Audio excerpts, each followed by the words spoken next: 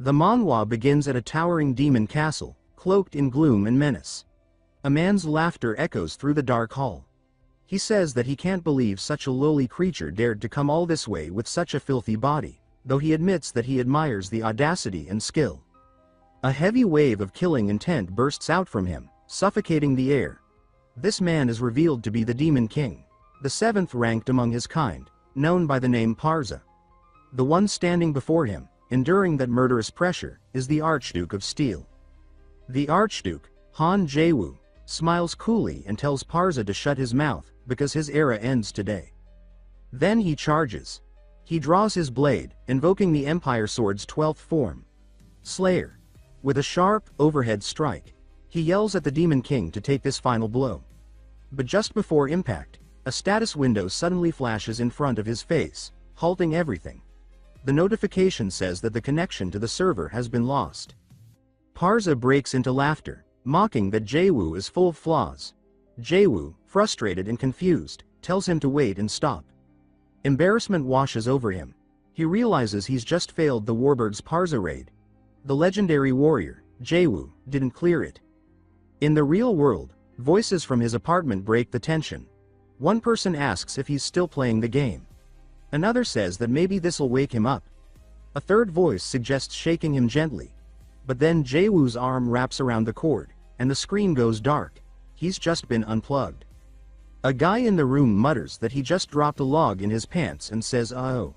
Jaewoo shoots him a fierce glare and asks if he was the one who unplugged the Ethernet cable. The guy quickly apologizes. Jaewoo says that he was basically done with the raid, just a few steps away. One of the others tells the guy to stop messing around. Jaewoo starts explaining that he might look like a gaming addict, but things weren't always like this. He says that he used to be Hanum's problem solver, the brains of the operation, and their money goblin. Back then, he lived a good life. But he eventually realized how meaningless all of it was. Something shifts in him as his eyes fall on the VR capsule. He says that everything he had obsessed over before had been a waste of time.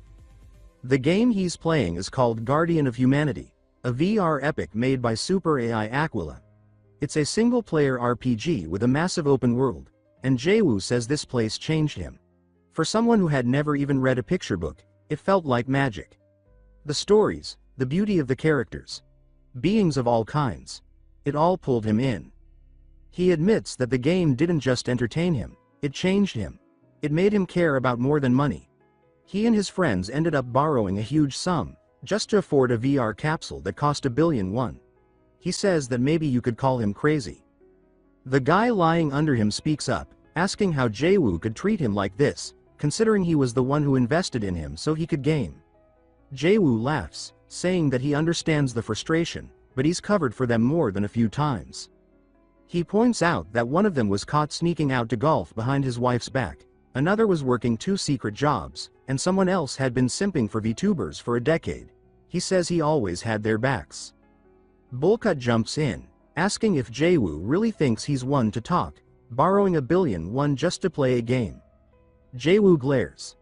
The guy instantly backtracks, saying he didn't mean it like that. They all question how he plans to repay the debt by writing walkthrough guides for others. Meanwhile, Jaewoo pushes through trial after trial in the game, constantly problem-solving, constantly learning. We see him typing intensely at his keyboard. When he opens his bank book, the entries are all in red, withdrawal after withdrawal. He's almost out of money. The others suggest that he should come work with them again. They remind him that he was Hanmom's fixer, after all. But Jaewoo says no, he hasn't seen the true ending yet.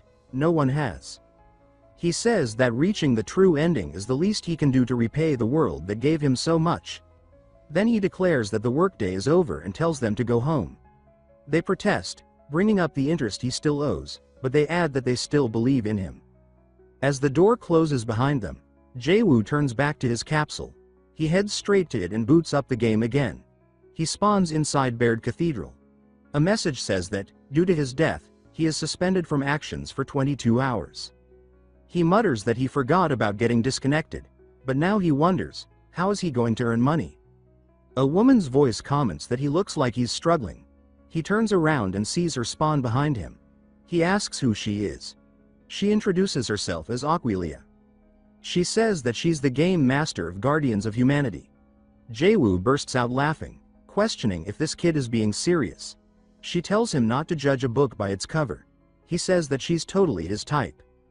Then he asks if she really expects him to believe her, just because she popped out of nowhere and called herself Aquila. She snaps her fingers, and the entire world freezes. Jaewoo observes that this must be the time-stopping spell. He notes that it's at least a triple S rank skill. Aquila corrects him, saying it's not a skill. She simply shut down the server for a bit. She asks if he believes her now. She then announces that she's created a new event for the 7th anniversary, and asks if he's curious about it. At 12 p.m., a new world will open. She challenges him to be the first to clear it as a new character. Jaewoo protests that he hasn't even cleared the game as his current character, and questions if she's lost her mind. She tells him that the reward is $25 billion. Then she smirks and teases him, asking if he's scared. It strikes a nerve. She adds that she thought he wanted to see the true ending, that it might actually exist. She means the clue to reaching it, anyway. He looks shocked and reaches for something she's holding, but she pulls it back into her inventory, telling him to wait. She says that if he gives it a try, he might even get a free gift. Suddenly, he receives a notification. 30 million won has been sent to him. He stares at it, saying that this is insane. Aquila says it's because he's her VIP. His score ranks number 1, higher than almost the next 3 players combined. He asks if she's joking. He remarks that even if he doesn't clear the event, he'll at least be safe for this month's interest. He tells her that only an idiot would say no to this, and that he'll give it a shot. She says that she knew he'd agree. That's what she expected from the top player. She says she'll send him in right away. She begins murmuring in enchantment table language. Her eyes glaze over, and a glowing halo forms above her head. Her whispers continue. Feathers start falling as angel wings spread out behind her. A rift in time tears open above her. She utters the word, installation. The NPCs in the world begin fading one by one. Jaewoo looks around, and finds himself standing on the moon, staring down at the planet. Aquila tells him that the door behind him will lead to the new world. He asks if it's the Anywhere door, a nod to Doraemon, and wonders if the game begins once he steps through. She confirms that it does. He grins as he reaches for the door and opens it. Then he tells her not to forget the reward money, because it's time for him to get that true ending. Aquila suddenly adds that she almost forgot to mention, if his character dies in this event, he'll die in real life too. But he's already halfway through the door. He yells, demanding to know why the hell she forgot to tell him that, but it's too late. He's already plummeting from the sky, crashing into a random forest below. He groans, wondering why it hurts. He's in a game, but that girl, was she actually telling the truth? He starts shaking with anger and curses, but then says that he'll go through with this, just to prove her wrong. It's time. The former Archduke of Steel is officially in the game. The story jumps forward. Jaewoo is seen struggling to walk, exhausted. He groans that he's so thirsty, and says that he's never going to forgive Aquila for doing this to him. He opens his status window and sees the harsh reality. His hydration bar is empty, and his health is down to a mere 3 points. He mutters that he can't believe this new character has a max health of only 20, and only 3 mana to work with. He says this character is straight cheeks. He reflects on the fact that he's only walked for half a day, and he's already dehydrated. He wonders how the hell he's supposed to get the true ending using a character this weak. Then he hears it, the faint sound of water dripping, and instantly locks onto it. He finds a river and nearly cries out in relief. He exclaims that Bear Grylls really saved him, because if not for this, he was just about ready to drink his own piss. He adds that he's very glad the game's realism is this high. As he begins drinking from the river, his health bar starts to rise steadily. He wiggles his hips without realizing, seemingly out of pure joy. But off in the distance, in the river itself, there's a woman bathing, something that catches his eye. He notices her naked back and starts to drool, but the excitement proves too much. He loses 1 health. He wonders aloud if this is who he thinks it is. As the woman begins turning around, his eyes widen with anticipation. He's about to get blessed. But before the reveal, a prompt appears saying that he needs to pay for the DLC.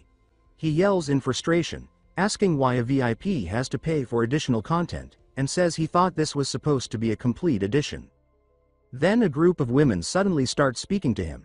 They say he'll need to pay up if he wants to see what happens next, and they begin to surround him. He reacts with surprise, asking how much. The next scene cuts abruptly. He's thrown into a room, now locked in with another man. The woman who was bathing before looks down at him, calling him a lewd brat and telling him to stay still. He only has 1 health left. She adds that if he keeps quiet, she might just leave his pants on. The man beside him turns and asks if he's alright. Jaewoo groans and asks how much the DLC costs. The group of women starts laughing as they walk away. The man looks confused and asks what he's even talking about. Jaewoo replies that it's nothing. The man introduces himself as Rud, a monster hunter, and says that his in-game name is Valor Steed, though he's not even sure where that name came from. He asks how Jaewoo ended up in this situation. Rud explains that he ended up near the witch's forest while chasing prey and just got unlucky. Jaewoo replies that's definitely some bad luck.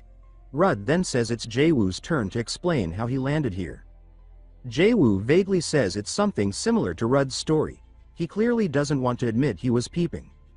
Rud notes that whatever it was, it's unfortunate, especially since Jaewoo looks so young.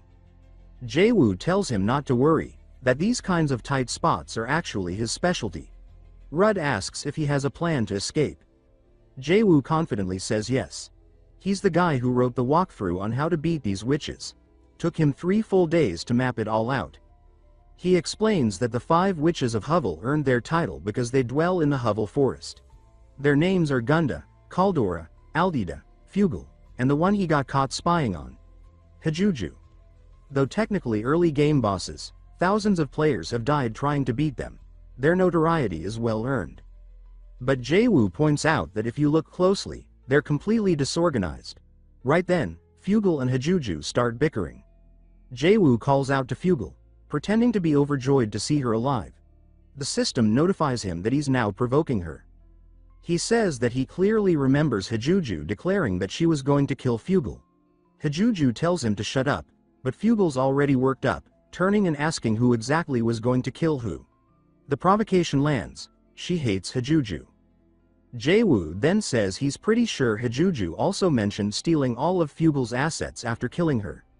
Rud asks if he's being serious. Fugal starts falling for it and asks if Hajuju really said that. Hajuju groans, asking why Fugal would even believe him. She then justifies herself, saying that Fugal doesn't use her money anyway, so she might as well give some of it up. The status window notes that Hajuju is highly greedy when it comes to Fugal's wealth. Aldida, completely unaware of the tense atmosphere, blurts out that this must be why Hajuju was making an acid bomb. Then there's Gunda, who has a massive appetite and starts asking where the food is. Finally, Kaldora, ever the battle freak, asks if she can join the fight. As they all erupt into yelling and accusations, Jaewoo gets a twisted smile on his face, making Rud immediately regret being locked up with him. But everything's going according to plan. Despite their collective title, Jaewoo explains, these witches have no teamwork at all. Most players assume they operate as a unit, and that's how the witches rack up kills. But with some manipulation, it's easy to turn them on each other. As the witches start pulling at each other's hair, Jaewoo tells Rud it's time to make their escape. Rud agrees, saying that Jaewoo really is something else. But Jaewoo says not just yet, he's got another idea. He grabs the rug beneath them and yanks it. The witches all stumble back and fall into one of their own large cooking pots, screaming in surprise. Jaewoo turns to Rud and says now it's time to go. As they move, Jaewoo laughs, saying that the witches might be dumb, but they sure do give a ton of experience. Just then, something slithers and wraps around his leg. It's Fugal's snake, now constricting him. His movement is completely limited. Fugal says he's cunning, but she refuses to die alone. Jaewoo kicks at the snake repeatedly, but misses every time. He tells it to get the hell off, frustrated, and realizes his character is still pathetically weak. Rud steps in, saying he's got this. He draws his blade and swiftly slices the snake's head off. Then he asks if Jaewoo's alright. Jaewoo thanks him and asks if he can borrow his bow. Rud hesitates but asks if Jaewoo is any good with it. Jaewoo grabs it. It has 15 attack and 30 range. Jaewoo says he's only a little bit good with it, then aims toward a large potion above the pot. The arrow flies and smashes the potion. Everyone below looks up. Hajuju starts trembling, saying that's bad. Fugal asks what the hell it is. Juju screams that it's the acid bomb she was going to kill Fugal with. Fugal also starts screaming in panic. The liquid plummets into the pot, creating a massive explosion. A stray rock lance hits Jaewoo in the head, taking away 1 health point. Rudd asks if it's all over. Jaewoo tells him to stop jinxing it. But then he gets a system notification. Achievement unlocked. These witches ain't shit. Multiple messages flood in. He's defeated the witches of Hovel Forest. He gains 320,000 experience points and 5,000 achievement points. Jaewoo confidently says they're definitely dead. Rudd says that's good. He got really lucky at a low level. Rudd then hands him something, saying it might be too much, but to take it as a gift of gratitude. Red dragon fruits. Jaewoo says this is unexpected and notes he doesn't remember these from his previous runs. Rudd says they looked valuable, so he grabbed them from the witch's nest. Jaewoo thanks him and immediately starts chugging. The status window jokes by labeling him a dragonborn. His stats skyrocket. His health hits 220. Strength climbs to 100. Dexterity to 120. Jaewoo says that a regular player like him would never dream of having stats this high. He's hit the jackpot. Rudd watches and smiles, then calls out to him. While Jaewoo is still chewing, Rudd asks if he's interested in monster hunting, extending his hand. Jaewoo looks confused, as a relationship route with the hunter appears. He finishes chewing and replies that he has other things to do. Rudd says that must mean he's a busy young man. Jaewoo realizes something. He doesn't have a class yet. All that experience is currently going nowhere. If he leaves it unspent, it'll disappear in a month. As Rudd turns to leave, Jaewoo calls out, asking if 3 months is enough. Rudd laughs and says doesn't he mean 3 years? They walk deeper into the forest. Rudd tells Jaewoo that he'll give him his first goal. He should go hide deep in the forest. In 30 minutes, Rudd will come after him.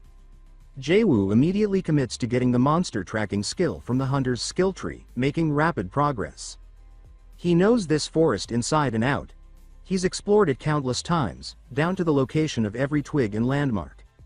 The confusing trees, the poisonous mushrooms, the beasts worse than witches, none of it throws him off anymore. And now, with the red dragon fruit boosting his body, he's operating at max capacity. He thinks there's no way he'll be found so easily. But then, as he's looking around nervously, Rudd suddenly appears behind him and says, "Peekaboo." Jaewoo is stunned. Rudd announces that's 50 points, but adds 10 bonus points because of Jaewoo's effort. Jaewoo demands to know how he did it. Rudd says his face is full of curiosity. He adds that it's been a while since he's had this much fun teaching someone. Then he says it's time to get serious. Jaewoo's quest gets updated. Hunter's hazing is now Hunter's trial. He's officially earned the Monster Hunter class. Along with that, he receives several new skills: herbalism, intermediate swordsmanship, survivalism, musket shooting, and tracking. Jaewoo starts laughing darkly and says he's looking forward to working with him. 3 months pass. Rudd says that it's impressive, Jaewoo has already mastered everything. Jaewoo says that if Rudd doesn't believe in him, then he should go hide somewhere and let him find him. Rudd pats him on the shoulder, saying that he admires his confidence and that he'll give it a try. He adds that if Jaewoo doesn't find him within an hour, he's making dinner tonight. Jaewoo says that's perfectly fine, and that he's looking forward to the meal. As Rudd walks off, Jaewoo smiles to himself. The expression on his face is more mischievous than anything. Rudd begins climbing up a rocky slope, saying to himself that it's refreshing to meet such a passionate apprentice, even this late in his life. He decides that he won't hide too far, and figures if he picks a spot by the cliff, Jaewoo won't find him in an hour. As Rudd settles into place and begins relaxing, Jaewoo suddenly appears in frame, grabbing onto Rudd's leg. Rudd slowly looks down with an "oh shit" face, as Jaewoo says peekaboo. Rudd is stunned. He says that it must have been luck. But when he tries hiding again, the result is the same. Over and over again, Jaewoo finds him. Rudd finally says that he can't believe it. Skills he took 5 years to master, Jaewoo has picked up in just 3 months. Rudd heads deeper into a nearby cave this time, telling himself that there's no way Jaewoo can find him here. As he walks further in, he notes that it's a hellhound's nest and looks visibly nervous. Jaewoo appears behind him again, laughing, and says that tip number 1 from Guardian of Humanity is that even earthquakes won't wake a sleeping hellhound. He then asks if he passed the test. Rudd says he guesses so and congratulates him, saying that he's mastered everything remarkably well. Jaewoo says it's all thanks to Rudd's guidance, but Rudd tells him that it's clearly just his natural talent. The truth, however, is that Jaewoo maxed out all his skills using the enormous amount of experience he gained from defeating the witches. Rudd still says it's amazing, especially how he remembered every little piece of monster ecology advice. He then adds that he doesn't recall ever teaching him about hellhounds. Jaewoo admits that he's actually the author of the Monster Ecology Guidebook. Rudd bursts into laughter, saying that he's never met anyone like Jaewoo before and is sure he'll go far. He asks what Jaewoo plans to do now and if it has to do with that goal he mentioned before. Jaewoo says that first things first, he's going to make a lot of money. Everything starts with cash. Rudd says that's good because he has a close friend who works as a mercenary. He tells Jaewoo to try connecting with him. Jaewoo thinks that it's actually a pretty good idea. Mercenary work is the perfect early game cash flow. It's free, flexible, and if he's lucky, he might even meet some of the Guardians along the way. Rudd hands him a badge, saying that it's his old mercenary emblem, and his friend will recognize it. He wishes him good luck and calls him by his in-game name, Valor. Jaewoo thanks him. Jaewoo says that so far, he's defeated the witches, gained a class, and now has a legitimate path forward. At this pace, even the true ending might not be out of reach. He glances at his hand, remembering Aquila's words, her question about whether he also wanted to know if the true ending existed. He considers that maybe it really does. He goes to log out, but the option is grayed out. He says that he never knows when he'll die here, but that uncertainty is what makes it thrilling. He slaps his own face and declares that she better wait for him, because he's coming for that true ending. With that, his quest, Hunter's Trial, is marked complete, and a new quest appears: joining the Mercenary Guild. Far away on the moon, Aquila watches it all unfold from a tiny little TV. She's laughing uncontrollably, saying that the whole thing was priceless and that she's really glad she's been keeping an eye on him. Someone behind her asks if he's the one, saying that he definitely isn't just an ordinary guy. Aquila blushes slightly and teases, asking the other woman if she's interested in him. The woman is revealed to be another deity, Valfara. Valfara says that as a god, she doesn't see humans that way and asks why Aquila would even suggest such a thing. Aquila answers with a playful shrug, saying it's because he's cute. Valfara doesn't even crack a smile.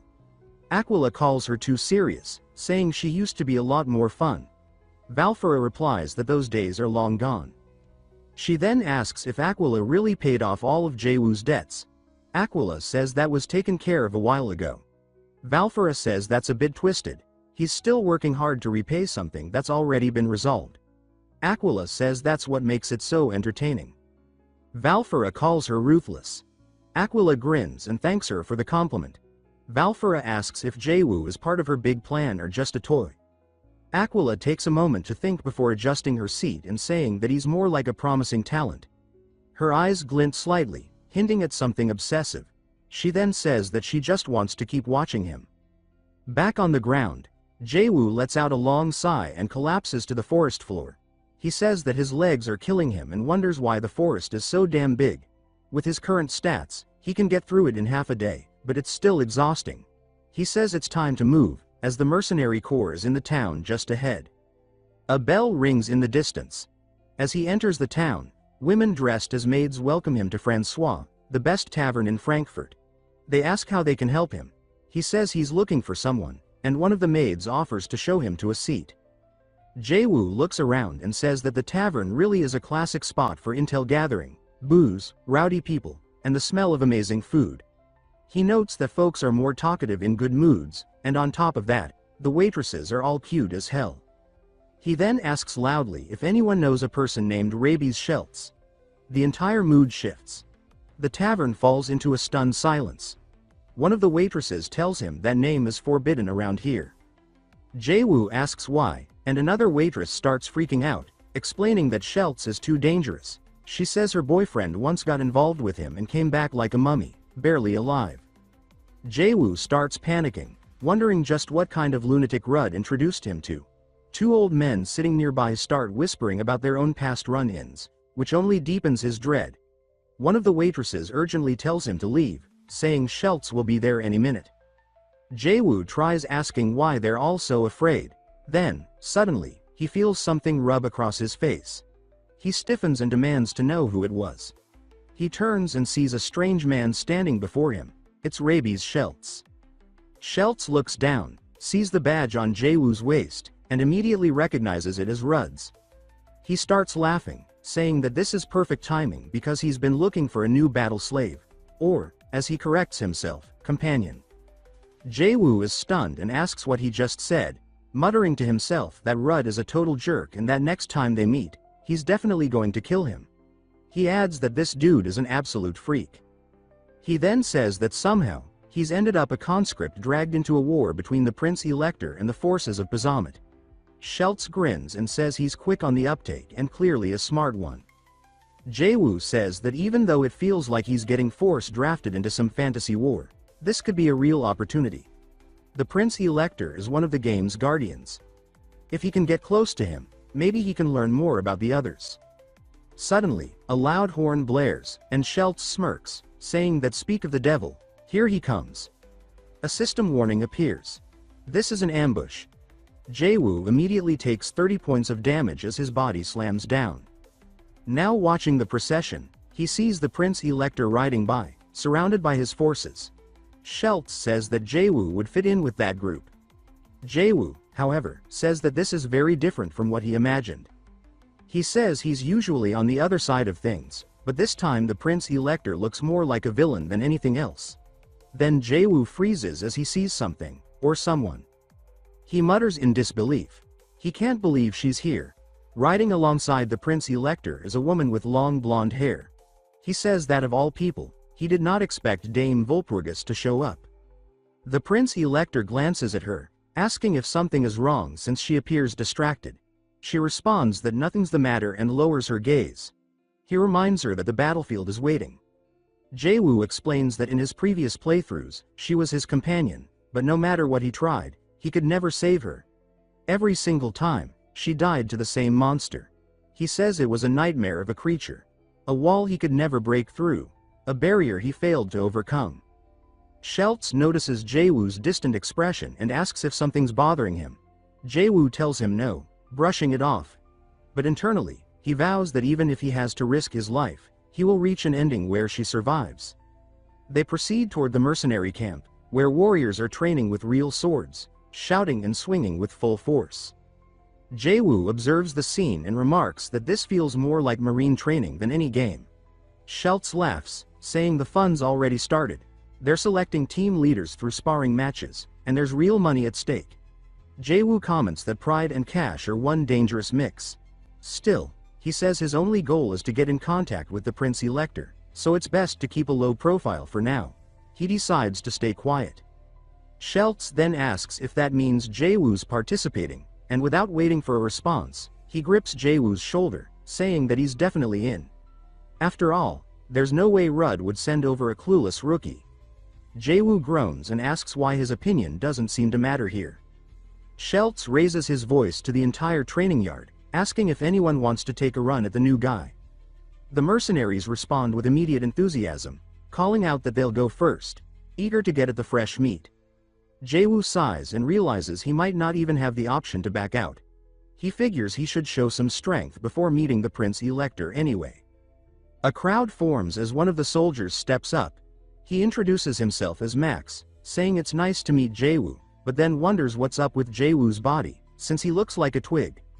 Jaewoo mutters that Max's shirt is the only thing running its mouth and adds that his own physique would rack up thousands of likes online. Schultz asks if both sides are ready. When they confirm, the match begins.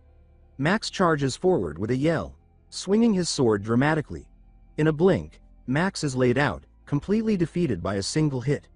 The spectators gasp, stunned, as Jaewoo gains 15 fame. They ask what just happened. Jaewoo explains that this is expected. After consuming the red dragon fruits, his current strength is on par with an ogre. The others say they have to see it for themselves and insist on fighting him too.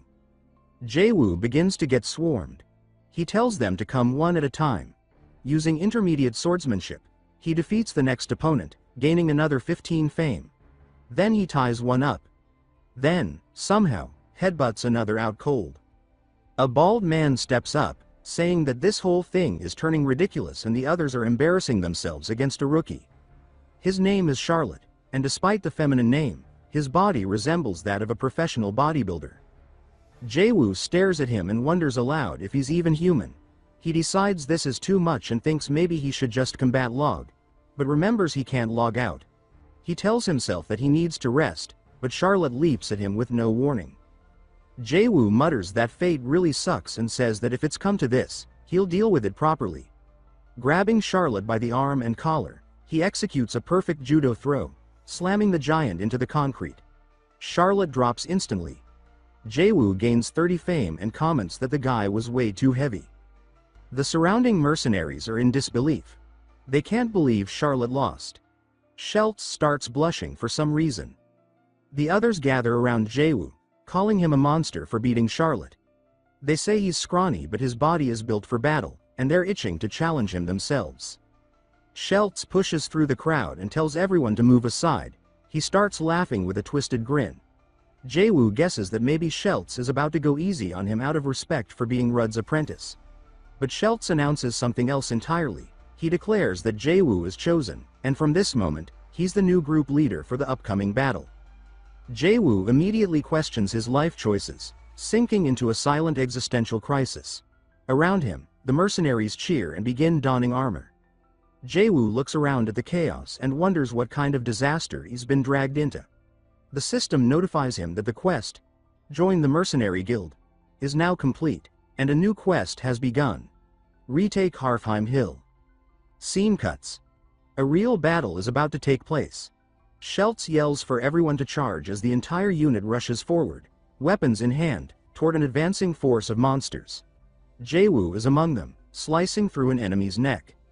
He explains that right now, they are allied with the Prince Elector's forces. They're locked in direct conflict against the Demon King's orc army. Their mission is clear. They must steal the enemy commander's military flag. The strategy is to smash through the front lines and, using the chaos, slip through the gaps to disrupt the formation completely. But these are orcs, brutal, relentless, and the most coordinated force on the continent. And as the group leader, it's Jaewoo's job to stop them. As two orcs charge him, Jaewoo ducks and weaves between their attacks. He asks himself why this is his job, calling it ridiculous. He explains that he originally planned to pick up some military merits and then run off quietly. In the orc camp, a scout reports to the orc commander that their spearmen are collapsing. The commander calls it nonsense, saying there's no way their elite spearmen are falling apart. He takes a spyglass to see for himself. As he peers through, he squints and asks what the hell he's looking at. He sees Charlotte and the rest of the mercs tearing through the lines, and sweat forms on his brow. He shouts for the musket squad to form up and open fire. They fire, but their bullets bounce off the mercenaries' shields. Jaewoo calls it pathetic, mocking them for not even knowing what K2 is. He adds that without rapid fire, muskets require a rotation firing system, and while they reload, now is the time to act. Jaewoo charges ahead and tells the others to follow, yelling at them to rip the enemy apart. An orc watches them advance and says that he can't believe his comrades are getting blown away by someone who looks like a shrimp. He adds that these humans aren't normal. But he refuses to let them take their flag. It's the pride of their entire tribe. As the orc lunges to protect it, he screams that he'll never surrender, only to be instantly thrown aside. The mercenaries hoist the flag up, cheering. Jaewoo says now he just needs to hold out a little longer, and the military merit is his. The system notifies him that he has stolen the flag, gaining 30 leadership and 20 achievement points. A loud horn suddenly blares. Max runs up, panicking. He tells Jaewoo that this is bad. Their allies are retreating, and orc reinforcements are directly in front of them. Jaewoo curses, realizing that victory was within reach. He asks why the others are pulling out now. Max suggests maybe they should drop the flag and get out of there. Jaewoo demands to know what kind of logic that is. Max explains that they're completely surrounded. The camera pans to show Jaewoo, Charlotte, and another merc in the center of a tightening orc formation. Then an orc with a massive sword steps forward.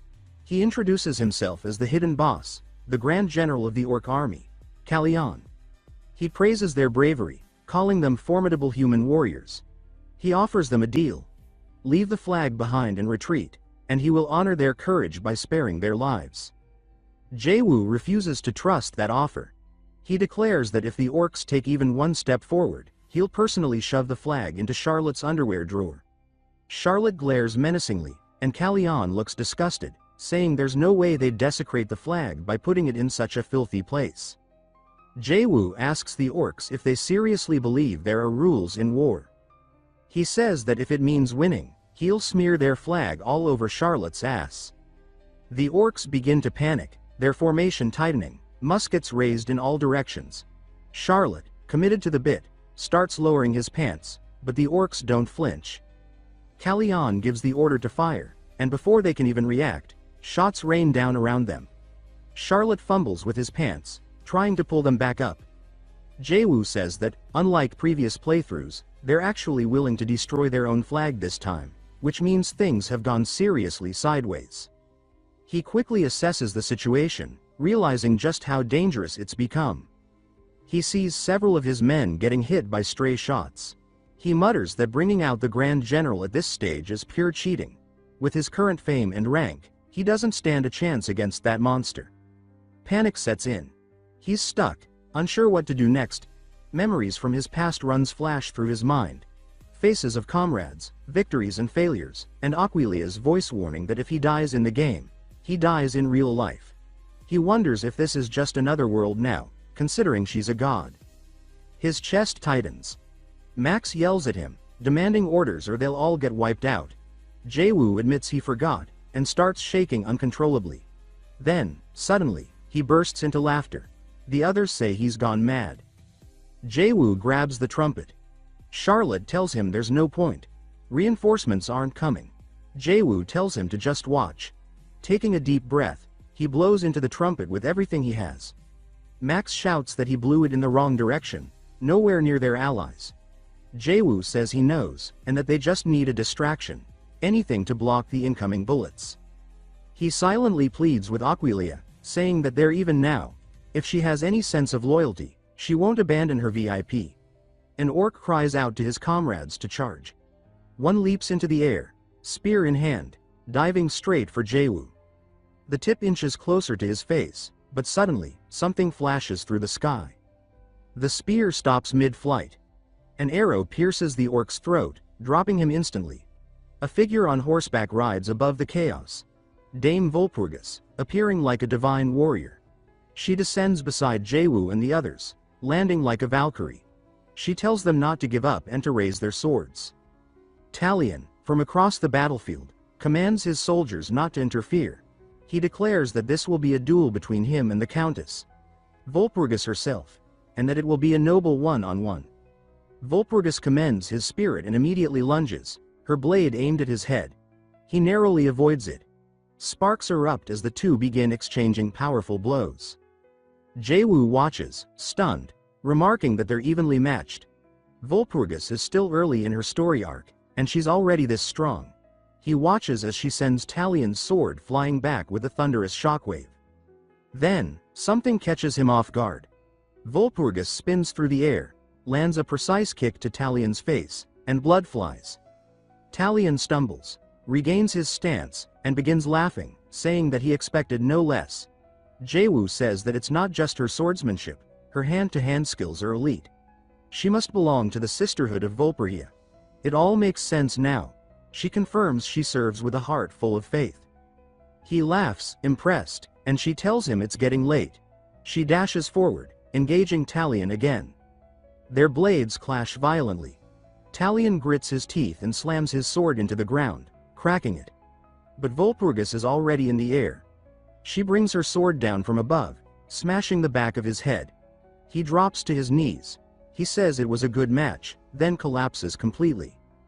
As the orcs begin carrying their captain away and retreating, Jaewoo just stands there, speechless. He says he can't believe she took out the Grand General with one strike, but then again, it's Volpurgis. As the orcs flee, she turns to Jaewoo and asks if he's the leader of the mercenaries. She says that she could feel his courage from a distance and introduces herself. Jaewoo shakes her hand and introduces himself in return, saying it's a pleasure. She replies the same and looks at him with respect. He tells her that if she hadn't come, they all would have been dead. He says that he's no longer the Archduke and should have exercised more caution. She asks why he's holding his head low, then gestures to the side. All the mercenaries come running over, shouting for their leader. Max calls out to him, holding up the flag. They still have it. Jaewoo's chest tightens.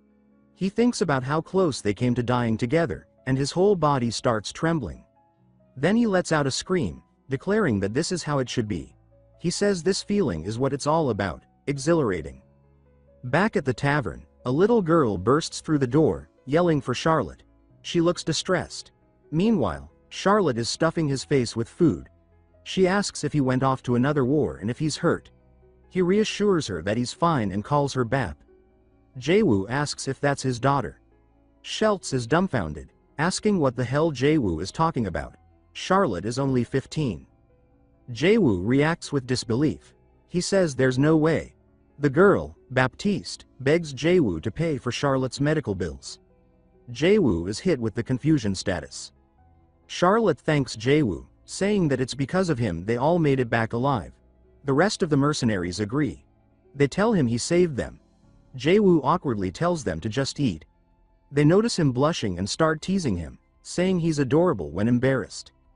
Then, Volpurgis enters the tavern, calling out for Jaewoo. He's still blushing when he sees her. She tells him to follow her to the Harfheim forward base. She says the Elector himself has summoned him and plans to honor him with a reward for his efforts. She says it's the highest honor a mercenary can receive. Jaewoo notes that she seems different from the Volpurgis he knew before, more cheerful now. He mentions that she looks happier than he feels. She tells him he can just call her by name, and he agrees. She gestures toward the soldiers outside, saying these are the lives he saved with his courage. Without him, they would have died. She explains that they're citizens of the Empire and thanks to him, they still live. She asks what more reason she needs to be happy.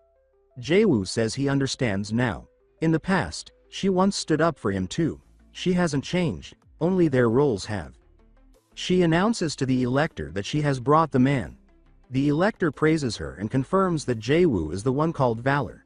He introduces himself as Philip. Jaewoo says it's an honor and notes internally that this is what it feels like to face a true guardian. The pressure is unreal. Philip says they call Jaewoo the Reaper of the Field now. He says his bravery was astonishing. He was like a lion. Jaewoo says he's flattered, but Philip dismisses that, saying that a man of merit should be recognized. He declares that Jaewoo's comrades will each receive 100 florins, and Jaewoo himself will receive 300. Jaewoo notes that 100 florins is a full year's salary for a spearman. He says he'll repay the kindness. Philip nods, then asks if there's anything else Jaewoo wants to say.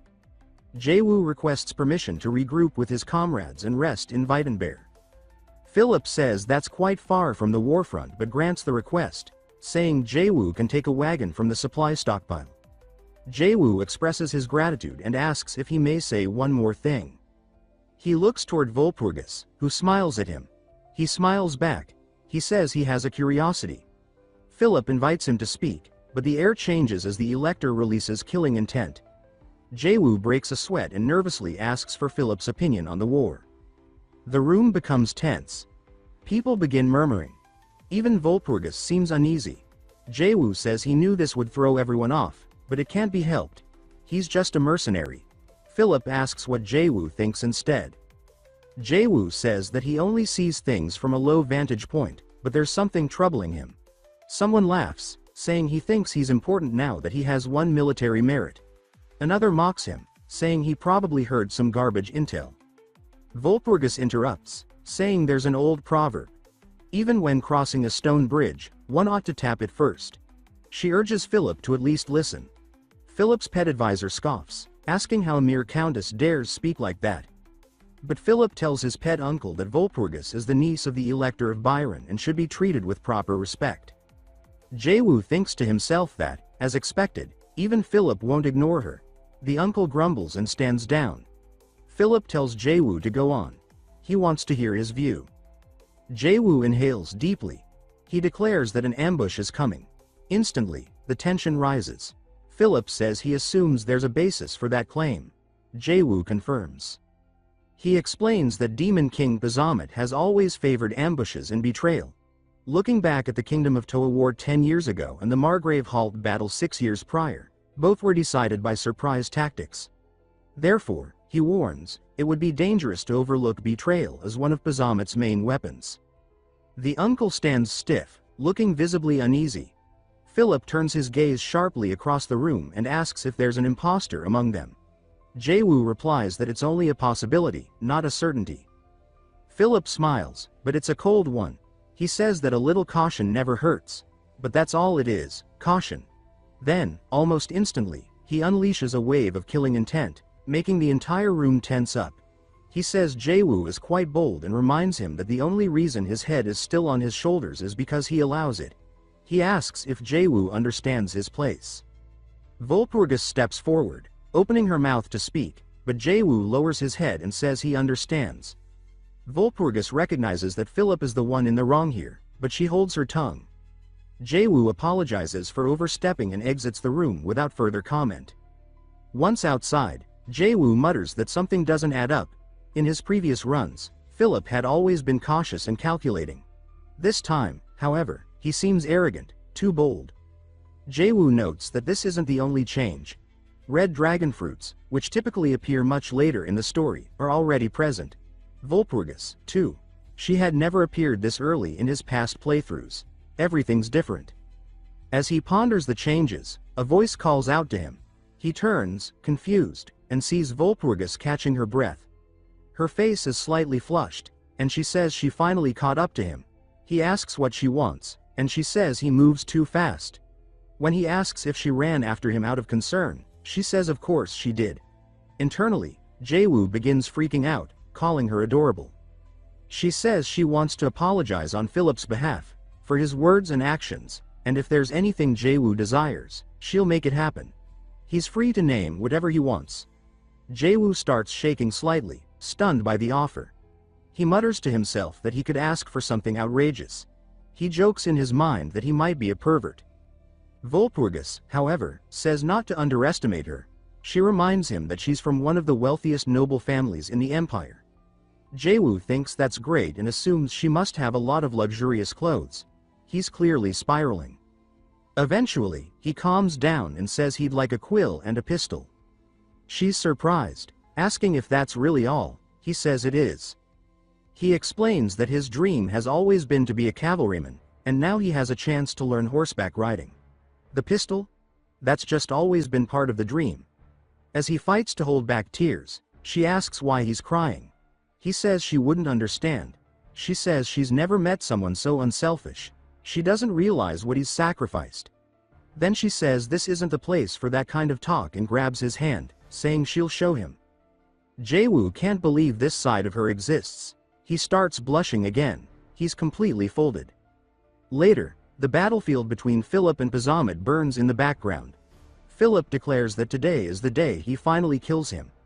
Bahamut, unimpressed, says someone kill Philip already. His breath reeks. One of Bahamut's assistants appears, announcing that all preparations for war are complete. Bahamut tells him good job. The man hesitates, then asks if Bahamut really plans on using Hexix. Bahamut rolls his eyes and asks why this is being brought up again. The man warns that Hexix is too cruel. If they capture Philip, he could be used as a valuable hostage, but if handed over to that freak, no one knows what will happen. Bahamut says he'll handle it. Then his ring starts buzzing. He answers, and a voice on the other end chirps that she's ready. He tells her good work and to stay sharp. His expression shifts slightly, he looks worried, and he tells her to take it easy this time. The woman on the other end, Hexix, laughs, asking what he means by that. She claims she never goes too far. He says she always does. Hexix twirls and grins, repeating that she always goes easy. She insists she's never overdone it, even once. It becomes obvious she's completely unhinged. There's no logic, no reasoning with her. Meanwhile, Jaewoo rides through a dense forest, marveling at the speed of his horse, Philly. He can't believe this was a spare. It's definitely worthy of a gift from Volpurgis.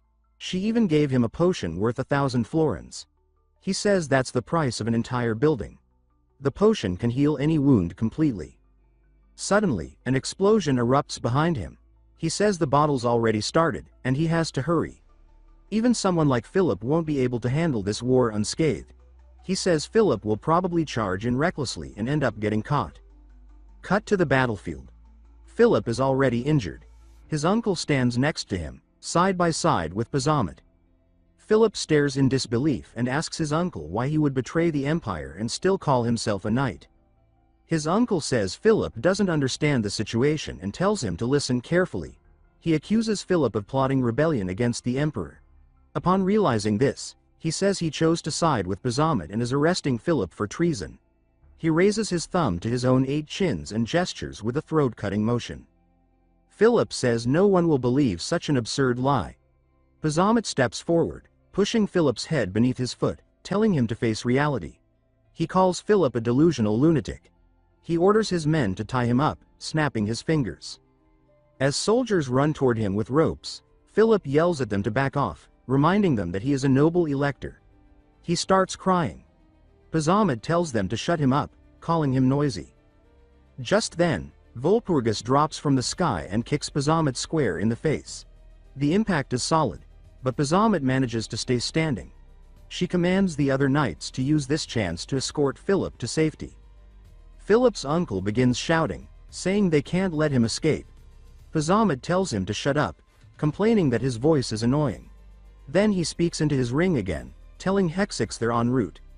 Hexix asks if it's time already. Bahamut questions if she isn't ready yet. She says she is. She was just playing. He tells her to focus. She agrees and then calls out to her, "Boys," telling them it's mealtime. The strange, twisted creatures she refers to as dogs leap forward. She says they must be starving and it's time to chew on their new toy. The toy thereafter is none other than Jaewoo. As he rides through the forest, he uses his pistol to shoot at the incoming beasts. He says Hexix is using zombie dogs, a tactic she's known for, wearing opponents down before devouring them. One of the creatures leaps toward him from behind. Jaewoo elbows in midair and follows up with a clean shot. He calls it a 2-piece combo, saying he knows her style. He notes that there aren't many left near him, meaning most of them are after Philip. He doesn't care about Philip. What matters to him is Volpurgis. He kicks his horse into full sprint, saying he needs to get there fast. Ahead, Philip and Volpurgis ride side by side, surrounded by the creatures. The dogs begin circling to block their path. Philip mutters that his mana control is off. It's all Bahamut's doing. He calls it a disgusting trick. Volpurgis shouts that it's dangerous. Philip glances over as one of the dogs leaps at him. In fear, he nearly soils himself. Volpurgis intercepts the beast, cleaving its head clean off. Then she follows up with a powerful kick, sending the head flying. She asks if he's okay, and he nods. She tells him the area is uncharted territory. Humans don't venture here often, and he needs to be more careful. Suddenly, screams erupt. Philip turns and sees one of his soldiers being devoured alive. The horror dawns on him. Volpurgis tells him to wait a little longer, but he yells her name and says they can leave her behind. As they ride, the dogs gain ground. Volpurgis starts getting overwhelmed. Philip mutters that he's different from her. His life, and hers, aren't equal. He says she's expendable. Volpurgis grits her teeth, questioning whether this is truly what nobility has come to. She mutters that if she had only listened to Jaewoo before, this could have been avoided. She blames herself for ignoring his warnings. Hexix, now close, laughs and says they're hilarious. She throws a thread around Volpurgis's throat and begins pulling. Volpurgis reaches out toward Philip, her hand outstretched. He turns, shocked, but takes only one glance before riding away. Walpurgis falls off her horse, dragged by the thread. She coughs and says they are cursed to have someone like him as their elector. Her body shakes. Hexix swings her whip and says she's wrong. You need to be exactly that heartless to survive as an elector. Then, without warning, Hexix calls her sister. Walpurgis shouted in anger that Hejaz should immediately retract her earlier words. She went on to explain that the position of elector was passed down through generations, with the authority to choose the next emperor of the empire. Each elector ruled her territory like an emperor. It was a role not to be underestimated. Hejaz commanded the demons beside her to continue tracking Philip. They responded in unison with, yes. Then Hejaz turned back to Walpurgis and provoked her. She asked if Walpurgis, too, carried elector blood. Clenching the whip, murder radiated from her. Her red eyes flashed. She asked if she had hit a sore spot. Walpurgis, furious beyond control, roared that Hejaz was a bastard.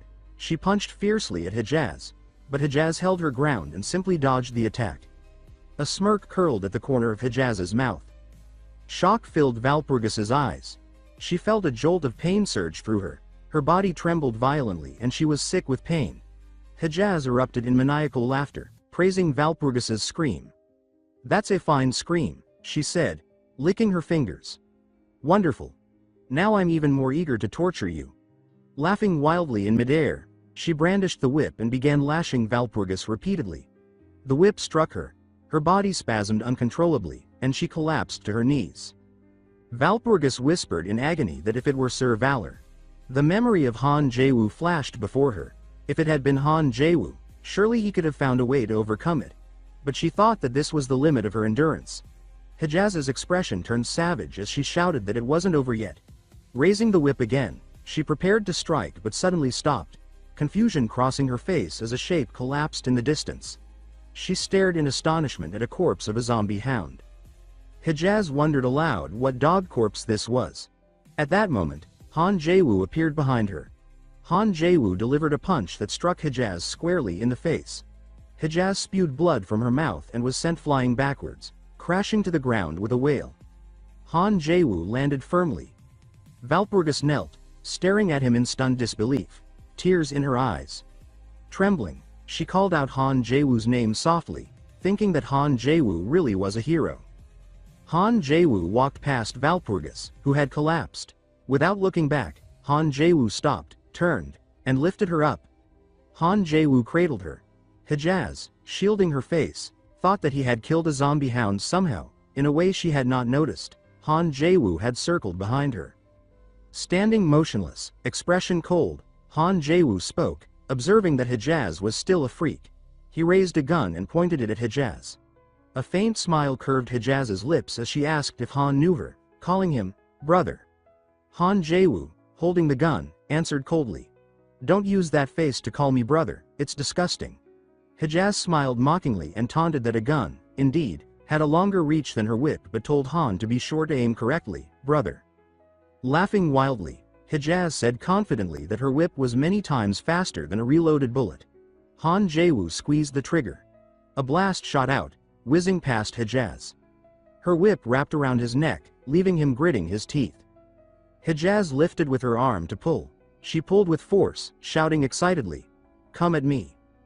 Hejaz rammed her head brutally into Han's face. Han was knocked back. Blood spurted from his mouth. He was sent flying through the air, tumbling.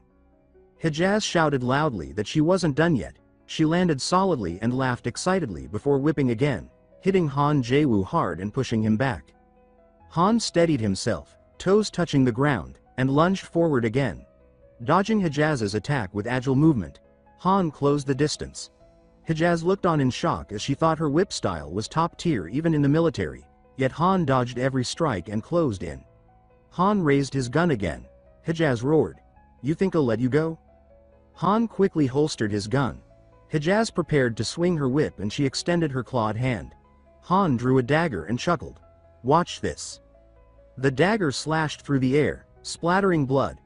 Han Jaewoo casually flicked the blade clean and laughed as he asked whether that rush had felt good.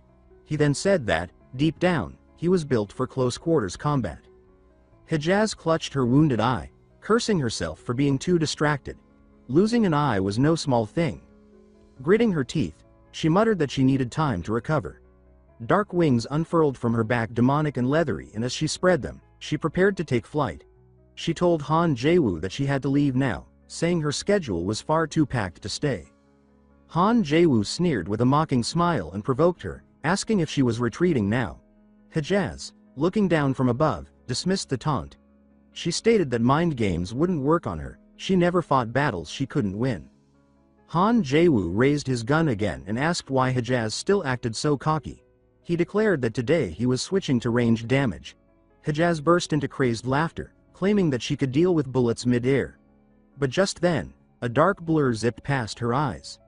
The confidence drained from her face, and a sudden chunk of flesh was taken out from her waist. White smoke hissed from the barrel. Han Jaewoo commented dryly that of course, shooting bats was always satisfying. Standing before the collapsed Hejaz, Han Jaewoo sighed and said aloud that the woman really was a sick freak. Hejaz groaned on the ground. Han Jaewoo licked his dagger and said it was time to see what kind of loot this freak had dropped. Gold flickered in his eyes. Hejaz whimpered pitifully, calling him brother, through teary eyes, and asked if he really intended to kill her. She sobbed, playing the helpless act. But Han Jaewoo raised the dagger coldly and said there was no point pretending he told her to starve. Hejaz cried out in shock, one last time. Then came the system message. You have defeated Pazermit's lieutenant, Whipmaster Hejaz. Loot obtained. Hejaz's cloak, Hejaz's whip, magic binding rope, physical enhancement potion. Venom dragon, Herguma's poison, Herguma antidote, 2,000 florin spirit coins. Han Jaewoo nodded to himself. He thought that this was nearly everything he needed. Good thing he hadn't sold those earlier items. Now he had to hurry, time was short. He used a healing potion and stared at the bottle in his hand. A full vial of high-grade recovery elixir. Looking down at Valpurgis on the ground, he whispered a promise to save her no matter what. The system window popped up. Effect. Completely restores all wounds and ailments. Usage. Apply directly to the injured area. Sitting in a clearing, with Valpurgis limp in his embrace, Han Jaewoo looked at the instructions again.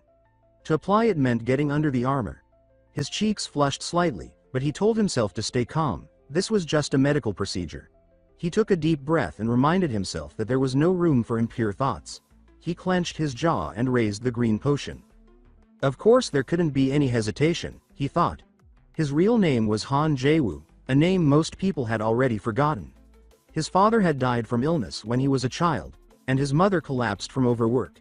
At 18, he was alone. In a memory, a man confronted him angrily, accusing him of lashing out just because he'd been tricked. The man demanded to know why Han was dragging others into his mess. Another man barked at him, asking what the hell his problem was. Was he some clueless rookie? Han Jaewoo had replied calmly that he was just doing a job for money. He was the fixer from Hanam-dong, 22 years old. A bespectacled man handed him an envelope and thanked him, said it was a small token of appreciation. Han Jaewoo counted the money, 10 bills, all hundreds. He double-checked the amount. In another scene, Han Jaewoo stood in the kitchen and told the man that it was only a temporary solution. With that kind of money, he said, the man would be better off paying his debts. The man panicked and stammered, saying he had a job coming up this week. Han Jaewoo clicked his tongue in irritation. The man with glasses pleaded not to be stared at like that. He said excitedly that once he completed the job, he'd get 10 million won. That number caught Han Jaewoo off guard. He asked if one job could really pay that much. The man confirmed it, explaining that it was just that important. Han Jaewoo looked around at the equipment in the man's home and asked what kind of game this even was. The man, confused, asked if Han hadn't heard of Guardian of Humanity. Han Jaewoo shot back, asking what kind of shut-in loser played something with that name. The man grew animated and explained that Guardian of Humanity was a vast world with total freedom, filled with anime-style heroines and globally acclaimed character design. Spreading his arms wide as if to embrace the universe, the man exclaimed that it had over 1 billion players and that top players could easily earn tens of millions of won. He added that the quest he was heading out to complete today was exactly one of those. Han Jaewoo could hardly believe it and asked if he meant that people were actually making millions from this. The man responded with giddy excitement. Yes, he insisted, that was exactly what he meant. Of course, The man leaned in excitedly and asked if Han Jaewoo wanted to try it. Han rubbed his chin, thinking. Then he refused the offer, saying that he's busy right now. He pulled out his phone and glanced at the screen. A message popped up. I'm canceling today's request. We've made up. Han thought to himself that it seemed he was free now. Streams of blue data surged around him as he logged into the game. The sky was a brilliant blue, dotted with white clouds. Han Jaewoo muttered to himself that he couldn't believe he was logging in on a whim. He stood in a medieval-style plaza, marveling aloud at how modern technology could make the sky look so real. The streets, the people, they all felt alive. He questioned whether this could truly be just a game. He stared, puzzled, at a burly fruit vendor by an apple stand. Everything was so vivid, he could even see the pores on the character's skin. It was unnervingly real. Suddenly, the vendor grabbed him by the collar, asking impatiently whether he intended to pay. Han panicked. The vendor waved him off angrily and told him to leave if he had no money. He had other customers to deal with.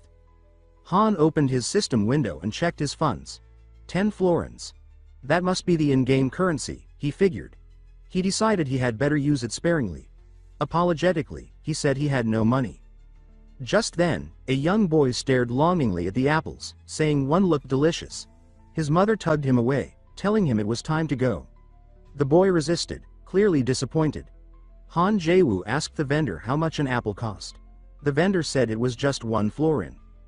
Han handed an apple to the boy and told him to go ahead and eat it. The boy gasped in delight. His mother thanked Han sincerely, saying it was a generous use of his precious coin. Han replied that it was nothing, it was just in-game currency, after all. The boy grinned and said the apple looked so tasty, thanking him again. But the mother knew 1 florin could buy a full meal here. The mother repeated her thanks. The boy waved goodbye, thanking him once more. Han smiled and told him to listen to his mom. Watching them walk away brought back memories of living alone with his own mother. He had been a brat, always begging her for fried chicken. A faint smile crept across his face. This game had real charm. When life piled on pressure, playing helped him feel better. He once helped an elderly woman in-game and received a system message. You've completed a quest. She thanked him, calling him a kind young man. So he started logging in more often, releasing his real-world stress inside the game.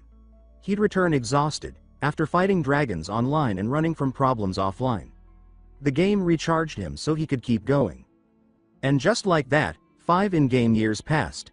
Then a woman in armor approached and asked if he was the famous Han Jaewoo. With a toothpick in his mouth, Han gave her a puzzled look. She introduced herself as Valpurgis and said she'd heard he was strong. She asked if he could help with a wild boar problem in the Javier forest. Han repeated her words, wild boars? She asked if he was scared. Smiling, he replied that the timing was perfect. He asked if she was kidding. He'd just been thinking about roasted boar for dinner. Valpurgis said she hoped his skill matched his bragging. A massive wild boar fell to the ground, bleeding heavily. Valpurgis, amazed, exclaimed that it had only taken 1 blow and that she hadn't even had time to do anything. Laughing, she explained that he was so strong she never got the chance to intervene. She asked if he wanted to form a team. The system displayed a message. Nun Knight Valpurgis has sent you a party invitation. Han asked aloud if this was just another way to make him do someone else's chores. Valpurgis teased him, asking if he had some long-term trust issues. He laughed and admitted that maybe he did. Then she added that he was definitely entertaining. Valpurgis proposed that if he accepted the request, she would recommend him to become a knight of the Empire. He agreed immediately. Deal. Below the balcony, a crowd gathered and erupted into cheers. They chanted his name, Han Jaewoo. The elector asked him how he felt and said it must be exhilarating. Han smiled and replied that it didn't feel like an achievement he earned alone. He added that if Valpurgis hadn't spoken to him that day, he wouldn't be seeing this sight. Valpurgis objected and called that nonsense. She pointed to the crowd and said these were the people he had saved.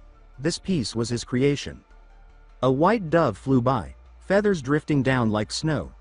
Images from the past flashed in memory. Back in the present, Valpurgis looked at Han Jaewoo with admiration and said sincerely that he was incredible.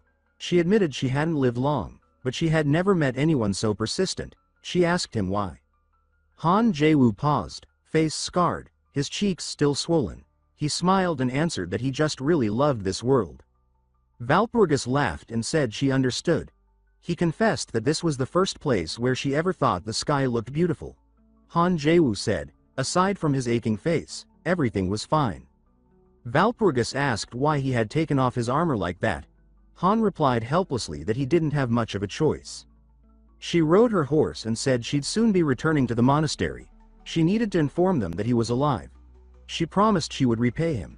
There were so many things she was thankful for. Han stroked his chin and said he was looking forward to that. He wondered aloud with a Seuss look what a good reward might be. Valpurgis scolded him, calling him a pervert.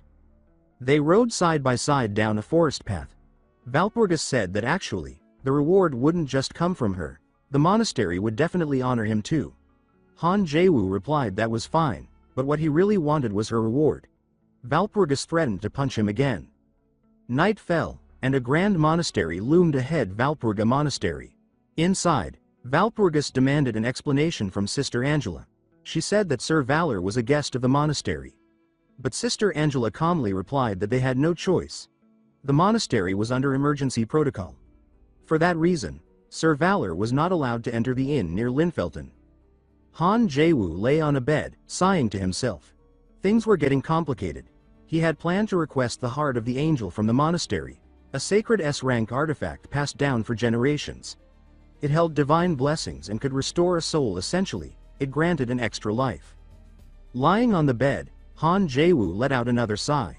Han Jaewoo thought to himself that he truly needed that relic to face what was coming next. A knock came from outside.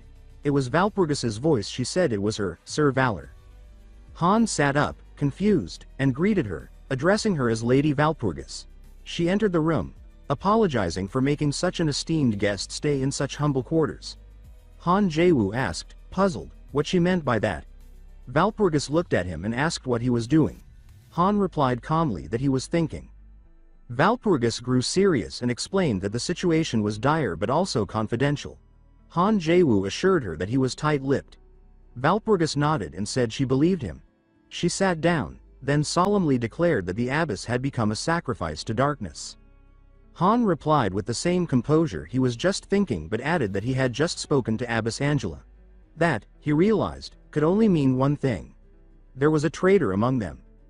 He paused, stunned by his own deduction. He asked again, seeking confirmation Margareta was the abbess. Then it had to be that bastard Pazimuth's doing. It was unbelievable. He thought that guy was dead. And Margareta, she was still alive? Han gripped his head in disbelief. His eyes were wide. Valpurgis called his name, trying to get his attention. He said he had assumed Margareta was dead and had never thought twice about it. Valpurgis, worried, said that he didn't look well. Margareta was the strongest woman in imperial history, a living symbol of power, capable of defeating even the ultimate demon king. She was the one who turned the Valpurga Monastery into a military order. They absolutely couldn't lose her. Han Jaewoo suddenly shot to his feet, startling Valpurgis. She asked what had gotten into him. Han, fired up, exclaimed that Valpurgis meant the abbess had been corrupted by darkness. Valpurgis confirmed that it was true. He said they had to move immediately. Han Jaewoo declared that he had deep knowledge of darkness. They made their way to the main headquarters of Valpurga Monastery. Rain poured down from a heavy sky. A nun asked skeptically if she really claimed to know about the dark. Valpurgis confirmed it and said that Sir Valor was someone who could be trusted. Slogans hung on the walls. Strong bodies bring unwavering faith. Another nun questioned why they didn't at least try to trust him. One of them called out to Deputy Abbess Angela. Angela stood with her arms crossed, eyes sharp. Valpurgis turned to Han Jaewoo with a grin and said it seemed like she had told him quite a lot already. Han thought the atmosphere here was way too tense. Suddenly, the nun struck her desk hard. Angela spoke firmly, reminding her that the incident was caused by a traitor, and yet Valpurgis proposed trusting an outsider? She snapped that there was nothing worth listening to anymore and told them to leave. She tried to argue, but Han cut her off. Han Jaewoo gave Valpurgis a subtle smile. Then he spoke up, saying he had heard the situation with the abbess was critical. Angela shot back that it wasn't an outsider's concern. Han asked her to just let him finish. Smiling confidently, he said it was up to them whether to believe him or not, but he had read the 7 sacred texts. Angela was shocked and asked if he meant the ones written by Saint Antonio himself. Han confirmed that he had, and said the books contained detailed records on the darkness. He explained that after the Dark Army came, the 7 sacred texts vanished, and with them, the final account of the struggle and the seal. Angela was speechless. She demanded to know how he knew all that. She pounded the table in frustration, saying that even speaking the name of that force could bring a curse. It wasn't something to talk about lightly. Han replied seriously, asking her to trust him. He claimed he knew the final method to resist the darkness. Angela hesitated. Han gave her another confident smile. She eventually relented, saying that in return, he must swear never to speak of this again. She warned him if he uttered a single word, she would smash him and bury his body in the Rhine River. He and Walpurgis were then surrounded by muscle-bound nuns, all radiating ominous intensity. Han Jaewoo stared, horrified, thinking these were muscle freaks one had just crushed a table with grip strength alone. And the smell, what was that stench of sweat? He thought he had never seen Margaretta's face, but judging by the rumors, she could probably bench and squat more than most athletes. Walpurgis asked, concerned, why Han looked so pale. Han stammered that he was fine. Then she asked, half joking, if that body type was his ideal. Han replied affirmatively no. Walpurgis said that that is a relief. Angela announced they had arrived. In front of them stood a massive door, surrounded by a miasma of purple fog. She warned that the corruption here was dense. Lose focus, and they could lose themselves. Han Jaewoo acknowledged that he understood. Angela instructed the other nuns to wait behind.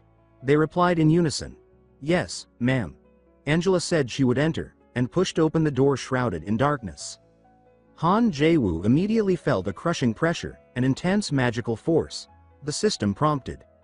You are taking mental damage from the dark aura. He asked Walpurgis if she was okay.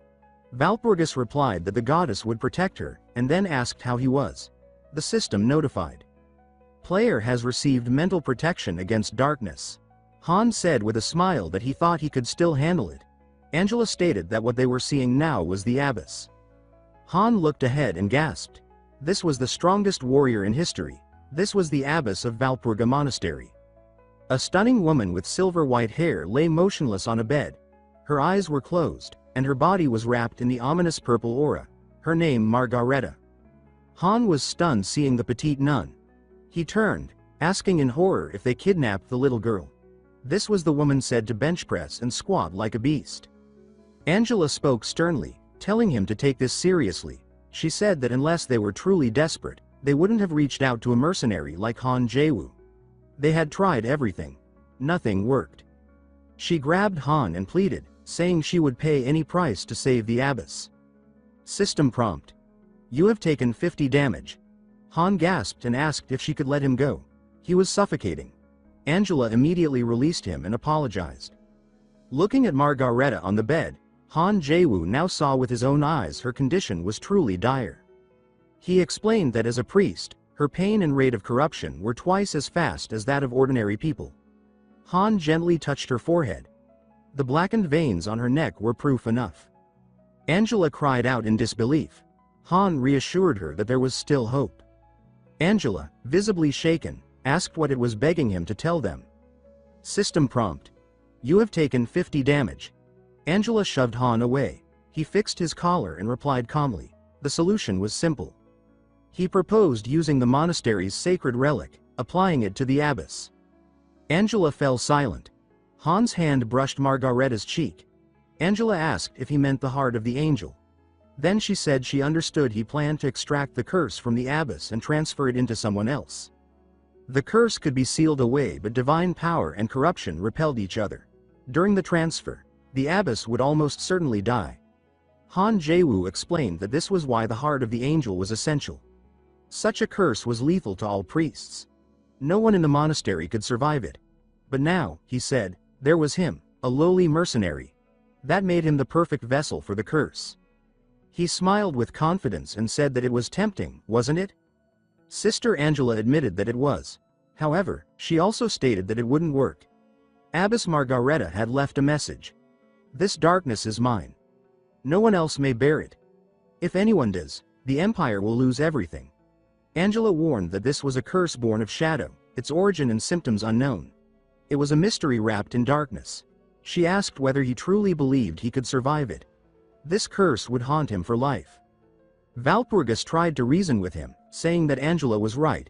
There was no reason for him to get involved. Han gently reassured her. He said he would be fine. Then he turned to Angela and claimed that he was the ideal candidate. He understood the darkness from the Holy War. He was not a priest, so he wouldn't suffer the same effects. And, to be honest, he was a complete outsider, just someone who'd appeared today. He told her to admit it. He was the best choice. Angela hesitated. In her mind, she feared what the abbess might do to her if she ever regained consciousness. She imagined Margareta ripping her into pieces. Valpurgis called out to her. Angela finally relented. She told Han Jaewoo to do what he thought was right. The system explained that the heart of the angel restored the soul of its user after death. It was usually saved for the future, but this might be his only chance to bring Margareta back as an ally. Valpurgis asked one last time if he was sure. She reminded Han that there was still time to back out.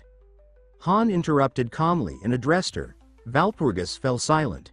Angela simply said that he was a man, let him handle it. Han Jaewoo declared that everything was ready. He said it was time to begin the ritual.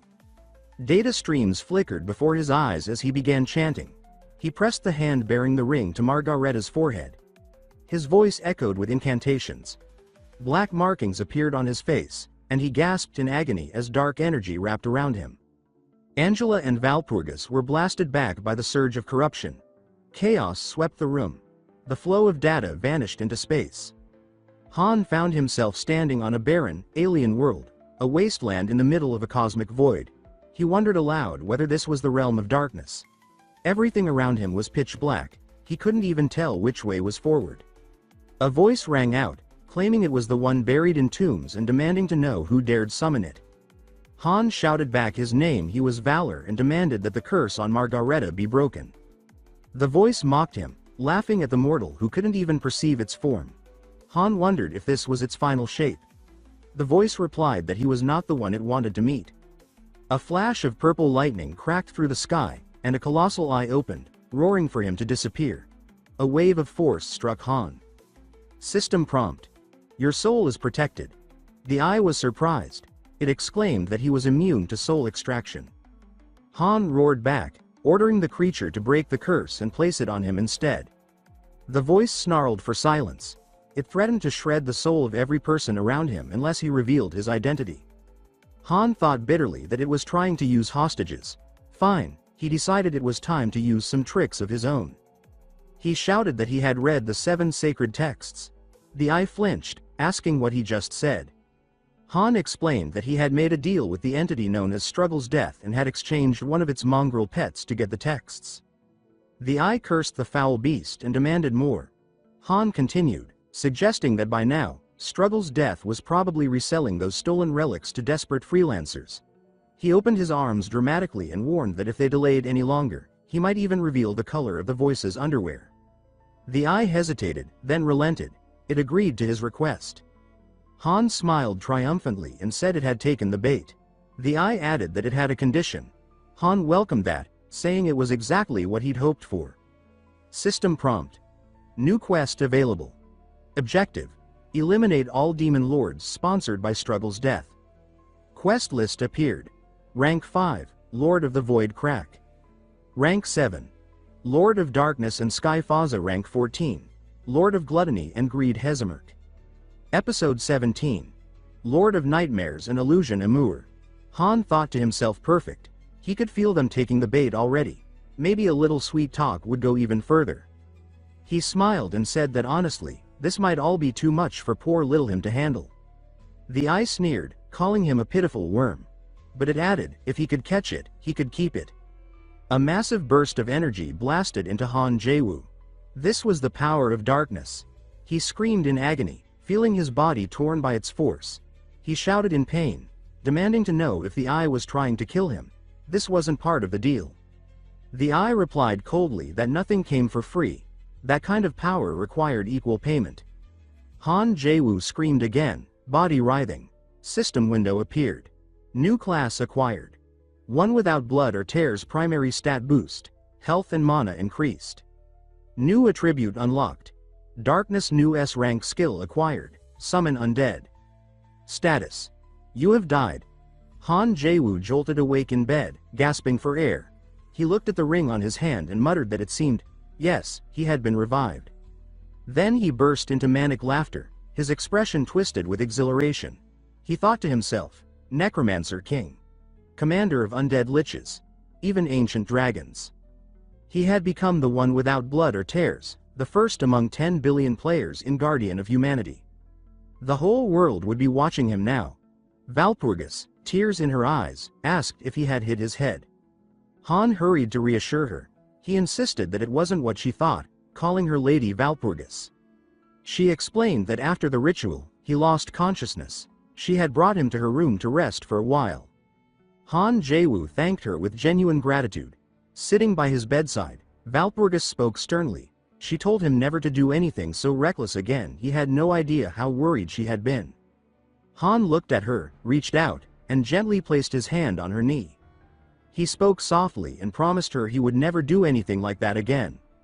Han Jaewoo solemnly promised he wouldn't do anything reckless again. Walpurgis's cheeks flushed, and Han lowered his head shyly. He asserted, his voice soft and slightly nervous, that it was a promise. The two of them fell into a quiet silence, both gazing out the window together. Suddenly, a thunderous noise shattered the peaceful moment. Han Jaewoo asked in a panic if they were under attack. Walpurgis assured him it wasn't what it looked like. The two rushed out of the room and found the nuns gathered outside. Han asked what was going on. Sister Angela greeted him, relieved to see him awake. In front of them stretched a clearing, the trees chopped down. Han asked if Lord Pazimuth had come to cut down trees. A massive shadow fell over them. Han crossed his arms and scowled as Margareta cheerfully called out to him, saying she was glad he was awake. Han stared at her in confusion, asking what was going on. Margareta explained that he had been lying there for too long, and she was just warming up. She called him her savior with a big grin. A towering figure loomed over them.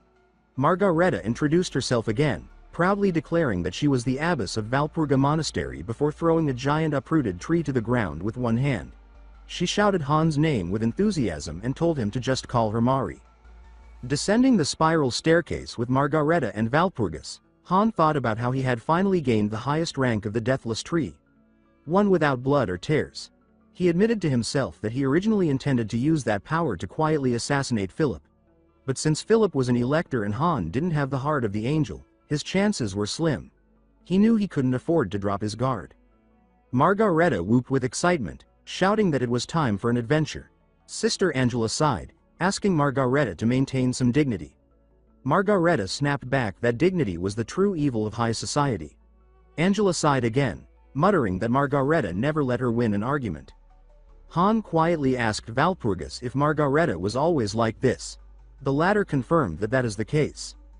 Margareta glanced at them while Han whispered to Walpurgis that the strongest member of the sisterhood and eldest member is this little kid. Margareta overheard and teased them, asking if they were flirting behind her back. Walpurgis stammered her name in embarrassment, while Han chuckled and asked if it really looked that way.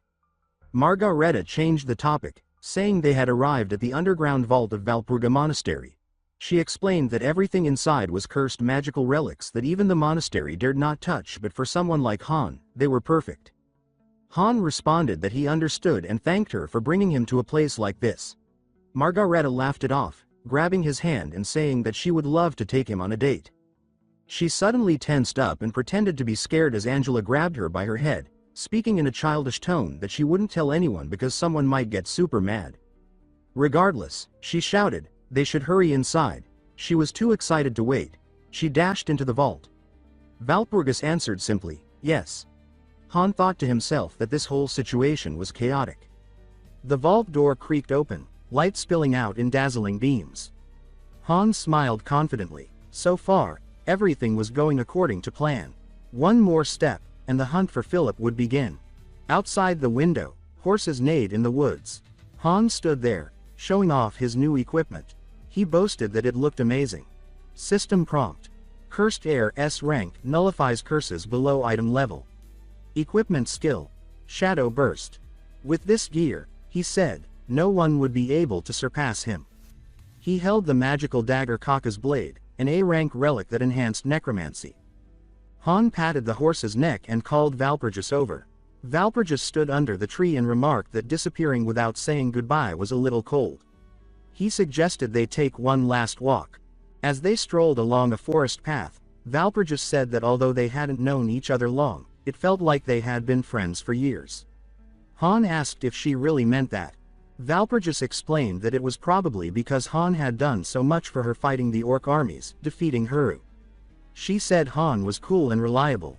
Han replied that Valpurgis had helped a lot too. Valpurgis thanked him, saying it meant a lot. Han remained quiet. Valpurgis lowered her head again, shyly. Then she asked if Han wasn't even a little curious. Han asked what she meant. Valpurgis told him not to play dumb. She was referring to her face under the helmet. Han said he figured there was a reason, so he hadn't asked. Valpurgis admitted that under the helmet was a large scar, the mark of a curse. Her uncle had worked hard to keep it a secret, saying she must never try to uncover the truth. Han nodded. He understood. Valpurgis explained that despite decades of effort, people still called her the Ugly Knight. That nickname came from those who didn't know her story.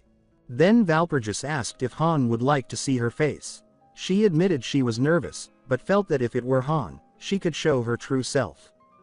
Valpurgis removed her helmet. Her face was beautiful. She asked nervously what Han thought. Was she ugly? She lowered her head again, embarrassed. Han covered his mouth in shock. Valpurgis asked him to say something, anything. Han stammered, apologizing, then managed to say that he was just overwhelmed. He told Valpurgis that she was truly beautiful. Valpurgis breathed a sigh of relief. Watching her shyly cover her face, he thought that there is no way Valpurgis has actually removed her helmet. He has seen her in every chapter and she has never shown this side of herself. She told him awkwardly that there is something she wanted to give him. When asked what that is, she presented a necklace, saying that it's a treasure from the House of Bayern, passed down by her uncle. He asked why she would give something so precious to him, to which she replied that it's a token that means they'll always be together. He stared at the necklace with a blush on his face. He repeated her words, clearly overwhelmed, then he promised to treasure it. She did the same as she promised as well. Laughing awkwardly, he turned and said that he should take his leave now. She shouted, her face completely red, wishing him good luck. He told her that she could go first like a gentleman, but she said the same. They kept insisting on who should go first, causing even the horse to get annoyed with their lovey-dovey act. System prompt. Hidden story unlocked: the truth of the Ugly Knight. Valpurgis's romance route has been unlocked. Night settled over the forest. An eerie laugh echoed through the trees. Han laughed to himself, thinking that at this rate they may end up marrying soon. Suddenly, a foul stench caught his nose. Looking around, he sees dead bodies of soldiers. He deduced that Philip and Pazamuth's armies must have fought here. And judging by the damage, it wasn't long ago. He spurred his horse, thinking that he'd better sweep the area. He gets a notification that a new skill has been unlocked via the magic dagger of the monster Karka. He grins and thinks that this is getting interesting. He raises the dagger and activates the skill. He starts chanting, eventually summoning a horde of vampires. He orders, saying that their first mission is to scout the area and track down Philip. They acknowledge his order in unison. He pointed at a specific vampire and ordered him to collect all scattered military uniforms around here, saying that they'll come in handy. Jaewoo thought, now, it's time to confront Philip. The scene shifts to Philip with his squad. He curses inwardly, from being the Elector of Steel to being reduced to this mess. A guard tells him that this is an emergency, but Philip just snatched the bag food from his hand and started gorging down food without care. Just then, a shout reached their ears. Someone was calling for Philip, saying that he's coming to help. It's of course our boy. Philip's expression brightened. He replied that he remembers Sir Valor. A guard tried to caution him to be on guard and observe the situation first. But Philip, furious, just slapped him hard and told him to shut up. Philip raged, saying that when Valor came to rescue him, what had they been doing? He cursed them as pathetic, filthy parasites. Philip declared that when this was over, they would all become lackeys of that mercenary. He then charged forward, shouting for Valor, announcing his presence. Han Jaewoo stood surrounded by flying shadows. Philip reached out and thanked him. He even said he'd brought reinforcements. With them, he said, they were safe. He said only Han Jaewoo could be trusted. He promised generous rewards. Han replied coldly that he didn't need any. In an instant, the guards around Philip were taken down. Philip stared in horror as Han Jaewoo grinned and told him he no longer needed him. Standing among the wreckage, Philip scoffed and said Han was like a mangy dog that didn't fear tigers. He stared at Han and said that he had raised a dog and it turned out to be a mutt. Han laughed and replied proudly that yes, he was a filthy mutt. He barked twice and said he'd bite someone like Philip to death. A flash of anger passed through Philip's eyes. He drew his sword. First stance. Heart sever slash. The blade sliced clean through one of Han's puppets. Han thought to himself that it was just a doll. Sending puppets to fight was pointless, it only wasted mana. He told the minions behind him to retreat. They obeyed in unison. Philip mocked him, saying it must be humiliating to see his minions die in front of him. Han replied that unlike some people, he wasn't the type to care about pawns. As he spoke, blue energy began to swirl in his hand. He launched into the air like a blade, declaring that his heart was as vast as an endless plain. Philip leapt up in response, dodging Han Jaewoo's strike. The two locked eyes mid-air, each wearing a confident smile. Philip smashed into the ground with force, shattering it beneath his feet.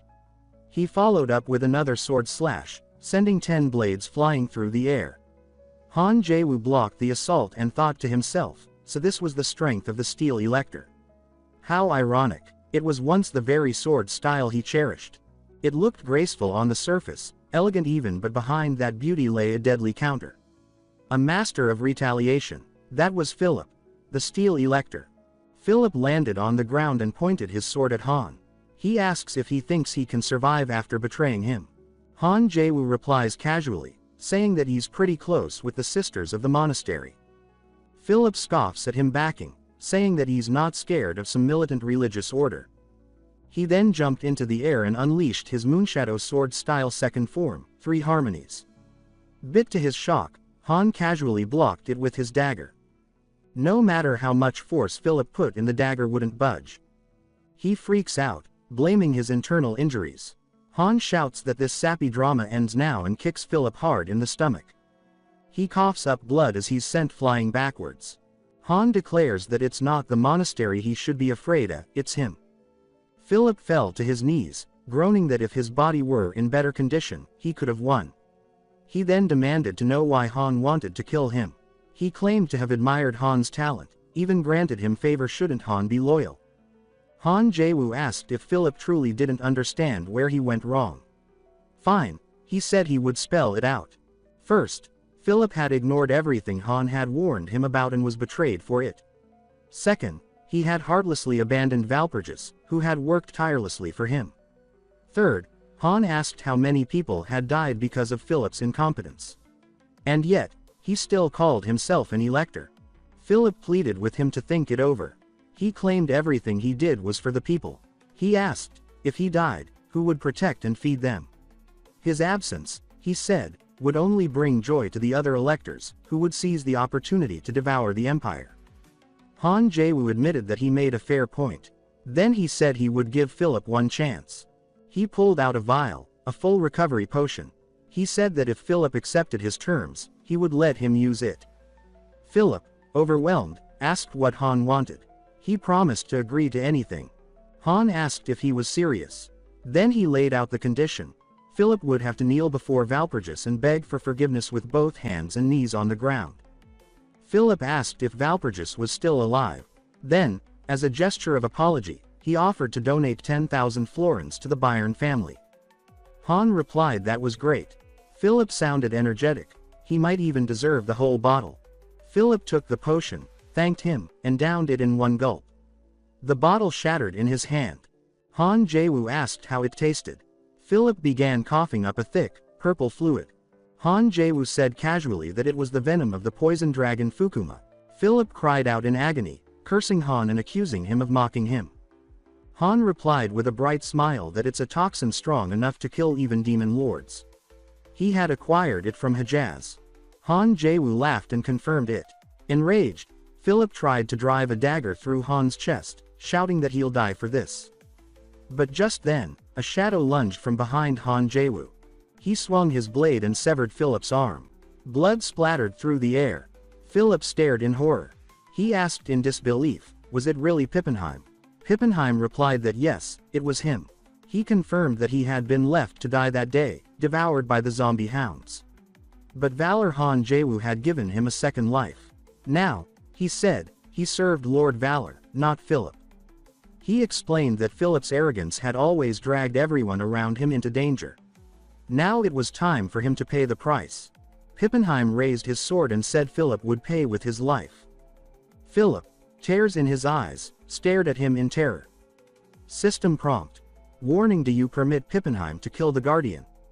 System window. Killing Philip will impact the game progression. Han Jaewoo thought to himself. There was such a thing. Pippenheim asked for confirmation. Did Han really give permission? Han replied with certainty, of course. Pippenheim thanked him and swung the blade. System warning in red. Guardian Philip has been slain. Hidden quest completed. Defeat Philip. He unlocked another hidden quest, which requires him to kill all Guardians in order to gain a transcendent class. Another prompt alerted him that due to his interference with the world's will, the game difficulty has increased. He laughed and added that she couldn't have predicted this. High above, in space, Aquila floated with an amused look. He commented that Han had broken the seal. She called him a naughty little Valor and remarked on the pride on Han's face. Holding something in her hand, she said, "Come on, show me what else you've got." Then she left, smirking, and added that this was only the beginning. Han Jaewoo examined the cascade of system notifications flooding his vision. He noted he had obtained the skills: Lunar Shadow Sword Art S rank, Princessen Coral A rank, Empire Agitation SS rank, Mephistopheles Acting SS rank, and Dignity of the Great Leader SS rank. A subsequent notification revealed he had also acquired Blood Tear Absorption S rank. He marveled at the rewards, thinking to himself that as expected from someone at the level of an elector, the rewards were exceptionally generous. 3 SS rank skills, 2 S rank, and 1 A rank, alongside 2 class exclusive S rank skills as a level up reward. It was perfect. His attention shifted to another dropped item resembling an ordinary magic zipper. He attempted to access or inspect it more closely but encountered an immediate system barrier blocking him.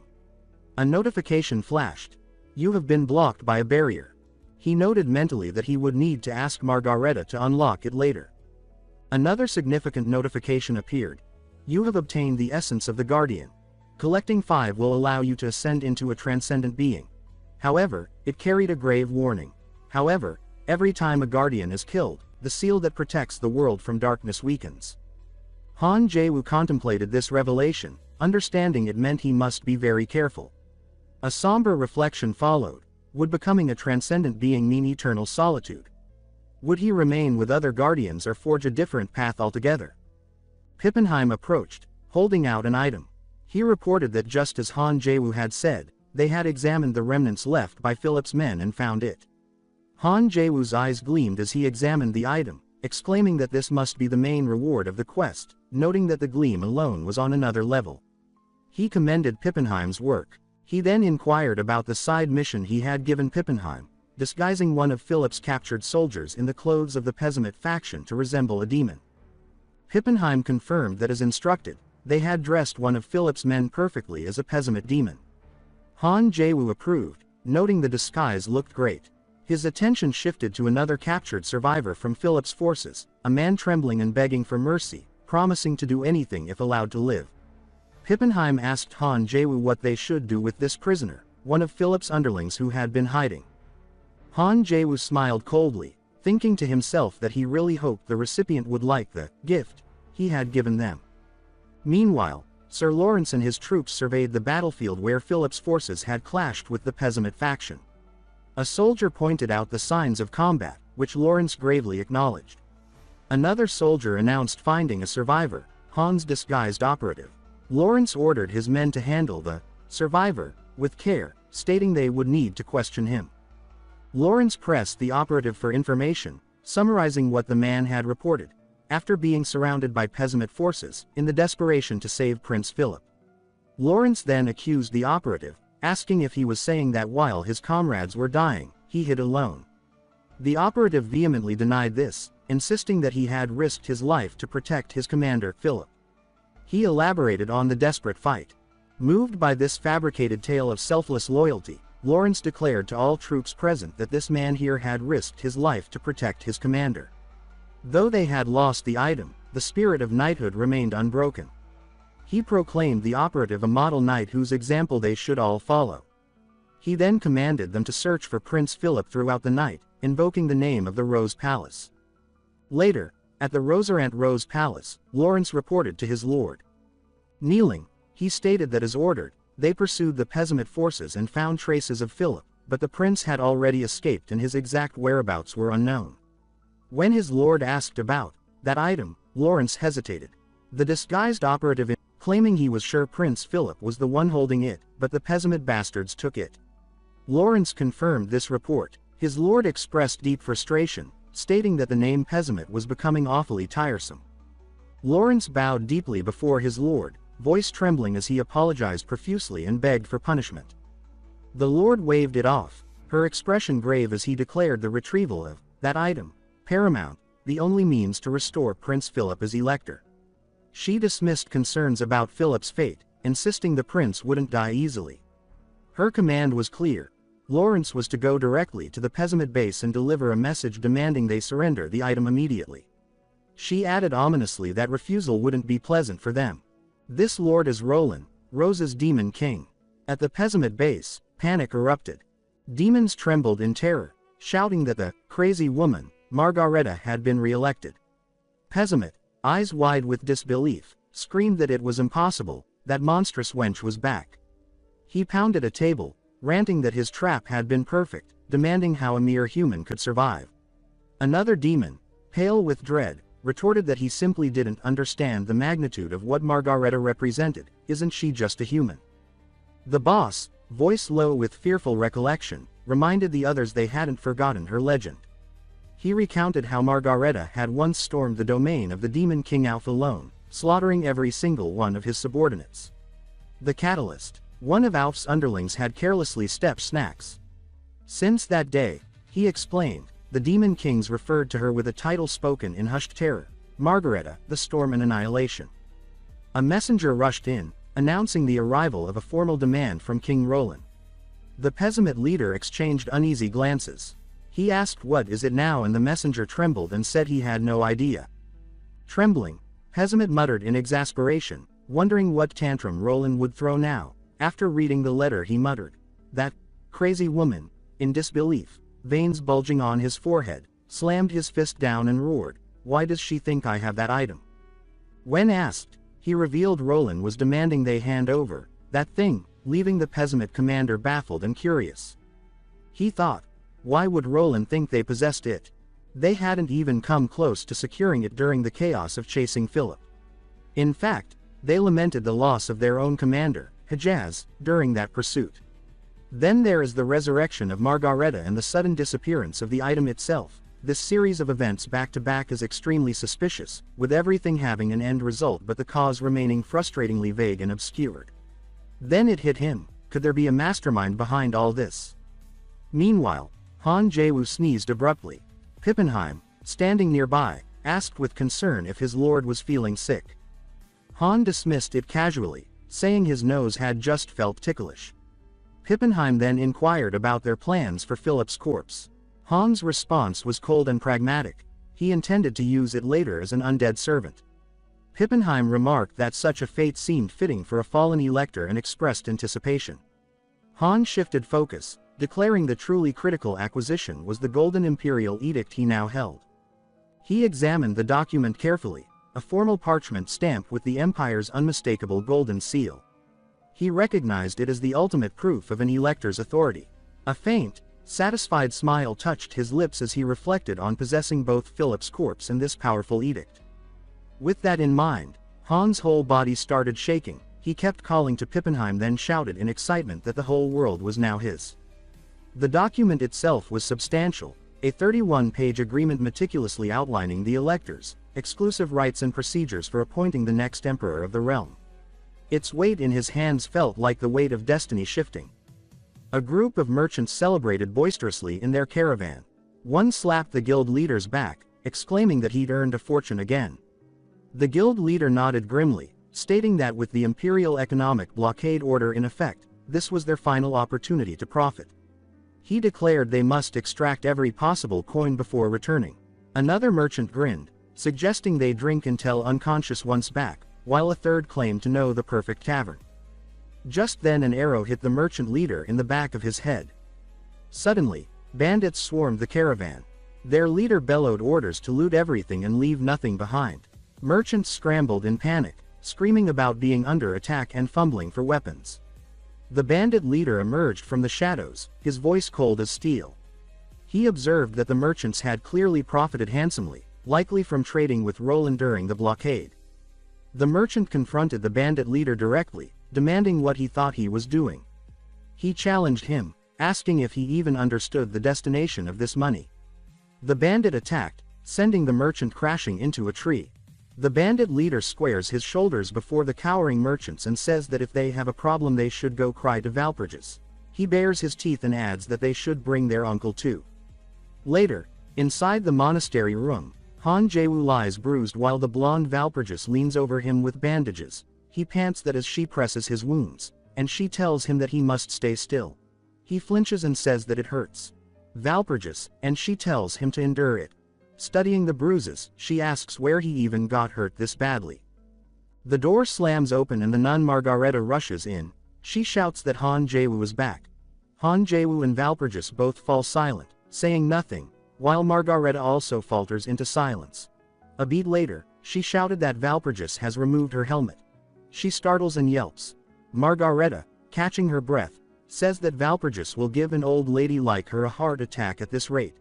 Valpurgis lowers her head and says that she is sorry, Margareta.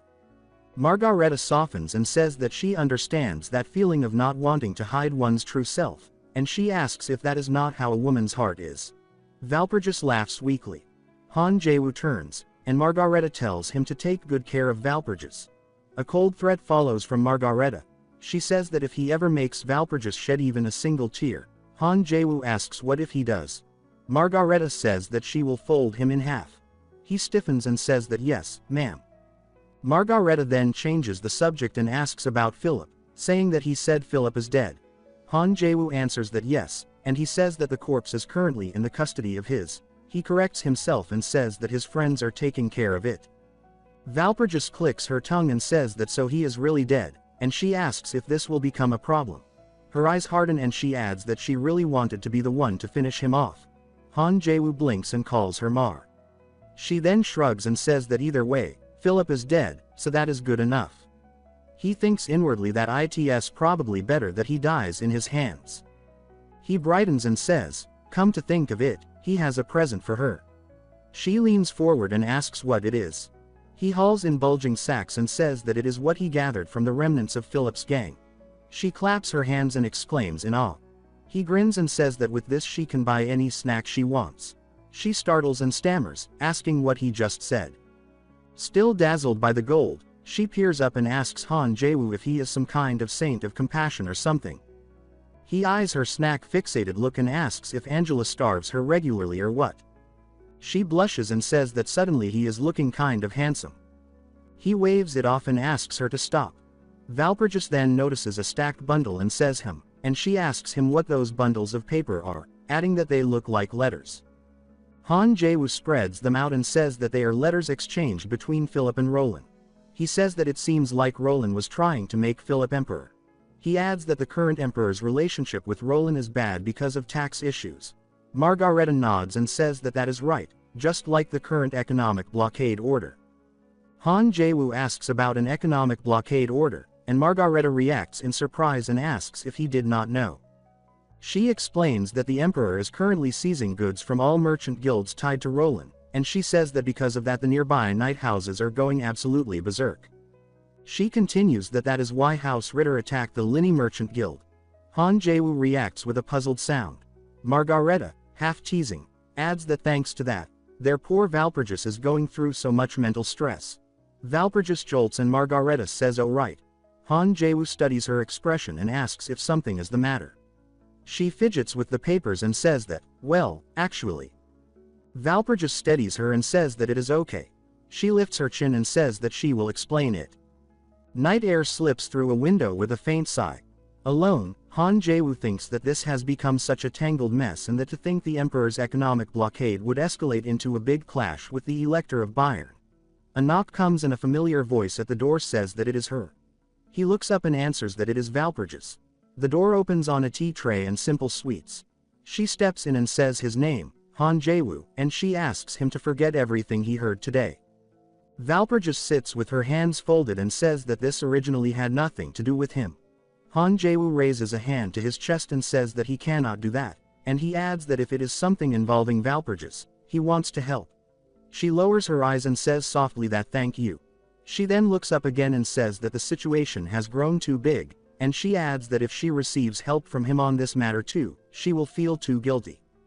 Han Jaewoo studies her in silence and thinks that he knows Valpurgis is reliable, but he also thinks that she still lacks experience and that her heart is still too soft.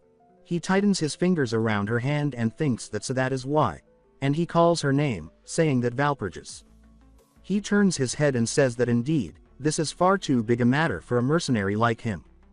Valpurgis nods and says that that is right, and she begins to say that so this time, he cut her off to add that still. He leans forward and says that he wants to help. In his mind he declares that he wants to be her strength. He smiles and taps his own chest and says that mercenaries can still be useful in their own ways. Valpurgis lets out a small laugh and says that he is making jokes even at a time like this, and she adds a shy ha-ha. He shows a faint grin and says that nope, and then he straightens with a confident glint and says that he is pretty confident. Valpurgis's cheeks warm as she repeats in a small voice that confident. Morning light spills across the cathedral spires, and Han Jaewoo, now back in his uniform, strides through the cloistered corridors at a quick clip. Nuns turn their heads as he passes. He pushes into a side hall, pivots, and dashes for a library door, his boots skidding on polished stone. He throws the door wide and shouts that Mar. Inside, Margareta sits on a couch with both hands full of pastries. She blinks up and says Valor. Han Jaewoo lifts a glittering pouch and says that this is the magic zipper Philip had, and he adds that there are countless gold coins inside it. He tilts the pouch so the light flashes and asks if she is not curious. Margareta's eyes brighten and her cheeks puff as she chews. He swings the pouch once more and says that if she opens it now, the reward doubles. He leans in with a teasing smile and asks if she wants a taste of it. Margareta bolts upright, throws a fist toward the ceiling, and exclaims T triples. He tips the burlap sack and lets a river of coins spill across the table, and the priestess squeals that the money is real as the light flashes over her eyes. He says that the pouch works like a storage magic he just opened, and he adds that from now on he can take things out with a flick of the hand. He lifts the hovering bag and says that it is like this, easy. Later, on horseback under clear sky, he raises the waterskin and says that he has never seen a convenience like that before. He adds with a grin that conveniences are always welcome, then takes too deep a pull and coughs as liquid sprays from his mouth. His mount snorts and slows. From the road ahead, crowds gather in clusters beneath pennants and balloons. A banner stretches between poles, and a loud voice on the wind says, "Welcome to the great city of Polzin." He blinks and says that, "Huh? What the hell?" and then laughs that he finally made it in. He adds that the line felt like waiting 3 hours at Disneyland. He looks around and says that the place is just how he remembers it. Vendors shout. Streamers rattle. Beside him, townsfolk chatter to one another that the city is bustling because of the Great One. Polzin is a city where many different races live together. The Great One. They are all praising as Cobalt. Cobalt played a big role in improving relations between humans and other races and became widely known thanks to his eloquence, and another voice adds that he even convinced people in human-dominant districts to open their doors. He narrows his eyes and says that the man has had an important role within this city. He adds that he did not come merely to sightsee. A goblin with olive skin and white hair trots up with both arms flung wide and says hello. The goblin asks if he is here by invitation and introduces himself as an ambassador. The rider glances down and asks if the goblin knows him. The goblin laughs that, nope, but his aura is too strong to ignore. Blue letters ripple in front of his eyes. his revelation skill activates, and he says that it is a revelation again. He nods and says that this confirmation is enough for now and that he came to see Cobalt. The goblin brightens and says that, oh, His esteemed excellence remembers. He adds that it is rare for two big shots to be drawn together and that he actually has business with him as well, so he will guide him there. The scene cuts to a gray castle thrust up on rock. Inside the reception hall, the goblin gestures toward a sofa and says that he should please wait here. Tea will be served shortly. He answers that all right. A crystalline chime dings and a floating notice flickers. He skims it, then mutters that he expected as much. He watches steam curl from the teacups as the goblin fusses with a tray, and when the small talk meanders he thinks again that the crowds outside call their benefactor the Great One, yet this host keeps dropping hints that only an insider would use. When the chatter turns syrupy, our relationship is so loving, the goblin says, he thinks, that again. He folds his arms and says that flattery alone is not enough to earn his trust. The goblin's smile tightens. He leans back and says that the acting is quite impressive, and he notes aloud that the something the goblin flaunted earlier was exactly the sort of trinket the late Earl treasured.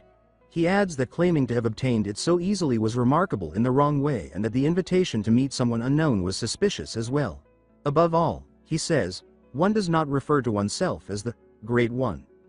Smoke surges from the goblin's sleeves as if an invisible wick has been lit. The little body blurs.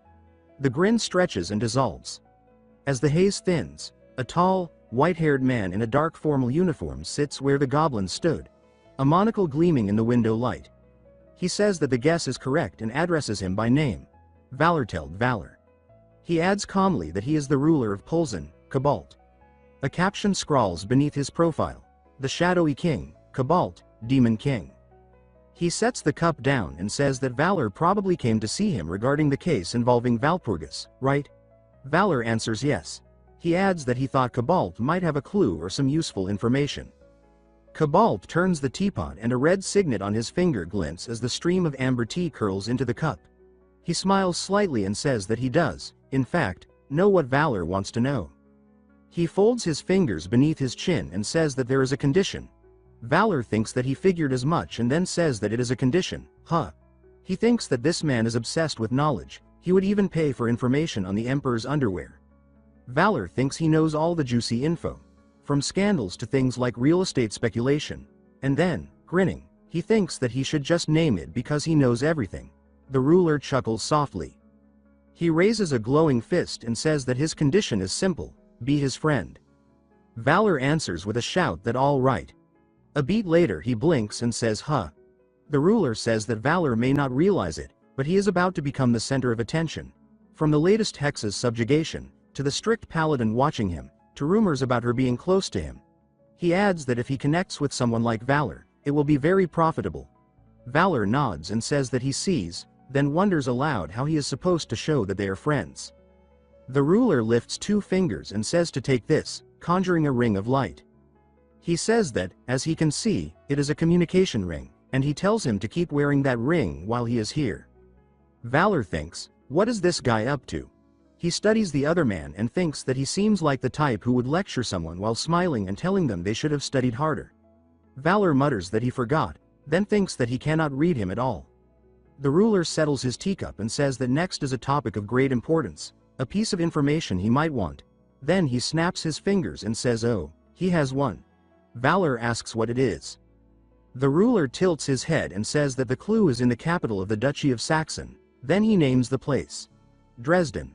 Stone spires and orderly avenues appear, labeled as the electorate of Saxon's capital, Dresden. At the great gate, guards level their halberds and shout, asking who he is. Blue panels flash as Valor's skill activates with a clear chime. The guards scream as shimmering force pushes them back. He says not to block his path, then streaks forward, skimming plate to plate as citizens scatter. He drops to a stop before a knot of people and says move, and the crowd parts in a rush.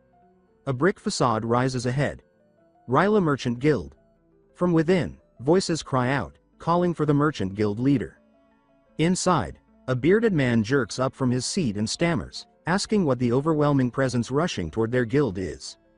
Someone echoes, overwhelmed presence. A maid peeks from a doorway and gasps that he is almost here. The servant throws up her hands and shouts not to come any closer. Sunlight slants through the reception hall as a heavy-set man in fur trim trembles while he confronts Valor. He squints and asks why someone like him is coming here. Valor turns, cloak lifting, and says that he has come to make a deal, addressing the merchant guild leader. He rests one elbow on the sofa arm and asks Cobalt if he is referring to Dresden. Cobalt nods and says that is correct. He twirls the porcelain cup by its handle and says that the reason lies there, where the Velia Merchant Guild and the Ritter Knight family are bound by a massive debt. They are in a debtor-to-creditor relationship, he explains. Surprised, Valor thinks that he had no idea about this kind of information. As expected from Cobalt, the guy who had overwhelmed him in information warfare countless times before. Cobalt's network spans the continent, that's what makes him the Shadow King. Seeing that Valor is pleased with the information, Cobalt adds one more thing that we'll know later. Back in the guild hall, the leader rubs his brow and says that extraordinary phenomena began to manifest in his daughter, Arya. He adds with a heavy swallow that though she turns pale and red like this now, not long ago she was a bright, healthy child. He says that she laughed then. He lowers his voice and says that after that, one day, she just started to waste away, and eventually even lost strength to even lift a spoon. He says that is how they ended up in this situation. He invited every reputable doctor across the continent to no avail. He slumps down, holding his head, crying that at this rate, he will lose his daughter. Then he shouts that there has to be a way drowning our boy in his spit. He starts begging for Valor to help. Valor pushes him back and says that he came here to make a deal anyway.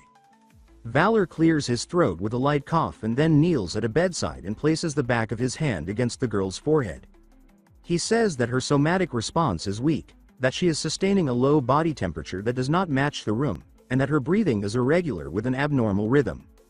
He says that it cannot be treated with ordinary medicine, but he adds that there is a way. The guild leader reels back and shouts to know what on earth it is. Valor says the name Grossglockner and adds that they need the elixir from that place. The merchant's hands tremble on the ledger edge and he whispers that this is bad. He paces 2 steps and says that it is practically impossible to get. He says that only a handful of people have even seen the stuff from Grossglockner. He explains that the mountain is a massive death magic site buried in secrecy, located in the southern part of the empire, and he says that it is the territory of the demonic dragon, Schwarz Teufel. The creature is regarded as one of the mightiest dragons in the empire, and he says that its power is immeasurable. He adds that even demon kings cannot easily contend with him. The canyon the dragon rules crawls with countless demon beasts. Simply put, it is a deadly place and a hopeless challenge for the average person. Valor's mouth tilts. He thinks that that is for average people, then places a steady hand on the man's shoulder and says not to worry. He says that he will go. The merchant's eyes glisten as if lit from within, and he nods over and over, relief breaking across his face like sunlight in winter. A soft chime pulses across his vision as a blue pane pops up. He notes that it says his acting skill has been activated and that it will help him deceive and mock his opponent. He draws a breath to speak, but the merchant leader suddenly crushes him in a hug. The man begs that, if someone must go, he should be the one to risk it. Valor pries at his arms and says that no. They stand by the bedside where the small girl lies wan and sweating. Valor studies her and says that what can stabilize her right now is not medication. He says that it is the heartfelt love of her father. The merchant leader jerks, tears springing as he clutches his head and sputters that he understands, then asks what he can do to help. Valor lifts 2 fingers and says to hold that thought. He adds that the situation is complicated and says that he has heard the Ritter family owes a massive debt to the Ryla Merchant Guild. He asks if he could take that debt on himself. The merchant leader bolts upright with a shout and stammers what. Valor leans close and says that, for the one case, he is asking to shoulder the debt. The man looks from Valor to the child and rasps, "Daughter," and the girl stirs, whispering, "Dad." Images of her laughter tumble through the leader's mind, her bright smile among white blossoms, her childish vow that when she grows up she will marry him, until he chokes on a sob and says all right. Night wind swells. A crescent moon rides high as Valor heads out, cloak snapping. He clicks his tongue and says that it is a perfect night for camping. A sharp cry from the trees makes him look up, then he crouches at a patch of glowing plants and says that this one is a big one. He plucks a white star petal and holds it to his horse. He asks Phil if he knows what it is, then laughs that, well, fine. He knows the horse has not had dinner. He tells him to eat up. He pats the black mane and says to listen carefully. Thanks to a dual exorcism security barrier, neither evil humans nor demons can enter this ground. Another blue pane flickers. He notes the confirmation. He says that because the sacred field shrouds the entire canyon, the herbs within do not soak up the dragon's mana. He adds that outside this place the plants are brittle and warped, but inside they are soft and medicinal. In other words, he says that what one can gather here is pure treasure. He sweeps his hand through the growth. He says that there are medicinal herbs here, even rare ones of high grade, and he says that they had better move quickly to harvest them all. He inhales and says that the aroma is the real thing, too. A sudden snap makes his ears twitch. He straightens and mutters, "Huh." Green claws part the foliage. A chorus of red eyes rises from the dark. The foremost creature rasps that he should leave, human. Valor's gaze hardens. More figures spill from the brush, and a sibilant growl passes among them as they say that this land belongs to them. The scene jumps forward, working on harvesting the medicinal herbs while Valor lounges back on a sunbathing chair with cocktail in hand. Seeing one goblin's sloppy work, he shouts at them, asking if they can't even dig properly. He take out a wrapped sample and said that it should look like this, nice and clean. He had jabbed a finger toward clumsy workers and said that if they cut down carelessly like that, he would just shove them all back into their graves again. He had then bellowed with a red face. 1 hour earlier, as the goblin charge at him, Valor moves. He thrusts an arm, ether coiling like a tide around the first wave. He says that his skill should activate. His pupils contract to cold points as the sigil flares. He says that it is blood tear absorption. Crimson lines whip through the fray, draining all their blood. He exhales, just a quiet few, and glances at the tethered bodies. He says that his skill works on these guys too and that it is perfect. A blue notice confirms itself before his gaze, declaring that his skill proficiency has increased. He lifts his hand and says one word, that they should arise. Purple light pools in the hobgoblin's eyes. Rank upon rank steadies, now bound to his will. He watches them take formation and says that it is excellent, truly excellent. A hobgoblin in a tidy suit steps forward, bows, and says that he is grateful to him for taking in lowly beings such as them. Valor tilts his head and says that, anyway, the thing he wants to know is this. Besides thorny vines, what else lives in this canyon? The suited hobgoblin answers that, in this canyon, aside from hobgoblins, there are countless other monsters. He lists that there are werewolves, stone golems, giant spiders, and centaurs, and adds that there are many others as well. Valor nods toward the harvested clearing and says that he knows a lot and that he ride to make him his aid. The hobgoblin brightens and says that it is an honor to be of use. His ring suddenly shims. Valor touches the glowing ring at his finger and Cobalt's voice rings out asking if he forgot already about the use of the communication ring. Valor answers with an easy ah that he almost forgot.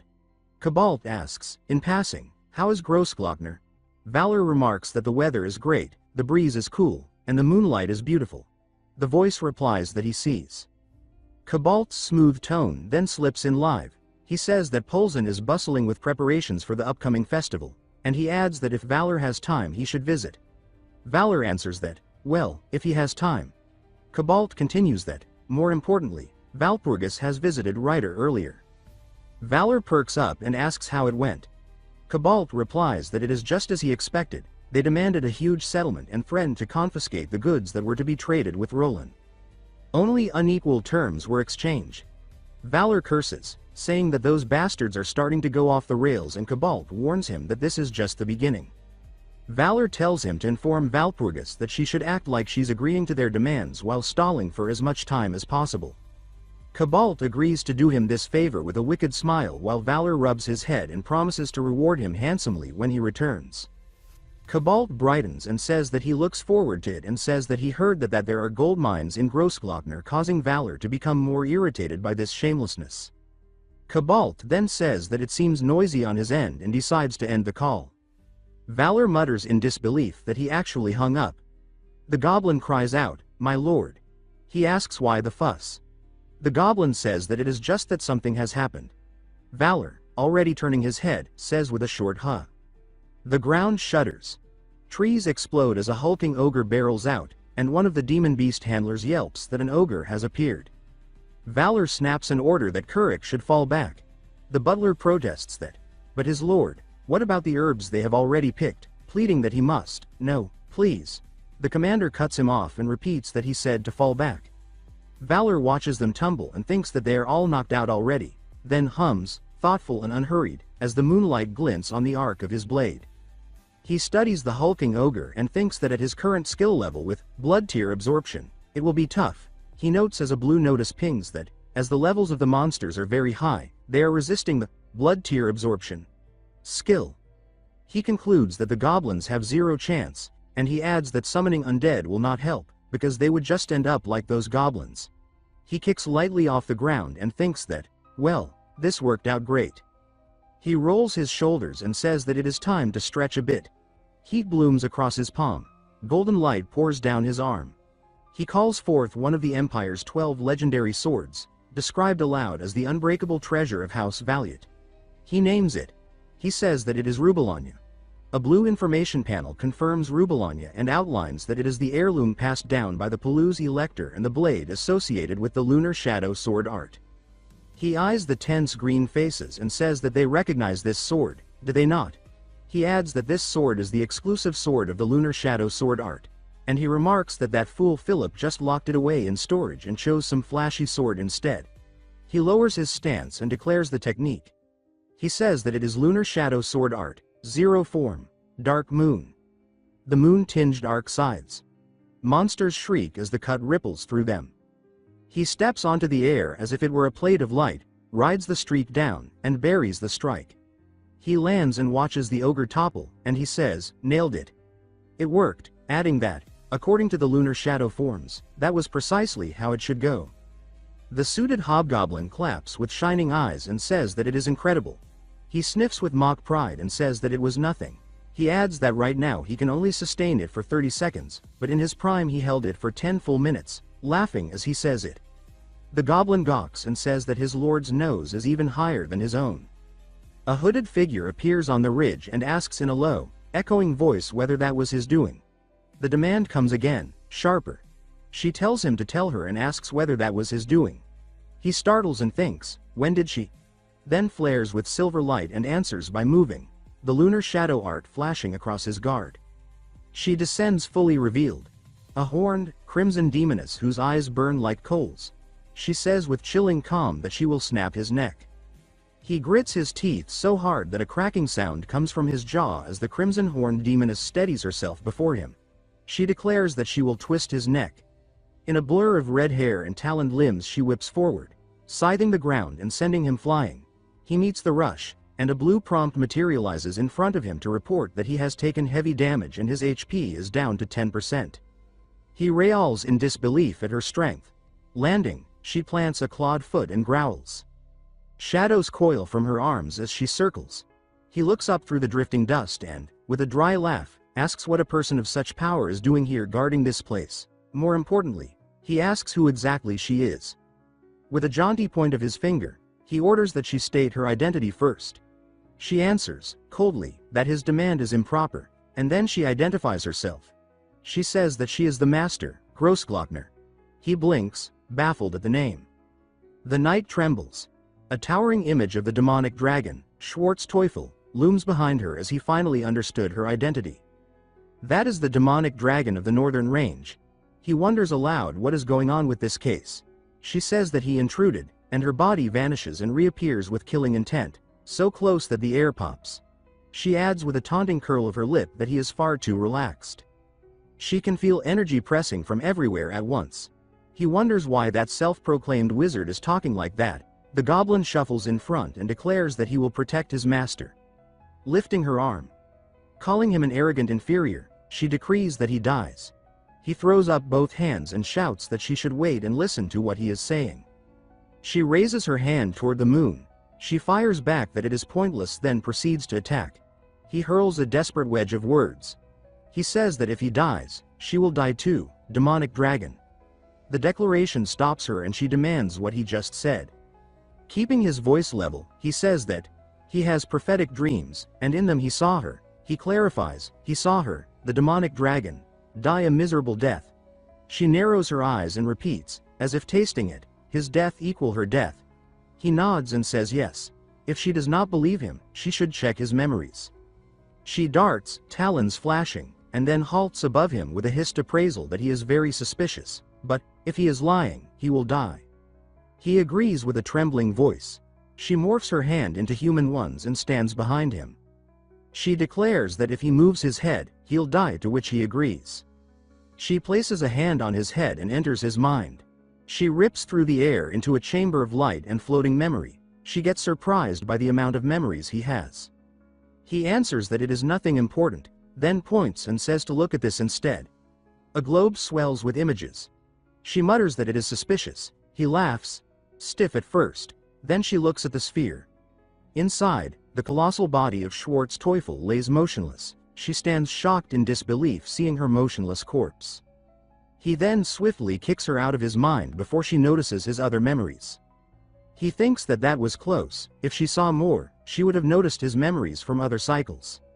She steadies in front of him, eyes narrowing as she says that her corpse has been confirmed, and then asks a single question, saying that she wants to know who killed her. A bead of recognition flashes through her gaze. She jolts and, with a taut breath, says thanks, then declares that as a reward he will not die and will be freed from this mountain. He straightens with a grimace and says that he does not like that, and when her expression tilts in puzzlement. He raises a hand quickly and says that they should make a deal instead, then jabs a finger with sudden cheer and calls her Shubi, saying that her name is too long, way too long, and that from now on it will be just Shubi. She bristles, chops the air, and says in halting words that his speech is arrogant and asks if he is being serious, while a sullen, loading face seems to hang over the moment like a gag. He steps closer and says that she should listen to him, that Shubi can live. She bares fangs and screams that Shubi refuses and says that she is 3,000 years old. He insists with a sweeping gesture that this is how the MZ generation talks now and says to accept it. She snaps back that MZ is nonsense and just words and repeats that Shubi refuses. He throws his voice like a hammer and says to accept it, and her answering roar tears through the ravine. New quest has been updated, titled, The Dragon's Trust. A second notice glows and says that, due to the quest update, the game difficulty has slightly increased. Night woods hush under a deep blue sky. From the brush, a serpent lifts its head as a massive, blonde, horned man strides into the clearing with retinue in tow. He spreads his arms and proclaims in ringing cadence that he is the master of the abyss deeper than darkness and the king of chaos and disorder. He cocks a fist back and says that his name is none other than, then flares with starry bravado and declares that he is the great demon king Odgash. A lizard-faced attendant squeaks that they are almost there, calling him Lord. Another stammers, calling him Lord again. Odgash turns with veins standing in his temple and roars that he was in the middle of his entrance speech. The flustered subordinate bows and begs forgiveness, calling him Lord, and Odgash slumps onto a boulder with a disgusted sigh and says to forget it, that his mood is ruined. A cool voice drifts in as a silver-haired figure advances, and that voice says that those flustered ones are her subordinate and asks that he forgive them. Odgash's irritation melts into a grin. He tips his chin and says, "Oh ho, so it is you." Footfalls drum the path as a knight in sleek, dark armor approaches with spear and greatsword crossing her back. Silver hair streams like a banner from beneath her helm as she strides past the green moats. He watches with brightened eyes and, with a possessive, almost delighted murmur, says that she is his daughter, then names her as Callione. Callione advances with metal boots whispering over the leaf-strewn earth and lowers her head as she says that Callione greets her lord. He rests a massive hand on his hip and says that he promised once this campaign ends in success he would grant one of her dearest wishes. She straightens with composed gratitude and says yes, my lord, thank you. He laughs softly, the third eye on his brow gleaming, and says no, she is his beloved daughter and that something like this is only natural. He turns from her toward the gathered host and raises his voice as he says to hear him, his servants. Dark shapes mass between the trees while he says that they now march for Grossglockner, guarded by the demon dragon. He waves aside the green motes floating in the air and says that the beasts under its control are nothing special, but the demon dragon itself will not be easy. He plants a foot and draws power into his limbs as he says but fear not. He flexes with a grin and says again but fear not. Hulking followers ripple through the night as he says that all they must do is devour everything in sight, and then says to cruelly trample every living thing beneath their feet. He hefts his great weapon, muscles knotted beneath the torn shirt, and tilts the head of the weapon toward the high ridge as he says that, as for Schwartz Teufel, it belongs to him. This is Odgash, Demon King of Greed, ranking number 3. Wind lashes the canopy. Violet speedlines rake the sky. Green currents coil from the ground and lick around his arms. He sweeps one hand forward, eyes blazing, as he says now. A surge rolls through the ranks, horned brutes, plated monsters, and masked fiends break into a charge while the vortices spiral along their flanks. He advances at the fore, framed by writhing green flame, and his command billows over the host as he says to let them go forth, his vile children. Moonlight carves a crescent in the clouds while urgent cries ripple across the crags as voices shout that they should assemble, that they should assemble. Jagged ridgelines loom over a valley pricked with green moats, and he stands beneath the dark sky with the butler-shaped goblin at his back and says that a new night has dawned. He glances over the gathered green skins and says that although they were disturbed by strange beasts and a dragon with messed-up language patches, their mission is to collect as many valuable herbs as they can to bring back to Dresden. He throws up a fist and says let's go, and a flustered echo from the ranks stammers that let's go. The troop breaks into a run through the glowing brush, and he calls after them that it is good and says that everyone should go to their positions, and voices answer that they are going to their positions. He settles under a popped open parasol with a relaxed exhale and says all right. The suited goblin steps in with a tray and says here, a mandrake cocktail. He accepts the bulbous glass cradling a tiny, wailing mandrake and says thank you, Kurlak, then tilts the rim toward the field and says to bring one for their filly too. The goblin dips his head and says yes, master. He sips, watching the motes drift, and thinks that running into a dragon all of a sudden in a place like this was absurd, and he thinks that if he did not have memories from the previous run, he would be dead for sure. He knits his brow over the glass and thinks that this run is so weird. Images roll through his head. He thinks about Philip's betrayal, and he thinks about the dragon's design suddenly changing. A soft recollection rises and he thinks that, well, Walpurgis's bare face was pretty. The memory warms him and he laughs, letting a smug ho-ho-ho spill out. Then his eyes snap wide. A jolt of alarm flaring as he reels forward with a gasp that manifests as sharp, silent exclamation marks. He flings his hand through a circular glyph and says, open. Blue panes bloom and spiral as he sweeps his arm downward like a conductor summoning a swell, and he says, main scenario. The light sheets unfurl and whirlpool around him, reflecting across his gloves and cheekbones as the interface churns. His eyes narrow and a thought bites down that it is just as expected. He thinks that it was not only this time. The thought tightens into certainty and concludes that everything that happened so far. He sifts through the spinning panes of light, bracing a palm against the cliff as he thinks that not a single thing matches the previous run and then concludes that every single thing is completely new. A flashed portrait of Walpurgis gleams across a panel while he steadies himself and identifies himself in a measured cadence, saying that he, Valor de Valestedt, no, humanity's guardian, Han Jaewoo, ranking number 1, remembers nearly every map in Grossglockner down to every stone. He frowns and adds in thought that it does not make sense that he is confused about the dragon's spawn locations, and he decides that something is off. He draws a breath and says that they should organize this. Images cascade as he recites the major beats. He names the battle for Harfame between the Steel Elector and Bahamut. He names Friedrich's betrayal, the Steel Elector's aid, and he names the crisis at the Grand Convent of Walpurgis. He concludes that the major main scenarios are all the same, but he notes that the smaller events within them are different. He studies the glass in his hand with miniature reflections of familiar faces and thinks that this is not just a new world. He wonders why it is so different and asks himself if he is missing something. A scream rips from the brush as someone yelps in pain. He calls out that he told them to be careful. A nervous voice stammers an apology, and he asks what happened. A goblin clutches a nicked hand and answers that it is nothing, saying that he just got a little hurt while gathering herbs. He warns evenly that they must be careful and says that if they scratch the roots they know what will happen. The goblin nods and says that he will keep that in mind. He glances over the scurrying crew and thinks that if he takes his eyes off them even for a moment, trouble happens. Two of the workers mutter to each other that they should be careful and agree with a subdued yeah. Then one asks the other if he is hurt badly. The wounded one flexes his fingers and answers that he is completely fine, calling the other brother. He watches and thinks that they look like brothers, and the thought tugs at another memory as he adds that, come to think of it, Charlotte also had a younger sister. He pauses with a small start and admits inwardly that he did not know that in the previous run. His eyes widen as a stray recollection snaps into focus, and he murmurs a baffled huh while the scene of Charlotte and her companion surges up from the back of his mind like a reprimand caught mid-breath. He watches a memory unspool across the mind's screen. A bustling table, fists thumping in cheer, plates piled high while he sits among them with the small blonde girl tucked at his side.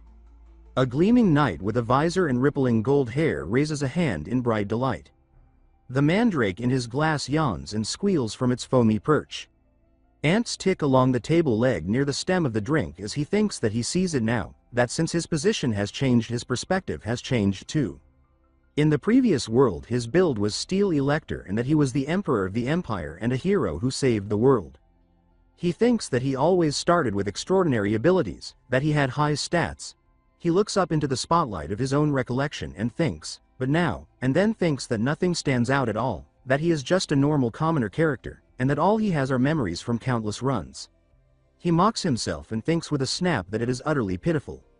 He steadies and then thinks that because of that he could see the expressions of the people around him and the tiny connections he had overlooked, and he could see Walpurgis's bare face. Petals and light drift in the mind's eye as he thinks that starting as a commoner finally made it visible. He studies the present scene and thinks that it is the same with this situation. He reflects that in the previous run he would have just repaid Walpurgis's debt and ended it, and he adds that he did not know the circumstances until now. His eyes harden as realization drops, and he says that he got it. His resolve spreads like starlight and he says again that he got it. He thinks toward the distant girl that her sudden proposal that day is a piece of the puzzle that can unlock the true ending that no one else found, and he thinks about that mysterious space she created. The mandrake jolts in his glass with a startled cry, foam wobbling at the rim, as his fingers tighten around the stem and the night hums with new intent. He thinks that, along with the suddenly unlocked commoner class, there was one more hint, and he lifts his hands as blue data trickles down his arms while he thinks the name Aquila. Ghostly blocks cascade like a puzzle before a bright doorway as he realizes and exclaims with a dark, pleased smile and asks if this is it, then repeats with rising certainty that this was all a tutorial. His butler goblin lurches in panic and shouts that, Master, the dragon rushed to them. Wind shears across the camp. The parasol flips. Snow-like spray whips the ground as the red-horned dragoness barrels in, pumping her fists, and she screams his name, then screams it again, and says that they arrived just as he said, those things. He straightens into the gale with a satisfied nod and says to thank Aquila for the expected outcome.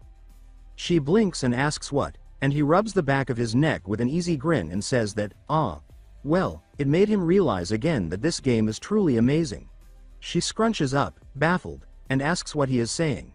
He suddenly throws an arm toward the dark path and shouts that they should go, and she yelps his name in confusion while he laughs and says that he does not know either. He thinks that he has got it, that he understands, Aquila, how to fully enjoy this world. He sets off at a purposeful jog through the drifting green moats and thinks that, yeah, from now on he will chew, savor, and enjoy it properly. He thrusts a fist to the sky and shouts that a new strategy begins. He vaults forward and the two behind him, demoness and goblin, stare as he erupts into wild laughter, and his laughter peals again until even the goblin's blank stare looks worried. The dragon mutters in a small, flat voice that his master has lost his mind, and the goblin answers simply yes. Aja bursts from the vortex with a wild grin, axe aloft, declaring that they have reached the lair of the demon dragon, Schwartz Teufel. Behind him, his horde erupts, fists raised and eyes burning crimson, chanting his name until the gorge trembles. At his side, a silver-haired knight tilts her visor skyward and warns that something approaches. Aja asks if it is the demon dragon. A gale howls through the clearing as the air twists into a tunnel of force as Han Jaewoo falls down in front of them. Aja peer and mutters that it is only a human and a goblin, but the knight insists more are coming. Then the ground explodes. Bark ripped from trees as a vertical blast tears upward. Through the debris descends a crimson talon. The horned dragoness lowers her foot with deliberate menace and remarks that it is a strong morning, then flatly declares that this is her base. Smoke coils from her aura as she advances, repeating with growing venom that they should leave. Aja spreads his arms wide, greeting her as an old acquaintance and claiming he has come with a proposal. She replies without hesitation that it is rejected. He follows, insisting that she hear him out because the offer will tempt her. Farther back, Jaewoo observes, touching his ring as he notes that she has heard the signal to reduce magical output. He gazes at her and says that the offer will sound appealing, just like her appearance, then gestures for the operation to begin. The dragoness's pupils narrow. She confirms the command, wings snapping open as her aura sharpens to a lethal edge. She crooks her talons and signals that he should come. Aja misreads the gesture as invitation. Laughing, he says that she wants to meet him privately, calling her shy. A whirlpool opens beneath his boots, dragging him in as he allows himself to be swallowed, still grinning. Silence settles around Han Jaewoo. He exhales softly and mutters that he expected Odga's invasion but not this early. His gaze drifts to the crater where the dragoness first landed. Schwartz Teufel, ruler of this range and crucial to his broader goal. He debates ignoring the encounter but decides the demon dragon may prove useful. Looking into the unraveling winds, his expression hardens as he resolves his next move. Then he sweeps a hand across his chest with theatrical flair and laughs, saying that to stand before the continent's greatest beauty, Lady Kalyon, is an honor. The knight lifts her visor, moonlight glinting across steel, and steps forward, silver hair spilling free, green eyes locked on him. He studies her and murmurs her name, Kalyon. Behind her, soldiers gather, assassins, goblins, armored phantoms. Internally, he reminds himself that she can become either ally or enemy depending on his choices, noting that she surpasses even Bahamut in strength and that her title as Ice Queen is well earned. He concludes that recruiting her is vital to his strategy. Steeling himself, he decides Walpurgis can wait, he'll finish this first. He raises a hand in greeting, complimenting her beauty in person. A flash of steel cuts past his cheek. He turns to see a hooded elf step forward, eyes glowing red, weapon leveled. He says that he wishes to speak with her princess and asks the elf to step aside. The elf lunges, spitting that he is a demon. Before the blow lands, a goblin leaps between them, shouting that the elf should leave and calling her lower than earwax. Jaewoo blinks, surprised, as the trembling goblin declares that anyone wishing to harm his master must kill him first. Recognition softens Jaewoo's expression. He says that the goblin, Kurlak, has grown since the time he fled during the battle with the demon dragon. Kurlak stammers an apology. Han Jaewoo gestures toward his back and says that the goblin is braver than she is. A whip lashes the ground, sending up green sparks. The elf snarls and moves to strike again, but violet sigils bloom beneath her feet. Shadows rise and coil around her limbs, binding her mid-lunge. Black shapes flicker within the dark ribbons, tightening them until her weapon clatters to the ground. Without shifting his stance, Han Jaewoo calls for Hijax. From the gloom steps a caped figure, half hidden by violet light, idly twining the whip with one hand. The bindings cinch tighter. The goblin exhales in relief, glancing back for approval. Hijax yanks the whip. The bound elf thrashes as shadow bats burst across the ground. Violet energy slices through the air while a man in a dark coat steps charged and slashes the elf, declaring that he will cut down anyone who threatens his lord and will show no mercy. Kalyon narrows her eyes, noting that he is a vampire. Han Jaewoo praises the observation and orders his forces to connect.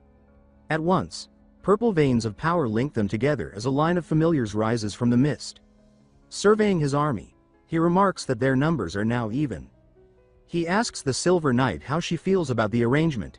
She studies it, then admits that now she understands, so that is the source of his confidence, and calls him human. Lightning crackles along her blade as she adds that they face the legion of Demon Lord Odga's army. Lowering her visor until it glows red, she commands her troops to destroy everything. Her vanguard roars in answer, swearing loyalty to Lady Kalyon. Horned brutes shriek their charge, while Han Jaewoo's followers scream defiance. Steel meets storm. He surges forward, blades flashing, meeting a masked champion head-on. Kalyon's necromantic blast erupts, but he cuts through it, landing on bent knees as sparks scatter around him. She steps forward, aura blazing, and admits that his strength impresses her, that he not only blocked her spell but her strike as well, concluding that he surpasses Bahamut. He straightens and says that her praise is an honor, but remarks that calling Aja a demon lord would make her father weep. He recites her title, the only daughter of the former rank 1 demon lord Kaimars, naming her as Lady Kalyon Romnia Kaimars. She demands to know how much he knows. He laughs lightly and says that her ignorance amuses him. When she demands why he laughs, he answers that it is because she blindly follows her father's killer. The earth quakes. She whirls, eyes blazing, and growls, asking who killed whom. She remembers that he was the one she admired above all others. The warmth in his eyes had always steadied her, a quiet strength that lifted both her and the demon folk who followed him. Petals had drifted through that memory as she ran to him as a child, calling him father in her heart, feeling that he was her pride and her happiness itself. Then the memory burned away. She bites her lip until blood runs, the roar of fire drowning everything. Voices scream through the inferno, claiming that Kaimars was slain by Gorikaldum and Cultus. Smoke crushes in as her younger self is seized from behind, a heavy palm muffling her cry. She hears them declare to the mob that from this moment onward, the number 1 demon lord is them. The horde howls their madness to the flames. Later, rain drums on broken stone. She remembers standing beside him, Aja, who would later wear that hood, his voice low and cold beneath the storm. He says her name and tells her that he despises them as much as she does.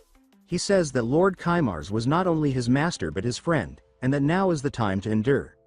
He swears that one day he will help her take revenge. She remembers every word. The present slams back in lightning and armor. She lifts her greatsword and snarls that he should be silent, demanding how he dares to insult her master. She challenges him to say who killed whom and vows to tear him apart. Jaewoo watches her trembling blade and says that she truly has it bad. He crouches, rolls a blue sphere across the rock, and tells her to look. The orb clinks to her boot. She stares down, breath caught, shock fracturing beneath her helm. Far off, a lonely ridge funnels the wind into a ring. Aja stands there laughing beneath the clouds, saying that it feels almost romantic, that he is touched to find himself alone with the demon dragon. The dragon beats its wings and answers in thunder that Aja himself killed Kaimars. She names Kaimars's daughter Kalyon and spits why she is his lackey. Aja grins and says that the dragon must be mistaken. He claims that Kaimars was killed by Gorikaldum and Cultus. The dragon's eyes burn, and she replies that excuses are useless, for all of them were traitors. Aja rolls his shoulder, his axe humming, and admits that the dragon is right, that those fools could never have done it. He says that it was all his doing. When they learned he knew Kaimars's single weakness, they begged for his lead. Back on the shattered plain, Kalyon stiffens. She says that it cannot be true. Her fingers lock white around her hilt as the sphere at her feet flickers with a pale figure trapped within. Sparks creep up her armor. The memory of rain, the false comfort, and Odga's confession twist together into a breath that cuts her from within. She sinks to her knees before the sphere and says that it cannot be true. She insists that Lord Odagshui was her father's most trusted ally, like a brother. Jaewoo measures her trembling and thinks that it is working. She is falling for it. Earlier before the battle, he calls to Shubi and says that he will explain the plan. He asks if she has a magic image projector on her wrist. Shubi nods. Jaewoo sweeps his arm toward the sky and orders her to use it to broadcast, to stream the truth of Kaimars's death, and to make Odagshui confess. The dragoness stammers that must be the plan. He confirms it and asks if she can manage. Back to the present, the night princess grips the ground in despair. Jaewoo glances toward the ridge and praises Shubi, saying that half the plan is already done and that he will handle the rest. Steam curls from the sphere. Kalyon watches it, realizing that everything so far was an act, and thinks that after all this time, after being so close, the truth was waiting here. The air shimmers with the memory of her small hand reaching for her father's as they once walked together. Footsteps crunch through dust. Hijax hops in, reporting that cleanup is complete and calling him Lord.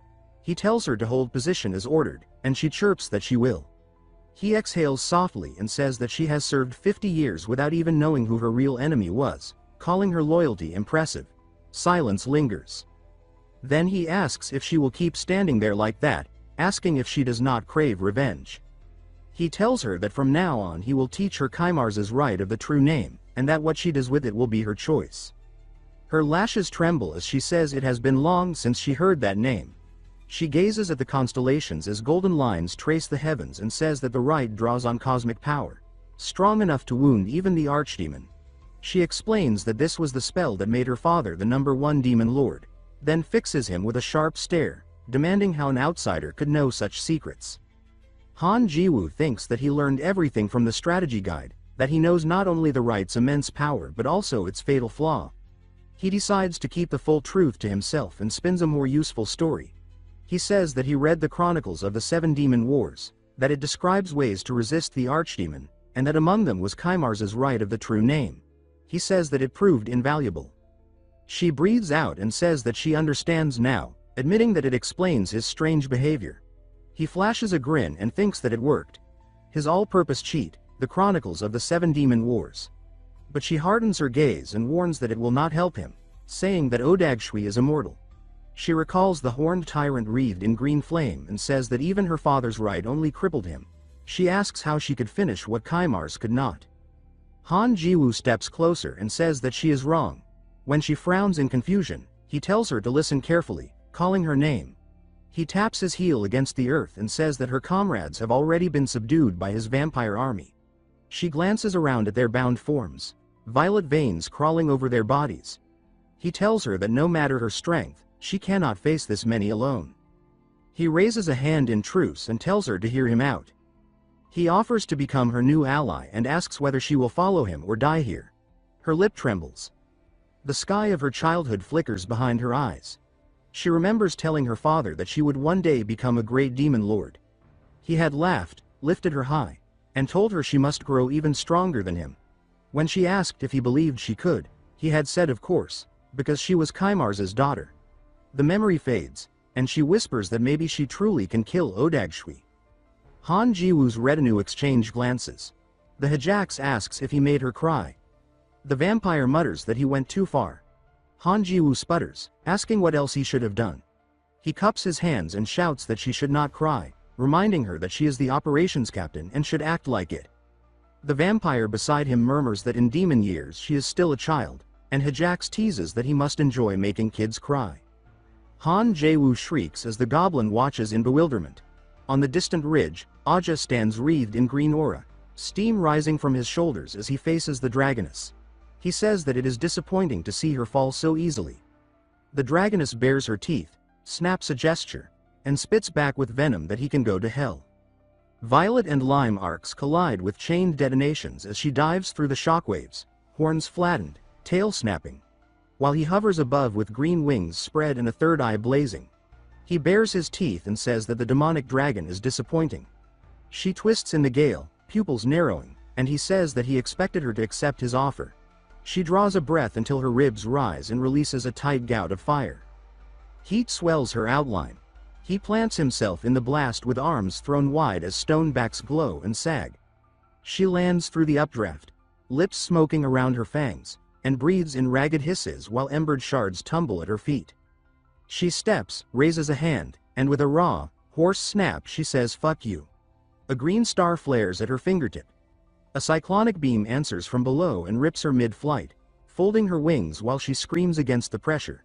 When the glare collapses, he stands beneath boiling smoke, chest heaving, mouth shrouded in black aura, yellow lightning crawling over his shoulders. With half his face swallowed by darkness, he says that if that is the path she chooses, he will oblige. He crouches and launches. The takeoff caves the ground and throws a white ring of debris. He sides an arc that splits the ridge, then drops with both fists as twin wind blades howl. She smashes into torn earth, wings shuddering, and rasps through blood-webbed lips that she will beat him to death. She commits to full shift, spine lengthening, scales layering, a dragon's throat uncoiling, and drives straight at him with jaws gaping.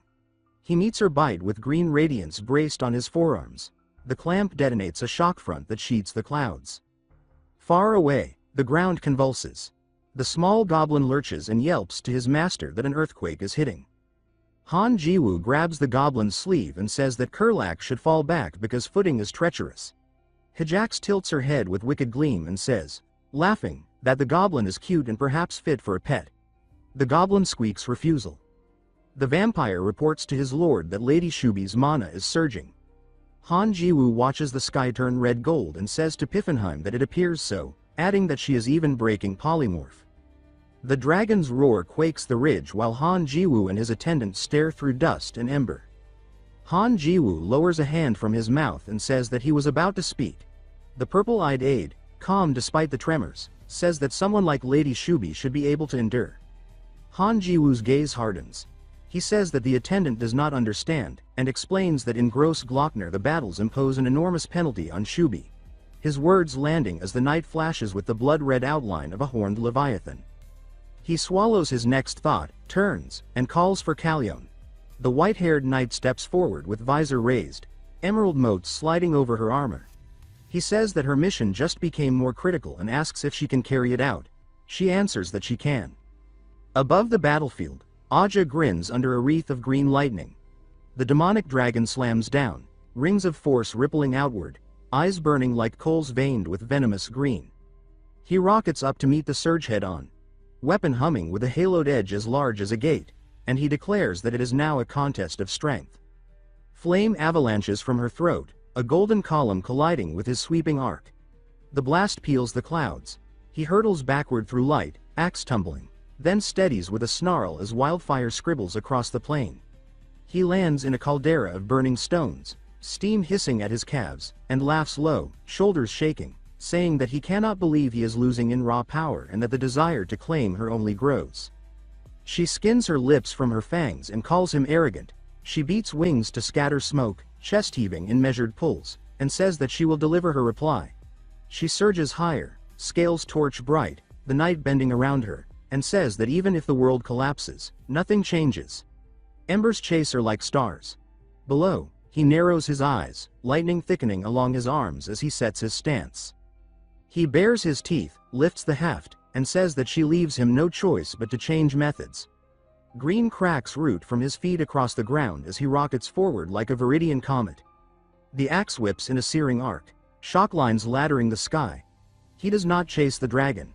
He carves the land itself, sprinting shattered ridges like a stare toward a black mouth in the mountain. Wind coils behind him, leaning spires groan. He skids, pivots, and drives the weapon like a ram. He barks that the target is that place as the cliff trembles. Stone collapses, exposing a cavern ringed with dim green motes. He launches again, faster, deeper, repeating that place as lightning stamps the threshold. The white-green concussion punches the mountain's heart. A tidal wave of dust and rock erupts while the dragon wheels above and the night boils with fire and thunder. Her jaw scrapes stone as the massif shudders. He plants himself at the cavern mouth, shoulders blazing with viridian arcs, and throws his head back into hysteric laughter. He opens a palm to the fire-lit ruin and says that the sight is pathetic for a demonic dragon. He tilts his chin, savoring the stagger in her wings, and says that he cannot believe she would lose so easily. She drops to one knee, scales shrinking to blood-red skin and torn bands, breath seething through her teeth. Pupils narrowing. He says, almost pleased, that he suspected a reason bound her to this place, though he admits he does not yet know what that place is. She wipes ash from her lip, lifts her head with a savage smile, and spits another fuck you. He rolls his neck, amused by her defiance, and says that she has guts even now. He lifts the axe as green lightning webs from half to sky and says that he will cleave her in two. Her eyes harden. She exhales once as a decision seals. She says that her role ends here. A white-blue line screams from the heavens, steel braided with sigil light, hammering across his guard and making him snarl and skid. Han Jiwoo steps through the shock with blade raised and declares that it is his turn now. Blood spatters the dark like rain. The red woman drags herself back, hands shaking, and breathes a wordless sound before letting a corner of her mouth lift at the swordsman's approach. She says that he is a brat. He plants himself beside her, eyes never leaving the horn-crowned foe as she says that he is late. He barks a laugh at her bruised scowl and says that her face is pathetic. She snorts, flicks sweat away, orders him to be silent, and warns without looking that he must never drop his guard. Aja straightens with aura roaring full and rakes the field with contempt, asking the leech like human what became of his Kalyon. Jaewoo smiles with lazy provocation and says that he refers to her. Han Jiwoo inhales. blade settling to his centerline as power gathers beneath his boots, and he calls for Kalyon. A golden star detonates above. Radiance pours through the broken clouds, and from its heart a voice trembles down that addresses a father. He lifts his face, third eye burning, while Kalyon floats within a spinning magic circle, eyes bright and cold. She fixes him with her gaze and asks whether he has anything to say to her. Below her, the Aja stretches his arms wide, laughing with manic pride. He calls out that his daughter, Kalyon, has at last mastered the true name, urging her to use that newfound power to obliterate their foe. But he stops mid-command. Jaewoo cuts in, demanding to know what she is doing. Han Jiwoo steps forward, cloak snapping in the charged wind. He raises his voice to the hovering knight, asking if she intends to simply let the monster keep talking. He scowls and adds that she will be kicked out on her first day if she hesitates. The blonde titan's third eye narrows, his gaze burning across the battlefield. Jaewoo points at him and growls that this man is her father's killer. Aja toward Jiwoo, his confusion sharpening into threat, demanding what he just said. He throws his head back, laughter rolling like thunder, and says that such talk is absurd. He beats his chest and declares that Kaimar's had been his drinking companion, that killing him would have been unthinkable. He recalls his earlier conversation with the dragon. Images twist together, his masked grin from the past, a voice dripping venom admitting that everyone knew he was the traitor, that he had orchestrated it all. Green lightning rips through the haze, crackling around Odga's frame. His tone drops to a rough growl as he realizes he has been toyed with. He spreads his hands, the ground shaking beneath his feet, and says that she was only playing him from the start. Han Jiwoo snaps to the dragoness, shouting for Shubi to restrain him before he goes berserk. She bares her fangs, replying that he should not rush her. Violet chains erupt from her hands, spiraling around the giant's limbs and locking him in a lattice of binding light. He braces against them, muscles bulging, as the ground cracks beneath his weight. Sigils flare into a massive circle, sealing them within a glowing arena of light. Aja tilts his head back, laughing in feverish delight, saying that this is fun and urging them to bring it on. Kalyon descends through a shower of golden motes, sword-shouldered, aura bleeding into scarlet. She drives forward in a blur, her voice breaking into a roar as she calls for Odga's death. Above her, a vast golden seal ignites. She slams her blade down, and the heavens answer. An enormous sunbeam strikes the ring, consuming the bound colossus. The world becomes white fire, sound collapsing into a single burning note. When the light fades, Odga's blackened silhouette stands frozen within the collapsing beam, shockwaves still tearing through the valley. Dust spirals outward. Kalyon staggers, planting her sword in the cracked ground to steady herself. Her breath shudders through the quiet. She lifts her head, voice trembling as she says that she has finally done it. For a moment, the light gentles, shaping the outline of a familiar figure reaching toward her. She steps forward as if toward an embrace and whispers her father's name. But the vision scatters into ash. Her jaw tightens. She scrubs away her tears with a steel-smeared arm and forces her breath even. The sky rumbles again. Emerald fissures crawl through the clouds as pressure builds to a crushing peak, shaking stone and bone alike. The columns shiver and the sigil ring hums with a rising shriek. Aja pulls himself together inside the ruined arena, a giant of green fire and shadow. His face lifts toward her, neon eyes gleaming, and he says that her strike was excellent. His grin widens, fangs glinting. Kalyon tenses, gripping her weapon. Han Jiwoo raises a hand, dropping a violet lattice over the arena and announcing that the battle is already decided. The giant snarls, calling him an insect, aura flaring like sparks from a furnace. He surges to charge, then halts, eyes flashing at a fresh wound opening across his flank. He growls that it is not regenerating. A cold voice cuts through the din reciting, "Guardian of Humanity. Pro tip, number 8. Han Jiwoo darts forward, cape cracking through the smoke. He slides low across shattered rock, grabs the sliced horn of Aja, and drives it full force downward. He laughs between breaths as he explains that the way to bind an immortal is to use its own body against it. A severed black horn, covered in pale runes, spears through the colossus's chest, pinning him to the earth.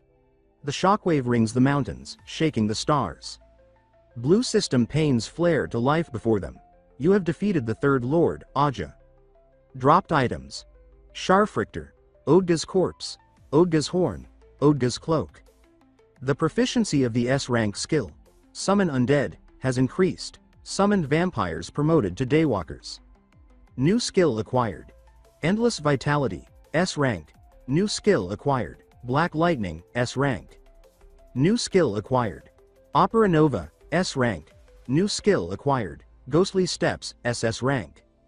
A final Gilded Pane declares, you have obtained the title, Hero. Rose-colored light flows from Shubi's palm toward Kalyon, calming the scorched air. She lowers her hand and says that it is over. Shubi breathes hard, glaring at the crater, and mutters through clenched teeth that survival itself feels like a mistake. She points at the ruin and snarls that all their comrades are dead anyway. Kalyon looks aside, eyes glistening, and murmurs that perhaps that is true.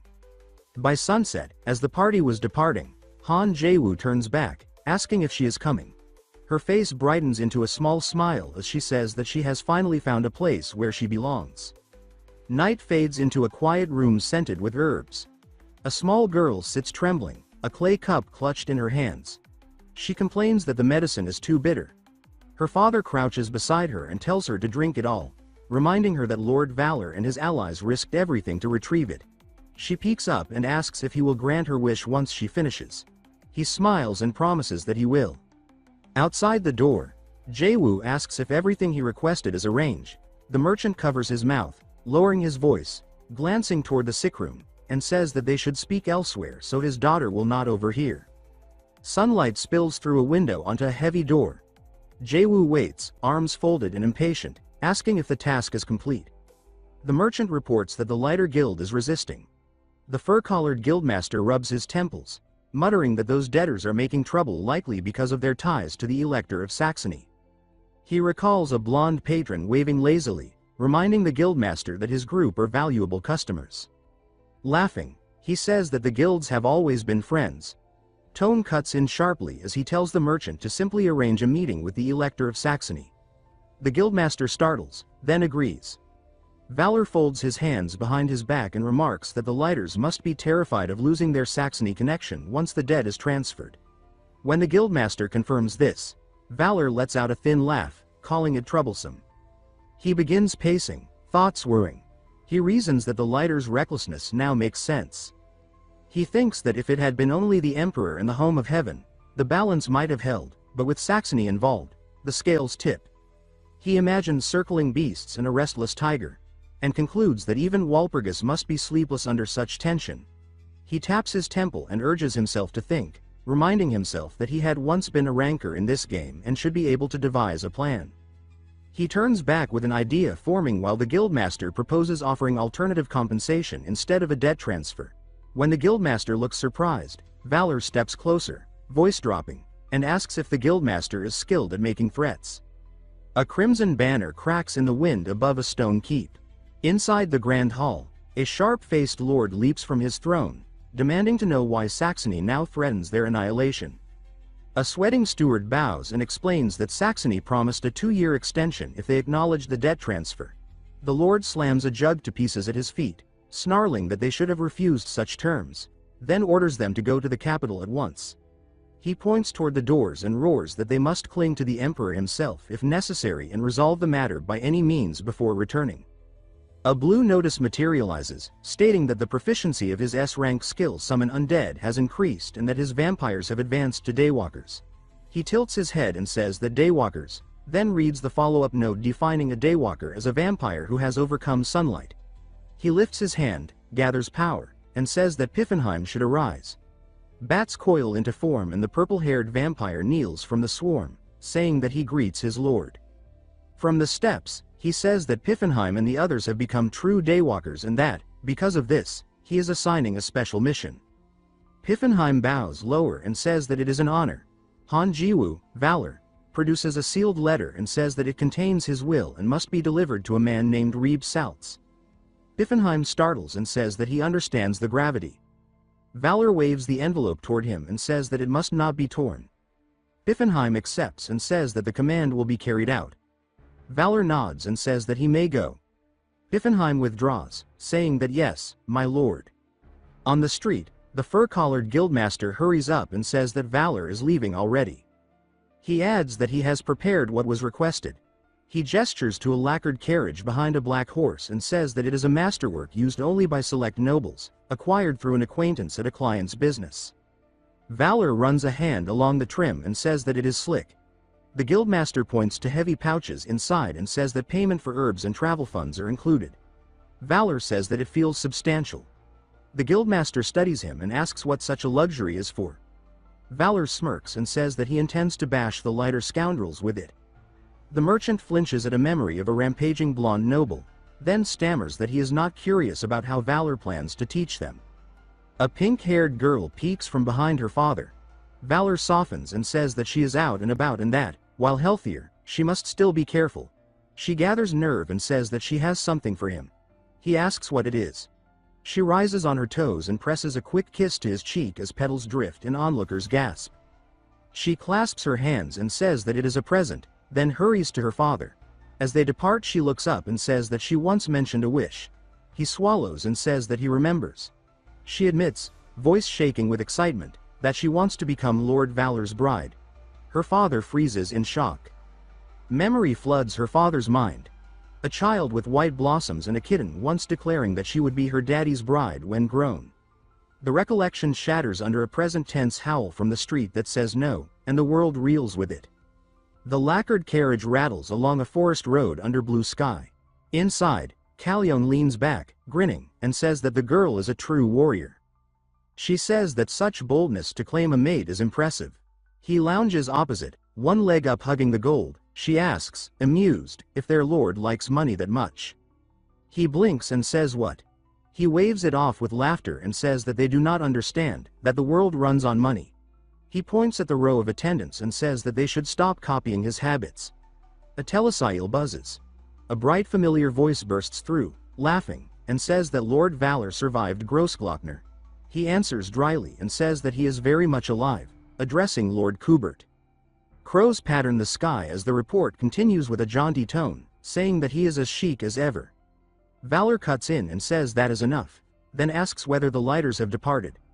The courier's voice turns brisk and says that the crows discovered it just now and that this is why he is calling. Valor nods and says that the speed is good, then asks for details. Images flicker across the link, cobbles, porters shouting to hurry, harried replies. The voice concludes that events match Valor's prediction and adds, amused, that what he did hit them earlier than expected. Valor smirks at his reflection and says that it was only a small trick. The courier adds one more surprise and prompts him to guess. Valor asks what it is. A perfumed silhouette of a woman in roses spins across the channel. The voice says that Yorlin, the only Lord of Roses, is in the capital. Valor's eyes glint and he says oh. He taps the window frame and says that it is interesting, then asks the courier to spread a rumor in the capital. The courier laughs knowingly and says that Valor is as meticulous as ever.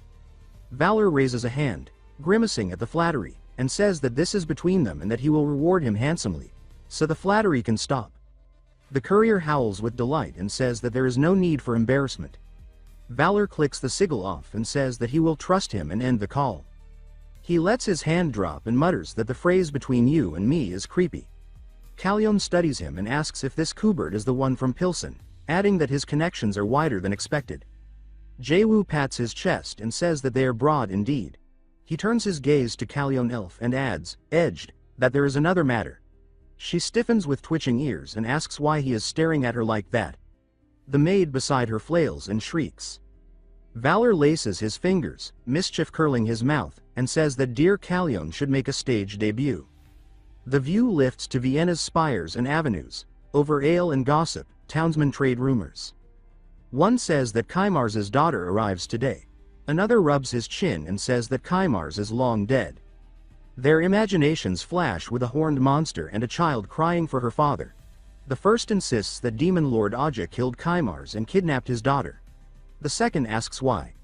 The first says that Aja coveted Kaimars's technique and perhaps more. The second prompts for more. The first leans in and says that the daughter is breathtakingly beautiful. The second sputters that this cannot be the only reason. The carriage rolls into the capital as townsfolk point and shout that the visitors have arrived.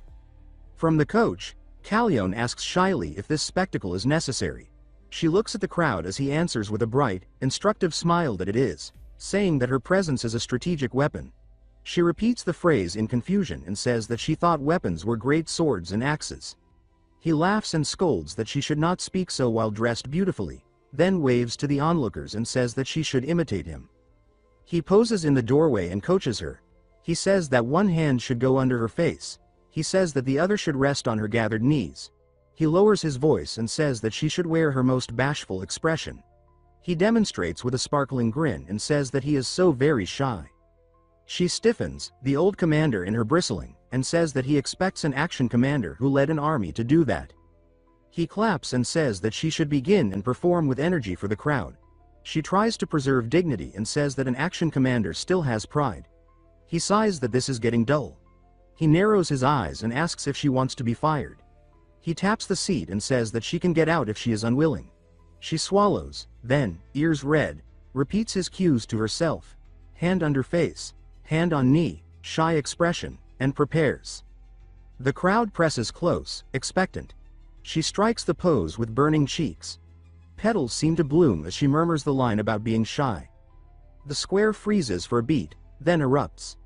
She peeks at Valor and asks, uncertain, if she did it correctly. The roar swells.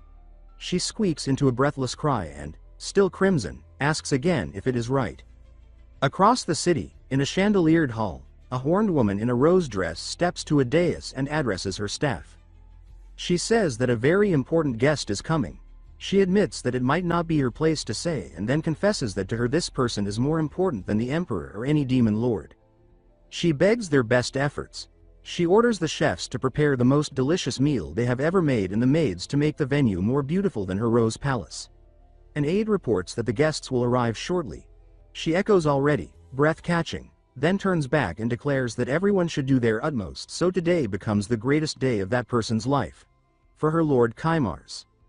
Under a storm of golden roses, time rewinds. Roland, the demon king of Rose.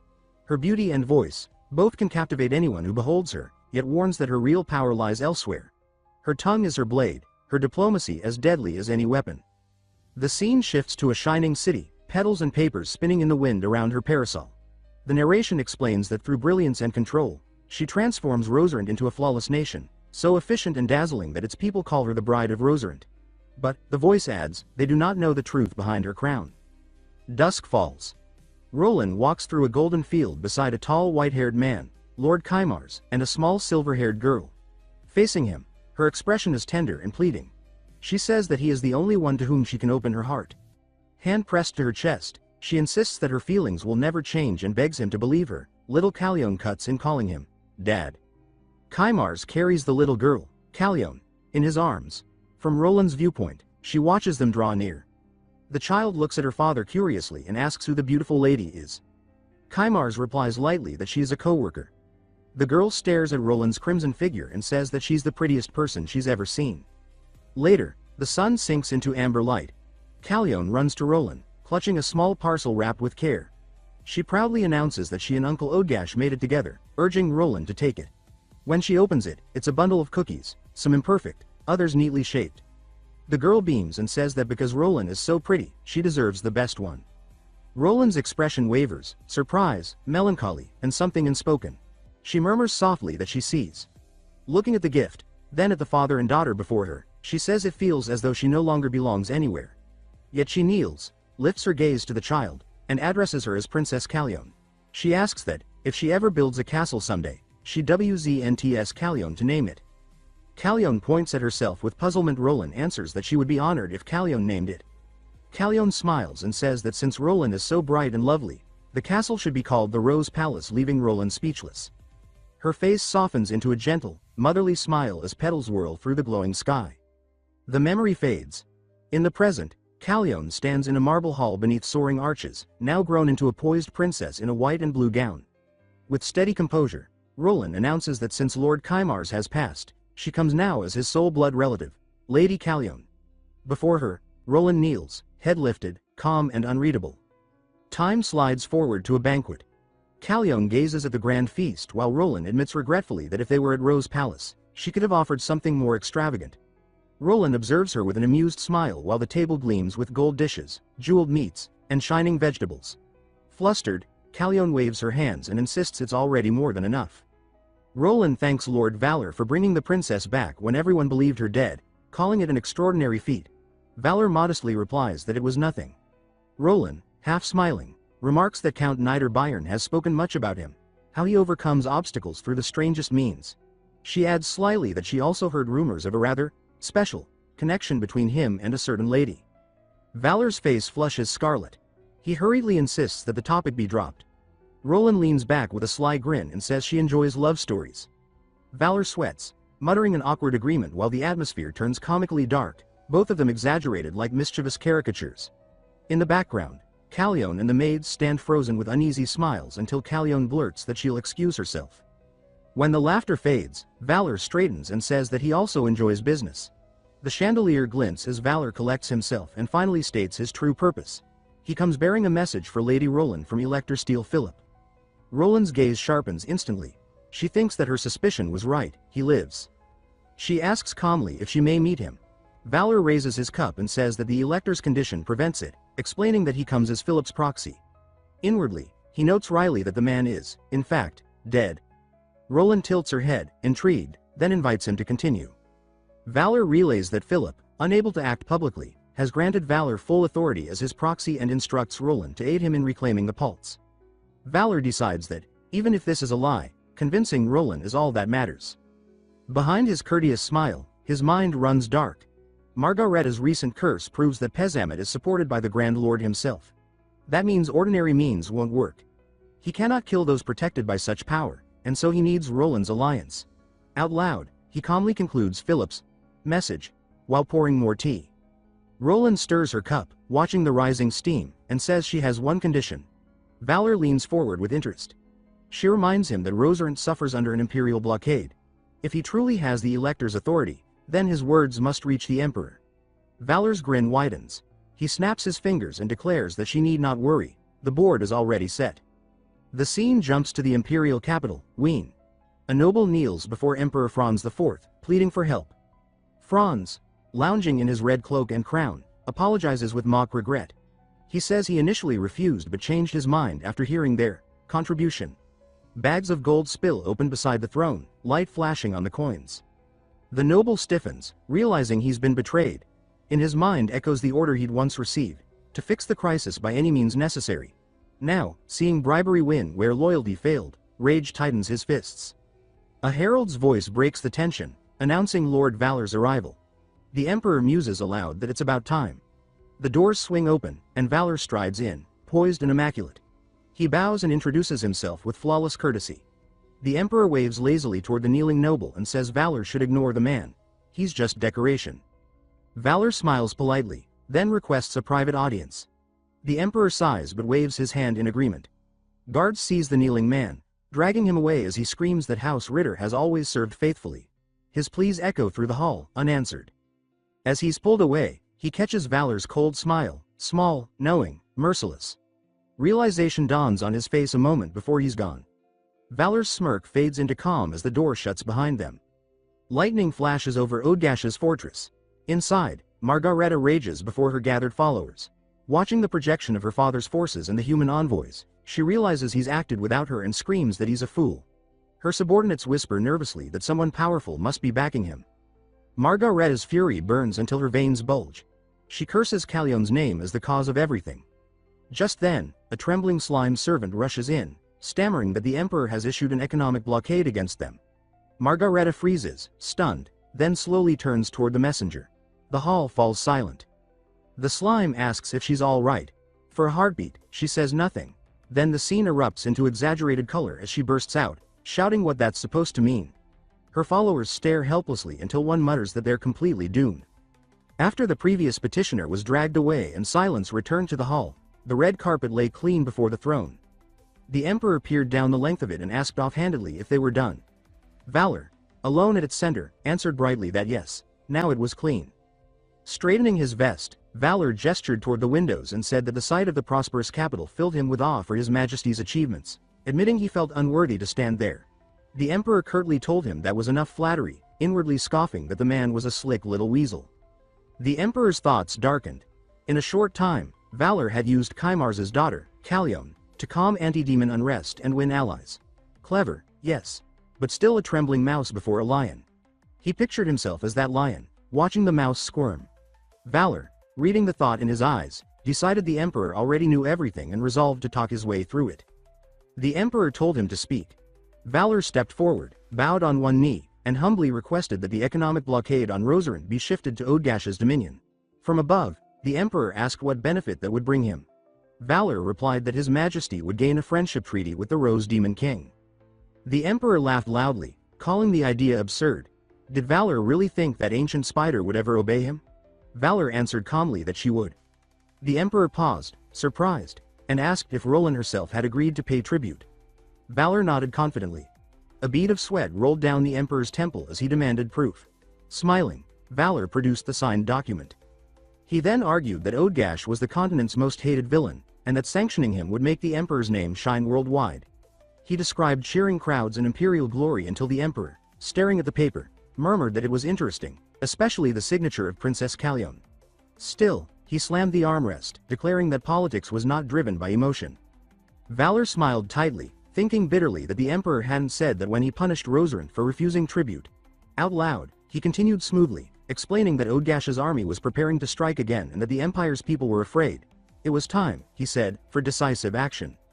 The emperor studied him in silence before remarking that Valor truly had a silver tongue, enough to pay off 10 million florins. Valor bowed, saying his majesty was too kind. In his vision, a faint message appeared. Mephistopheles' acting activated, deception enhanced. Eyes gleaming, he declared that he only wished to serve his sovereign with loyalty. Before he could finish his speech, the emperor slammed his fist down, roaring that Valor was an insolent fool to think sweet words could sway him. He shouted for guards to seize him. Valor cried out in shock as armored hands gripped his arms, dragged away. He thought frantically that something was wrong. Then the world shifted. Music and laughter filled the same palace, now dressed for a feast. The emperor laughed heartily beside Valor, saying he had never met a man with such honeyed words.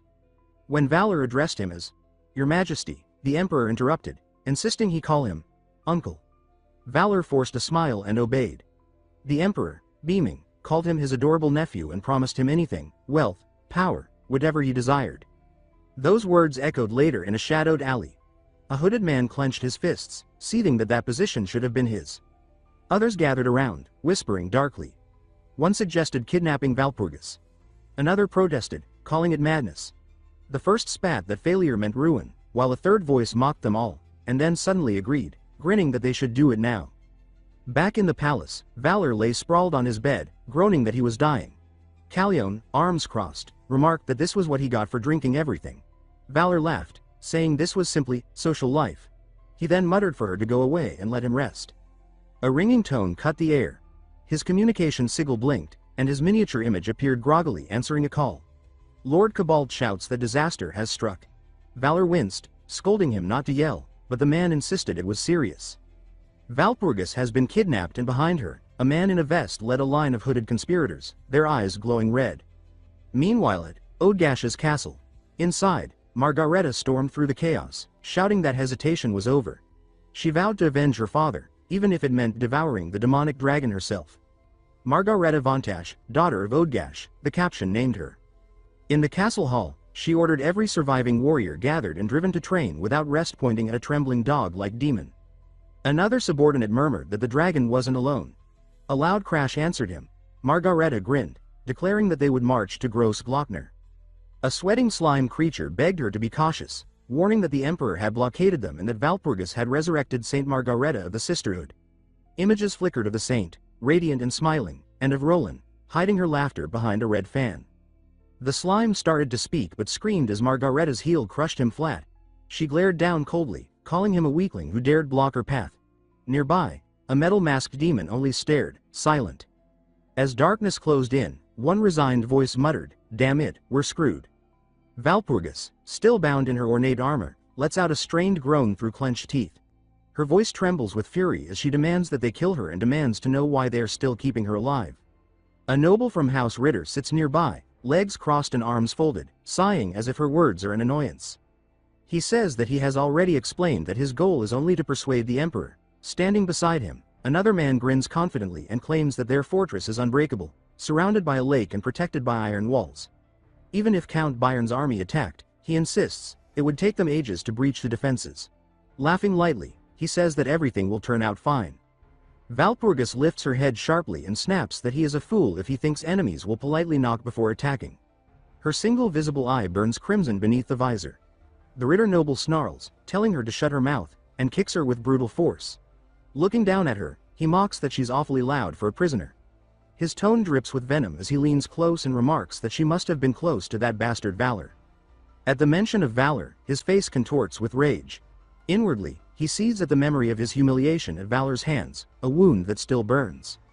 He vows that he will make Walpurgis suffer the same disgrace, forcing her to pay in Valor's stead. Struggling against her chains, she spits that he's pathetic. He laughs, saying that perhaps he is, but taunts that she can do nothing about it now. Stretching his arms wide, he shouts that she's alone, completely abandoned. He taps the front of her helmet mockingly, repeating her name as if savoring the sound. Outside, a guard's shout pierces the night. Someone yells that intruders have been spotted. The Ritter noble stiffens in disbelief, his expression twisting from arrogance to panic. Under the pale moon, dark figures line the fortress walls, cloaked in shadow. A crimson cape flutters among them. On a rooftop, Hexix grins and reports that every unit except Piffenheim, who is on a special mission, is in position and ready to strike. A nervous subordinate asks if he should join.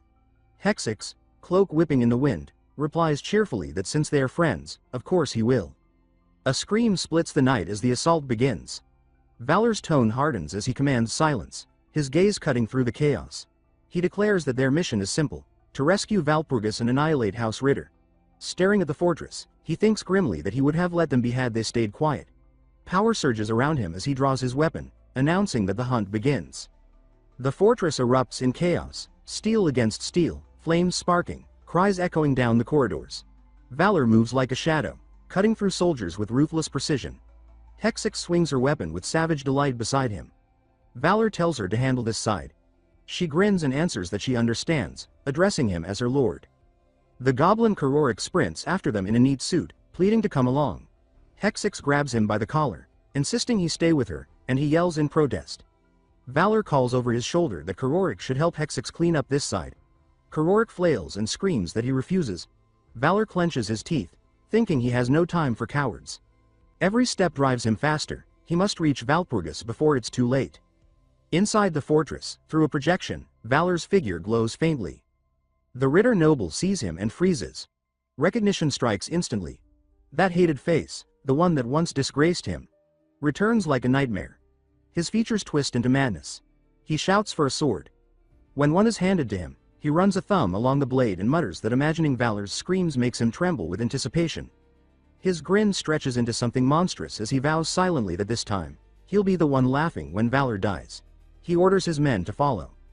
Meanwhile, Walpurgis strains against her restraints. Realization dawns. Valor has come. He always comes for her. Memories flash of battles fought side by side, of his constant presence at her back. Yet now, chained and powerless, she feels fury at her own weakness. A thunderous crack shatters the pillar. Stone splits, and fragments scatter. The Ritter Lord exhales heavily, muttering that everything had been going so smoothly and that he should have gone to the capital himself. His gaze snaps toward her as the chains break. His eyes widen when she steps free, the bindings falling away. He shouts that she actually broke the reinforced barrier, then scoffs that it makes no difference, she's unarmed. He lunges with a roar, shouting that she should die. She pivots and drives a kick that shatters the sword, sending him stumbling. He slashes wildly, demanding how she dares defy him. She meets his attack head-on, countering with a crushing blow that hurls him across the room. Standing tall, she says coldly that she will no longer rely on others. That she will end this herself, addressing him as Lord Ritter. He scrambles back, begging her to wait, insisting that the kidnapping wasn't his idea, that it was his son's foolishness. She answers sharply that it makes no difference. Another devastating strike tears the chamber apart. He collapses, trembling, muttering that she's a monster. She tilts her head, saying that calling a lady a monster is quite rude. The ground rumbles beneath them. Ritter laughs suddenly and declares that the real monster has awakened. He says that if monsters exist, they should fight each other. He bellows for Igor. Elsewhere, Valor rushes through the corridors, demanding to know if he's headed the right way. Over the link, Cobalt confirms that he's tracking through familiars and adds that something, or someone, called Igor has appeared near Valpurgis. Valor repeats the name, puzzled. Cobalt explains that Igor is a weapon under Ritter's command, a human creation infamous for the massacre at Ritter Castle. A beast in human form. Valor mutters that such a thing wasn't in the original storyline. Cobalt asks what he means, but Valor brushes it off, thanks him, and cuts the link. The raging noble charges Valor with a roar. Valor flicks his hand. Dark power blooms under the attacker. The man screams a slur, asking how Valor dares humiliate him like that, and then cries out in confusion, as the shadow creature slams his fist on his head. Valor glances down at the crumpled form and asks what this is, then mutters in irritation that wasted so much time, and sprints on. In the Lord's chamber, Ritter laughs manically as a massive shadow stirs in the dust. The creature rises. A towering abomination of steel and flesh. Valpurgis recognizes the hulking form and realizes this was the monster that ambushed and captured her. She steadies herself, reminding that as a warrior of the Valpurga convent, she must not falter. The giant's aura explodes outward, shaking the chamber. Ritter grins wickedly and says that she just mentioned a word that Igor hates more than anything. The name Valpurga convent. He repeats it gleefully. Valpurgis gasps, demanding to know why that enrages him. Across the fortress, the ground quakes as Igor bellows with fury. Ritter laughs manically, pointing toward her, shouting that the monster should kill the monster. As Igor's roar fills the fortress, Valpurgis braces herself for the coming clash. Steam rises from a meager meal, a lone patty atop wilted greens, with small bowls of eggs and sauce on the side. Margareta slams her fist against the table, demanding to know what kind of pathetic spread this is. The slime servant beside her murmurs nervously that their finances are dire and that they must save Lord Vontash. Outraged, she snaps that they are rich. The slime hushes her, whispering that they even sold the castle because of the blockade. She blinks in disbelief, then waves dismissively and asks if the army is ready. The slime stammers that yes, after using part of the sale money, they completed the soldiers' medical treatments. She smacks him sharply, saying she meant training, not treatment, and orders him to make them strong, not healthy. He protests weakly that treatment was necessary.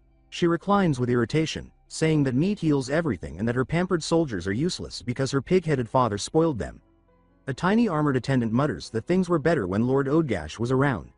She points to the meal and orders them to eat and summon everyone. The small one nods obediently, while the slime droops, thinking grimly that they are doomed. Far away, before a cathedral's rose window, two nuns watch a trembling boy clutching a metal ball to his chest.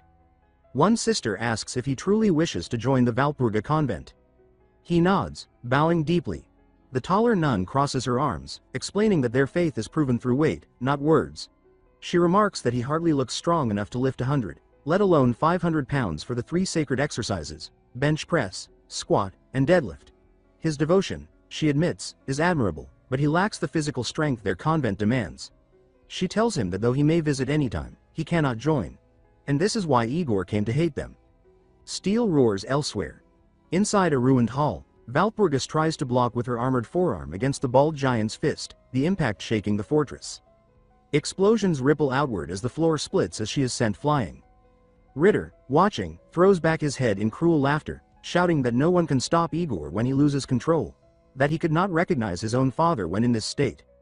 The giant's massive fist sends him crashing through the window. Meanwhile, Valpurgis slides across marble and steadies herself amid debris. She mutters that she doesn't know what triggered his rage but feels the sorrow in every blow. Bracing her legs, she channels golden energy through her fist, hurling the monster backward. Violet power seethes across his body as he rises again, roaring through clenched teeth. Through the thunder of battle, fragments of memory surface, the voice of the nun echoing in Igor's mind. She reminds him that faith is proven by weight, that he was too weak for their path, and that though his heart was pure, his body failed him. The boy appears in memory, performing push-ups, lifting boulders, and years later, smiling proudly at the reflection of his hardened form, until suddenly all his hair fell down and he became bald, truly a huge tragedy. In the present, Igor charges with unstoppable force. Valpurgis dives beneath his swing, drives a knee upward, and exhales a sharp, focused breath before striking again. Rain begins to seep through the shattered ceiling. She steadies herself and says that when his fists no longer waver, she will face him again. Across the fractured floor, they prepare for another clash as debris falls like rain. Outside, she presses a hand to her helmet, murmuring that perhaps she fought too hard, the fortress is crumbling. In the distant corridors, Valor sprints forward, cloak snapping in the storm of dust. The walls tremble around him, and he mutters in alarm, wondering if it's an earthquake. A section of the arch collapses. He shouts for Rublania and cuts through the falling stone with a flash of light, carving a tunnel ahead. Dust billows over him as he curses under his breath. The path ahead is blocked, and a voice in his mind warns that time is running out. A familiar telepathic tone calls him Lord Valor, and asks if he's unharmed. He answers yes and demands to know Valpurgis's status. The voice replies that she's alive but the fortress is collapsing, adding that it has sent its familiar to assist and urges him to rescue her quickly. He glances up to see a bat-like demon fluttering above and thanks it, saying its timing is perfect.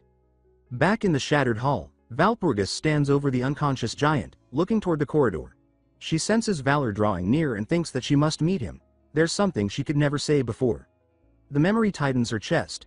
Above her, the ceiling groans and breaks. A flash of white arcs through the falling rubble.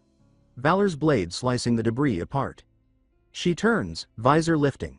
Calling his name, she sees him land through the dust, smiling as he speaks hers in return. Behind her, the half-conscious giant blinks. Valor asks who he is. She says curtly that his name is Igor and that they need to get out immediately. The bat flutters between them, agreeing urgently that they must hurry. Valor nods, saying he understands, and gestures toward the exit. They run through halls bathed in colored light from shattered stained glass. Valpurgis watches him flick his gauntlet, noticing the neat sigil on his wrist glowing with the words, "Magic Glove Storage Active." She thinks it amusing that the hulking brute somehow fits inside that spell. The bat urges them onward, saying it's not far. Valor responds with a strained breath that he knows. As they move, Valpurgis says she has something important to tell him. He answers that he has much to say too, but insists they talk after escaping. She refuses, saying that it cannot wait. He sighs and tells her to go on. She explains that the name, Valpurgis, is a false one, and that her real name is different. He acknowledges her faintly, urging her to focus on leaving, but she raises her voice above the storm and shouts that her true name is Chartier. Valor glances back, smiling despite the chaos, saying that it's a beautiful. His words cut off as the hall rumbles. He finishes softly, calling it a beautiful name, but his eyes widen when a deafening crack splits the ceiling. She shouts for him to look out as another wave of rubble crashes down. An explosion rips through the chamber. Dust engulfs everything as the familiar shrieks that Valor is dead. From the crater below, his voice rises, hoarse but alive, saying that he's fine. He stares at the destroyed ceiling and mutters that it's completely collapsed. Chartier flies to the edge, calling down anxiously. He says he's unharmed and asks about her. She shouts back that she's fine. Above, Hexix drifts lazily into view, laughing softly about what a romantic scene it is. Valor calls her name and says that her timing is perfect, asking for help. He reaches up to Chartier, telling her to take his hand. She nods, reaching toward him. Hexix interjects, counting down that the fortress will collapse in 5 seconds. Both Valor and Chartier scream as the walls groan and the ground splits. He gasps that they need to move. She calls his name, reaching again through the storm of dust. Their hands touch, fingers grazing, just as she cries her true name once more. The fortress finally gives way, towers folding inward, walls swallowed by smoke and flame. Moments later, the three burst free above the collapsing stronghold, borne aloft by Hexax's magic. Sunlight pierces through the haze. A shimmering panel of light forms before them, declaring that Valor has learned Valpurgis's true name, Chartier. Another luminous pane follows, stating that her affection toward him has greatly increased. She smiles, her face flushed and bright, as tiny glowing hearts swirl around her, carried by the wind. Hexix beats her many bat-like wings through the blizzard of dust, carrying him by the wrist while a string of familiars tows her cape like pennants. Far below, the fortress buckles and exhales rubble. She looks up mid-flight and says that he barely made it, adding that a heartbeat later they would all have been crushed. He steadies himself in the updraft and says that he is simply glad he arrived in time. Hexix tilts her cap as the bells on her ribbon chime and says that her lord has a call. He glances aside and says that it is Cobalt. He raises the link with a greeting, but a furious voice tears through the channel, howling his name. He startles and says that the voice belongs to Margareta. The abbess on the line sees that those deranged Ritter vermin dared kidnap Valpurgis. She steadies her breath and says that, in truth, she was already running their way because she intended to find those bastards and beat the life out of them. He repeats in a low murmur that she intends to catch them and beat them, and she confirms with relish that the plan is precisely that. On the ground, soldiers crane their necks as she hovers before the shattered keep and lifts both arms. She proclaims for all to witness the secret technique of the Valpurga convent's abbess, the great Margareta. Light detonates. She roars the technique's name, supernova, and a sun-white pillar drops, hurling soil, bodies, and stone. Standing in the smoking crater with gold radiance running from her hair, she laughs that she is unbeatable. Watching from the sky, he gulps and thinks that he should not act cheeky toward her for a while. Night fractures into a new morning at the administrative heart of Niederbayern, in Landshut, where Walpurgis's villa mirrors a blue pool. Chartier, Margareta and Valor gather beneath the portico. Wheels clatter to a halt as armored men in deep blue cloaks dismount into crisp ranks. Margareta whispers that the guest has arrived. She that it is yet another theatrical entrance, while Valor stares at the wall of metal and stammers that these men wear heavier plate than the Emperor's elite. Footsteps strike the carpet as a tall blonde noble advances under banners. A caption names him Maximilian, Prince Elector of Bayern. Walpurgis breaks from the line and runs into his arms, hair flying, asking if he has been well, calling him uncle. He draws back, searching her face, and asks if she is hurt anywhere and whether she understands how worried he has been. She flusters and says that she is fine, adding that she is safe thanks to Valor. His gaze slides past her toward the rescuer. His voice cools with acid as he says that Valor, vapor, or whatever, should simply disappear as the name implies. She stiffens at the bite in his tone, a bead of sweat slipping down his cheek, and Valor wonders inwardly about the sudden change. Margareta snaps that without Valor they would have been in real trouble. She says that Walpurgis stands here only because Valor arrived so quickly. The prince is already swaggering toward Valor, grumbling that had he not come later than this infernal brat, then, he stops himself, muttering that the boy should consider himself lucky. Valor offers a thin laugh and thinks that with all those men in tow, the prince would not have reached the fortress any faster. The prince suddenly throws his arms wide and shouts that his dear Walpurgis should sleep with her uncle tonight. She yelps and tries to wriggle free while Margareta says with alarm that he should calm down. Watching this, Valor thinks that Walpurgis must have had a hard childhood. Ceremony reasserts itself as trumpets level their tone. The prince proclaims that Valor, for great merit, shall be granted knighthood, and commands him to serve Walpurgis with unwavering loyalty. He bows and says that he accepts with thanks. Later, as he walks the cathedral's aisles, narration runs in his head. He says that the Prince Elector granted him knighthood today, and that even though the man looked sour about it, he could not deny the rescue. He says that Ritter's debt arrived neatly converted into a deed of land. He says that a few faces tightened at the award. In a neighboring hall, Valor projects the Emperor in front of those who protested. The Emperor then slams a hand down and demands to know whether those punks dare show disrespect to his brother. Valor notes that the Emperor says life is about money and power and that the Emperor taught them a pointed lesson. He smirks inwardly and calls them cute little brats. When he finally staggers into his room, he says that the day has been endless. He drops onto the bed and says that the Ritter who harassed Walpurgis is gone, that he is now a formal knight, and that he even holds a small territory. His gaze lingers on the memory of a certain blonde, and he thinks that although he watched her through countless runs, everything about her now feels new. His door bangs open and a blue-haired princess, Callione, storms in. He blurts her name as she points and, with trembling lips, demands how he could do this, saying that he told her to follow, then vanished, and asking what she was supposed to do. He raises his hands and says that she should calm herself. Roland glides in and addresses Princess Callione, advising that the princess stand down for now, compose herself, and challenge again later. The princess blinks and asks if compose means more strength training. She says that under Odgash she already trained enough. Roland waves a hand and says that she means a different kind of composure. Moments later, the princess flushes pink and relaxes. A beat later, the princess declares that she will stand down and orders Valor to answer when summoned, while Roland trills a delighted laugh and takes her leave. Valor rubs his temple, wondering what was just whispered. He says that Roland saved him. A calm voice remarks that vanishing from the capital without a word would startle anyone. He yawns and says that he intends to sleep. Then a gentle call of his name drifts from the balcony. He turns to see Chartier framed by roses, gloved hands gathered at her waist, eyes luminous. She stands within the petals and tilts her head, asking that he walk with her. He startles, warmth flickering across his face, and says that they should go at once. They step beneath a crescent moon. He brushes dust from his sleeves and says that the day truly was chaos. She keeps pace and says that it certainly was. Night insects trill. He steals a glance and says that Walpurgis was an alias. She nods and says that, strictly speaking, it is her baptismal name, adding that the festival for the goddess Walpurga is called Walpurgis. He says that this is why it sounded akin to the goddess of compassion. Inwardly, he recites the pantheon of this world. He says that Rugen is the god of justice. He says that Walpurga is the goddess of compassion. He says that Orbiana rules nature and life. He says that Marga governs light, and he says that Aquila is the sovereign of time and space. Because she serves Valpurga's convent, he gathers nerve and says that Chartier is a lovely name. She colors and says that she is surprised but pleased. He thinks that the name suits her, and she leans closer to say that he may use it when it is just the two of them. He pumps a fist at his side and says that he understands, using it only in private.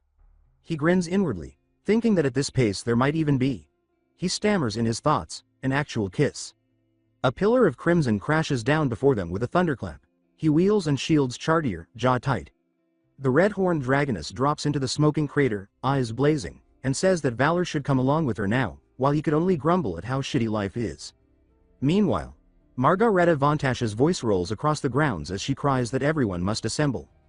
Demons and monsters spill from shadowed hedges into the clearing.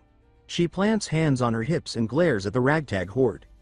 She asks why all of them are in their underwear. A slime bobs and says that they have no money. She argues that they sold the castle. He adds that payments are delayed by the economic blockade.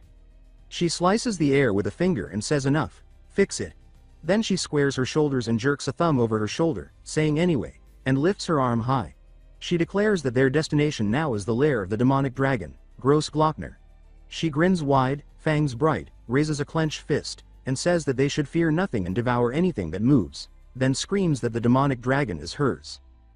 As Shubi carries him through the night sky, Valor loses his temper at the worst possible time. She questions whether he has started some kind of reckless rampage. He rejects the accusation at once and insists that it is nothing of the sort.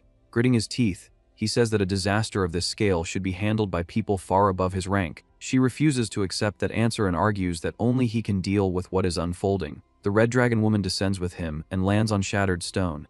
Her wings fold neatly behind her as faint green motes drift through the darkness like scattered fireflies. He turns to face her across the broken ground and asks what she intends to accomplish here. Her eyes narrow as she studies the strange and abnormal energy that had risen from his body moments ago. Inwardly, she thinks that he is cunning enough to toy even with Agesh. Fragments of old memories continue surfacing in her mind. She recalls what she witnessed long ago and becomes convinced that it can only be him. Stepping closer, she presses a finger against his forehead. He flinches at the sudden touch and demands to know what she is. She calmly asks whether he can hear her voice. He replies that he can hear her clearly. She says that this is good and declares that from this moment forward they will form a pact known as a soul oath. He repeats the unfamiliar term in disbelief and asks what such an oath entails. She explains that it requires them to stake their souls as collateral in order to safeguard each other's secrets. She adds that this kind of pact demands a dangerous being to act as its witness. He echoes her words and asks what she means by a dangerous being. Then he asks whether she intends to summon the Grand Lord of Darkness as their witness. When he reads her expression, he realizes that his suspicion is correct. His thoughts turn cautious. When he dealt with Margarita before, he survived only because she carried an angel's heart. He wonders what chance he has now. Raising a hand, he asks what will happen if he refuses. She repeats the word refusal, and purple power swells around her body. The pressure crashes down on him. He braces himself against it, frustration rising, and thinks that she truly ought to rely on words instead of force. He interrupts her and says that he has a condition. If they are going to proceed, he declares that he will set terms. She answers immediately that she understands. He freezes, caught off guard, and asks why she is agreeing so easily. He coughs, steadies himself, and says that he appreciates people who are straightforward. He adds that a dragon's promise is said to be the most trustworthy vow in existence. A slow, intrigued smile curves his lips as he thinks that this arrangement may prove interesting. The dragon woman lifts a hand to her mouth and says that she will first express her gratitude. Determination hardens her gaze as she announces that they should begin. A surge of black, violet power slams down between them, and the air roars as the ritual's force descends. Valor doubles over as darkness presses against him. Through clenched teeth, he says that his mind feels as though it is being torn loose and carried away. The red dragon snarls that he must focus and keep his thoughts sharp, warning that the place he is entering lies closer to the afterlife than to the living world. Through the haze, a blue system window flickers into view with the message that the player's soul is protected. Valor forces his eyes open and says that this is on an entirely different level compared to what happened with Margarita. The world collapses around them, dissolving into an endless black expanse. Valor walks forward into the void, each step answered by hollow, repeating echoes. He scans the emptiness carefully. The dragon's voice breaks through, stating that there is nothing here. She calls his name, Valor, loudly, as if trying to anchor him to himself. He glances at her and asks what is wrong with her, remarking that the expression she is wearing does not suit her. She stammers that he suddenly changed. He brushes aside the comment and says that they should stop wasting time and complete the ritual. She reluctantly agrees. Turning away from them, She spreads her stance and begins the invocation. She calls upon a being darker than darkness and deeper than the abyss. Her eyes flare as she continues, declaring that a small and insignificant being humbly seeks an audience. She calls out to the great boiling abyss. Silence answers her. Valor hesitates and asks whether that was all. She immediately responds that someone is approaching. A ripple spreads across the black surface like disturbed water, forming a widening vortex. From its center, a woman rises slowly, drenched in shadow. Long dark hair hangs heavily over her shoulders. She adjusts a round lens and its chain with composed movements, her expression calm and unreadable, as though she had always been seated there. A voice observes that a dragon and a human stand before her. The dragon stiffens and hurriedly addresses the Grand Lord, attempting to explain their purpose, but the Grand Lord interrupts and states that they have come to form a pact. Valor jolts and asks how she knows. She replies simply that she knows. Leaning forward slightly, a faint smile touching her lips, the Grand Lord states that nothing can be concealed from her. She mentions that this includes Valor's intention to use knowledge of the seven demon couple as leverage.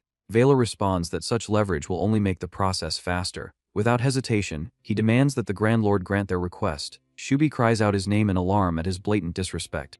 The Grand Lord merely watches, a trace of interest gleaming in her eye. Shubi exclaims that this being is the Grand Lord of Darkness. Valor tells her to wait a moment.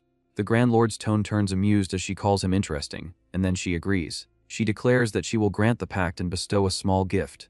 As the power settles over them, she adds that at present Valor cannot withstand 3 sponsors. He stiffens and repeats the number in disbelief. His thoughts race as he insists inwardly that he should only have the sponsorship of he who crouches in the grave. The Grand Lord responds that he truly does not know yet. Valor snaps at her to stop reading his thoughts at will. She only smiles and says that he will discover the truth soon enough. Lifting a finger, she points. A violent explosion of light and pressure erupts, hurling both Valor and the dragon backward as the void screams. As the force pulls her presence away, she says that it will be until they meet again. Her voice lingers once more, expressing that when they meet next, she hopes his vessel will be far larger. Valor strains against the fading storm and forces out a furious, broken protest while darkness swallows the last trace of her words. Valor spits out his frustration and shouts that it is always like this with them. Overhead, thick clouds choke the night sky, leaving only a thin crescent moon to cast a pale glow across the wrecked terrain. In the distance, a towering pillar of purple light erupts upward, rattling the broken earth as if the world itself is groaning. He sways on his feet when a system window flashes before his eyes. It informs him that his stamina and physical resistance have risen dramatically, and that his darkness energy has increased by a large margin. He exhales slowly, as though confirming the change within his own body, and says that this must be the result. The Grand Lord's final words echo in his mind. Her remark about meeting again and hoping his vessel will be much larger lingering like a shadow that refuses to fade. He narrows his eyes and reflects on what she meant. He wonders aloud whether that means he is expected to grow stronger. The red dragon snaps at him immediately and calls him an idiot. She warns that if he ends up marked by the Grand Lord of Darkness, then death will be the least of his concerns. Before he can respond, a violent surge of green energy whips across the battlefield, twisting like a storm. Margareta Fontache appears with wild confidence, raising her weapon high above her head as an emerald aura swells around her. She brings it crashing down, blasting rubble and dust outward in a thunderous explosion. Standing amid the shattered ground, she throws her arms wide, laughs loudly, and declares that she has come for the demonic dragon. Her laughter rolls across the cliffs. Valor stares in surprise and asks who that woman is supposed to be. The dragon, equally unsettled, answers that she has no idea. The horned woman points toward their ledge and orders the demonic dragon to come down immediately. She roars that the dragon should fight her and continues laughing as if she can barely contain her excitement. Margareta Fontache has arrived, brimming with fury. She keeps laughing and shouts the dragon's name, calling her the demonic dragon Schwarz-Teufel.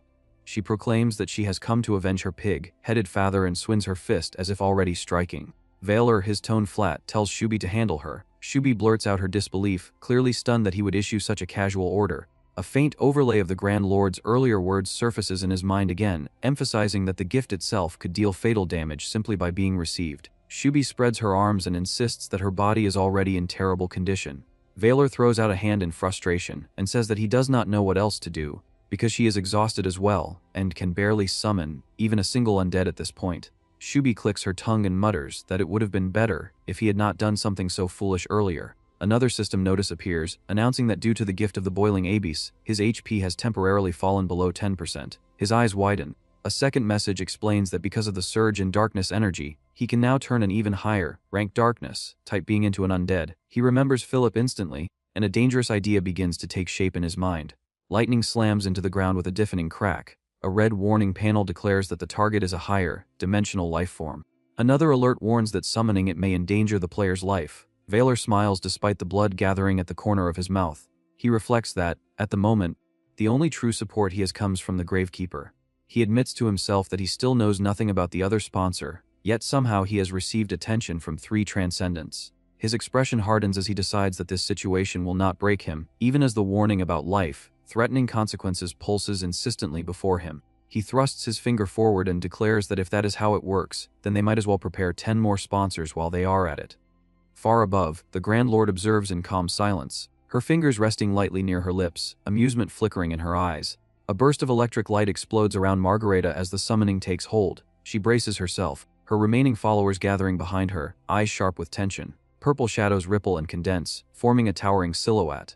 The darkness thickens and crackles until a blond man clad in ornate armor materializes within a storm of violet aura and lightning, standing as if he does not belong in this world. Valor strides forward and tells Philip to stop posing and move aside. Philip's gaze, lit by a faint purple glow, sharpens. The air around him distorts as dark, violet wisps coil like restrained violence. Valor tilts his head, almost amused, and gathers darkness into his palm. A blue message flashes, announcing that Valor has overpowered the soul of Philip, the Elector Steel. A strangled shock escapes Philip as the force clamps down on him. With veins standing out along his temples, Philip snarls that he will kill Valor. Valor merely rests a hand against his chest and calmly tells him to try. Behind them, Margareta points and mocks that Valor truly believes a single undead can stand against her Grand Lord. She pauses, her gaze sharpening as she measures Philip's presence. A furious shout rings out, calling Valor an insolent brat. Margareta's side surges forward, massive figures and a snarling beast, like creature charging together. Philip raises his blade, and lunar black energy coils tightly around the steel. He releases a first-form sword art, then follows with consecutive crescent slashes. Purple arcs slice across the battlefield in overlapping waves, tearing through the attackers and reducing them to shredded remains. Philip lowers his sword and coldly dismisses them as vermin. Margareta goes still for a heartbeat, then bristles with rage. She hurls herself forward, shouting furiously about his insolence, descending from above with her weapon raised to crush him head-on. She charges in a blur, hammering the ground and sending shattered stone and white bursts of debris spraying into the air. She spits that he is nothing more than a rat scurrying around and drives green energy into her movements. Lunging again with a scream, a vertical spear of green power rips upward, but Philip answers with another lunar crescent. His dark arc cleaves through her assault and tears it apart. He slips inside her reach and strikes her hard, snapping her head sideways. Watching her stagger, he remarks that she is merely vermin who relies on brute strength alone. Margareta struggles to steady herself, blood staining her lips, but Philip strikes again. The blow caves in her posture and sends her skidding across the broken ground. One of her companions recoils in panic and cries out for Lady Vontash. From a distance, Shubi observes silently before asking Valor whether Philip truly tore off the arm of the Pulse Elector. Valor confirms that he did. A faint smile curves Philip's lips as Valor comments that such brutality seems far more fitting for vampires. Margareta crashes near the trembling green slime. The creature rushes to her side and anxiously asks whether she is alright. Even with bruises and blood streaking her face, she insists that this level of injury is nothing. Philip advances, his presence heavy and oppressive. The slime, voice tight with urgency, warns that the undead is too powerful and urges retreat. Margareta forces herself upright, blood still on her mouth, and refuses to yield. She snarls that the bastards slaughtered all of her subordinates, adding that they were the ones her pig-headed father left behind. Purple energy coils around her as she regulates her breathing. She clenches her jaw, determined that she must surpass her father. Philip closes the distance in a flash of gold and black. His blade and aura descend like a falling star. A heavy, round-bodied armored follower charges between them and urgently tells her to retreat. Margareta grabs at him in desperation, but Zaguro abruptly strikes her unconscious and passes her to the slime. Understanding his intent, the slime carries her away and tells him to survive and return. Philip drifts forward with a detached, almost bored look and remarks that the absurd creature is not entirely incompetent. The armored undead braces as Philip's shadow falls over him, the moment tightening toward a clean execution. Valor intervenes sharply and orders them to stop. With his arms folded, he calls Philip by name and commands him to spare Zaguro. Philip pauses. The armored figure remains crouched, waiting. The killing intent in the air eases slightly as Philip turns away in obedience to Valor's command. Shubi watches from beside Valor and asks why he would spare someone like that. Valor answers with a faint smile that he does not kill without reason. He adds that the one he spared may prove useful later. Elsewhere, beneath a blood-red moon, a blonde woman staggers through the darkness, her breathing ragged as hooded figures close in around her. A system title identifies her as the protector and peerless swordsman Falk. She grips her sword with both hands and surges forward, cutting down the attackers as steel clashes and blood splashes across the ground. Fawk swings again, shouting through her exertion as she carves a path, but one assailant slips behind her and drives a weapon into her back. Her body jolts, her eyes widening as the blade pierces deep. The world fractures into flashing alerts. A cascade of red error messages floods her vision. A final system notice appears, declaring that Protector, Peerless Swordsman Fawk, has been killed. Zaguro's massive armored frame lumbers forward through the settling dust. A voice calls out that he is still alive. He stretches a metal hand toward Margarita as if to check on her condition, but she lashes out and strikes him aside, her face twisted with anger.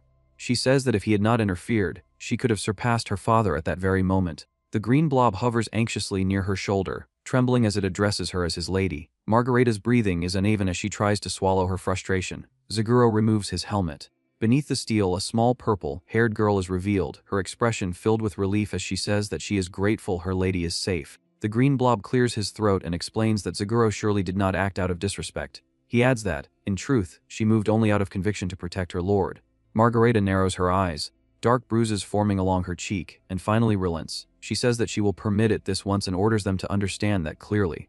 Zaguro offers strained thanks, and the green blob quickly adds that it is good and that the matter is settled. At that exact moment, a flood of red system errors crashes across Valor's vision. The alerts declare that Guardian, Peerless Swordsman Fawk, has been murdered. Valor jolts violently, calls out Shubi's name, and demands to know whether a Guardian has truly just been killed. He insists that if she knows anything, she must speak immediately. Shubi's expression tightens as she asks whether the Guardians are connected to the seal. Valor can only stare at her, confused by the sudden shift. Without another word, Shubi grabs him and tells him to follow her. She drags him down a steep rocky passage. They plunge through a gauntlet of traps, their bodies skidding, bouncing, and crashing through the darkness as they descend deeper underground. Mid-slide, Valor protests that she could have explained before dragging him off like this, and he demands to know what is happening. Shubi keeps pulling him forward and tells him to endure just a little longer because they are almost there. They burst into a sealed chamber. Heavy chains crisscross a massive door, and green fumes seep from its edges in slow, poisonous breaths. Shubi reminds him that she once said there was something tied to the survival of the world itself. She declares that this is exactly what she meant. Valor's expression hardens as she states plainly that if this seal breaks, the world will end instantly. She announces that she will open it. Valor's alarm spikes, and he asks whether there could possibly be something even worse behind it. The chain structure trembles. With a grinding metallic shriek, it shifts, and green poison gas explodes outward. Valor recoils, coughing violently, and demands to know what kind of poison this is. A system message flashes that the player's soul is protected. Through the swirling fumes, he catches sight of what lies beyond and reacts as if he recognizes it. Another heavy clang reverberates as the seal shifts again. Shubi looks back at him and asks whether he understands now. She explains that what is sealed here is a body fragment of the Grand Lord of Darkness, known as Thrashing Death. She adds that for the past half-year, the seal has been steadily weakening. Valor repeats the time frame in disbelief. In his mind, it aligns far too neatly with the time Philip died. He recalls the old warning about interfering with the world's will, and the resulting increase in game difficulty. He realizes that the message he received back then must have been pointing to this. Shubi continues, saying that when the Guardian was killed, the seal weakened further. She concludes that there must be something operating behind the scenes. She then turns to him and asks how he managed to summon a Guardian as an undead. Valor hesitates, caught off guard, and wonders how to answer without admitting that he killed Philip himself. He chooses to lie. He explains that when he found Philip had already been killed by those strange entities, and that he merely recovered the corpse. Shubi studies him carefully, then says that she understands. She adds that because he is someone recognized by the Abyss, she will trust his words. Valor looks away. Shubi states that regardless of everything else, they must stop this. An image of a writhing, many-eyed horror flashes vividly in her mind. She says that if Thrashing Death fully revives here, the world will truly end. Her half-lidded gaze turns cold as she confirms that it will not be a metaphor. The world will end. Valor folds his arms and says that he understands what she is implying. He summarizes that they simply need to keep something contained. He repeats that the sealed fragment belongs to the Grand Lord of Darkness, Thrashing Death. He lays out the structure as he sees it. Hidden forces attempting to break the seal, guardians protecting it. As he speaks, he remarks that he is beginning to see the deeper framework of the game itself. He glances down at his own hand, as if weighing fate in his palm, and wonders whether this might be the true ending route. After a brief silence, he decides to accept the situation for now. He says that, just in case, he will leave Philip stationed there. He instructs Shubi not to destroy him because he may prove necessary later. Shubi responds with a short, clipped thanks. Valor adds that she probably does not care, but they have only just become a knight, and handling something like this alone is excessive. Shubi's lips curl into a smug smile as she informs him that he can relax. She says that she has an ace prepared. Later, she returns him to Landshut Valpurgis's villa. She carries him through the night sky and drops him near the estate grounds. She tells him that from this point forward he will be walking alone. Valor replies casually that he understands. Before she leaves, he turns back and asks whether she has forgotten something. With a teasing grin, he reminds her of what she once said about adjusting herself to him. Shubi freezes, visibly flustered. She hurriedly declares that she is leaving, then launches into the sky and waves a quick farewell before disappearing into the darkness. Left alone, Valor smirks and remarks that from now on, all of Shubi's florins will belong to him. As he says this, he notices movement nearby. Valpurgis's uncle is standing by the villa wall, putting up notices. Valor approaches and stares at one of the posters. His own face is printed clearly on it, labeled as a search notice with a reward written beneath. His expression stiffens, and he snaps in disbelief at what he is seeing. Still processing it, he turns and stammers as he asks whether Valpurgis believed he had gone missing, and actually posted these everywhere. The uncle reacts irritably and confirms that is exactly what happened. He mutters that Valpurgis could have simply left it alone and questions why they went through all that trouble. Before the uncle can continue, Valpurgis rushes in and clings to Valor, calling his name. Valor repeats her name under his breath, visibly unsettled. The uncle explodes in outrage, yelling at her to get off him and demanding to know what she thinks she is doing in public. At that moment, Margareta storms into view and scolds the uncle sharply, telling him to leave at once. Valor blurts out Mari's name in surprise. Mari welcomes him back warmly. She comments that he even managed to get along with a dragon and calls it impressive.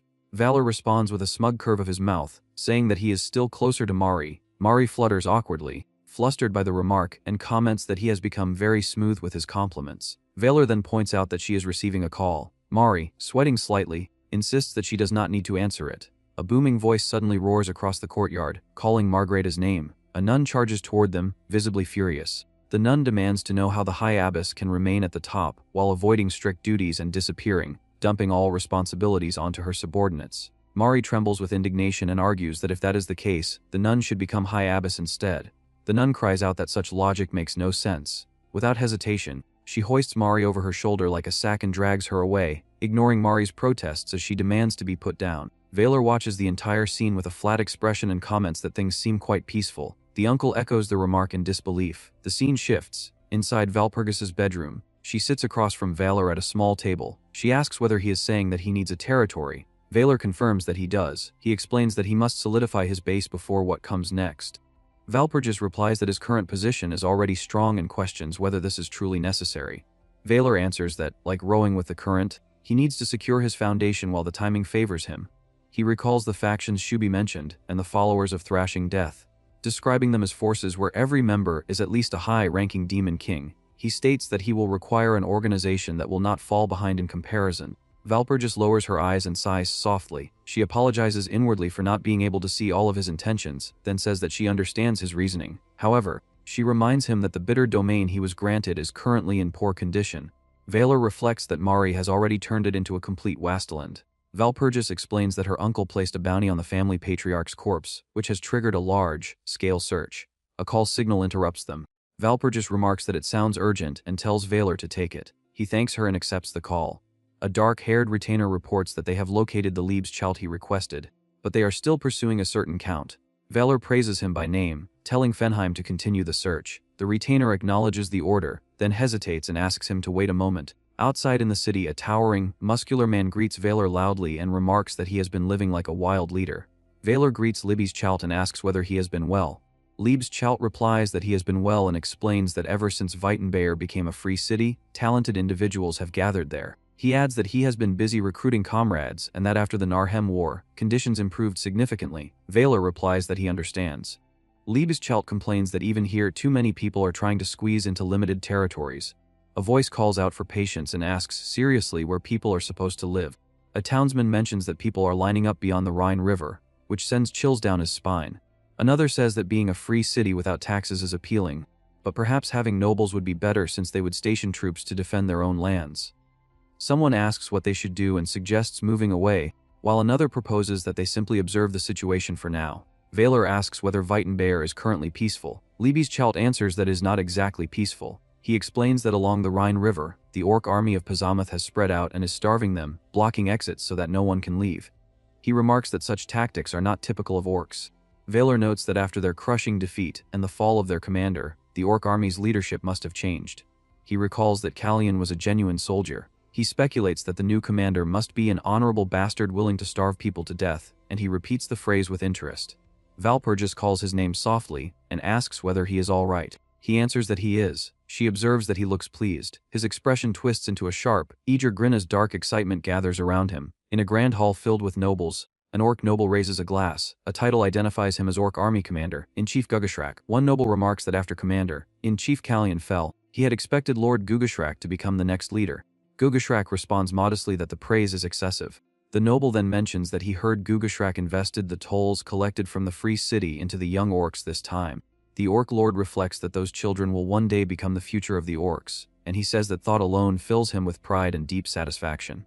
Around him, his subordinates pour out praise, exclaiming that this is exactly what they expect from Lord Gugashrak, and they say that his affection for his people truly shows. They gush that even his character is remarkable. The atmosphere breaks when an orc soldier rushes into the hall, shouting for the general. He reports in alarm that posters have been plastered across every village beyond the Rhine River. Gugashrak demands to know why such a commotion is being made and snatches a poster to read it himself. The instant his eyes take in the words, fury ignites across his face. He tears the paper apart with shaking hands, shredding it in rage. He roars an order for them to find out immediately what is happening beyond the river. A subordinate snaps to attention and says that he will carry out the command at once. The scene shifts to the free city of Weitenbeer.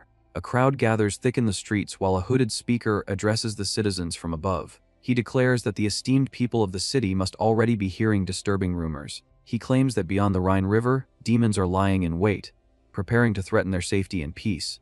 He urges the people to look closely at those standing among them, then accuses certain figures of throwing away the city's security by colluding with demons. He insists that those same people are now leading the city council, and he asks how any of that could possibly make sense. The crowd erupts. Voices shout that traitors should be punished immediately, and that traitors deserve to die. The hooded figure proclaims that this is the moment for them to become one body. He says that survival depends on driving those greedy orcs back beyond the Rhine. He demands unity, and the crowd answers with roaring cheers. Orcs within the city try to push forward and stop it. They shout for everyone to quit this madness and angrily say that they cannot believe humans would swallow such nonsense.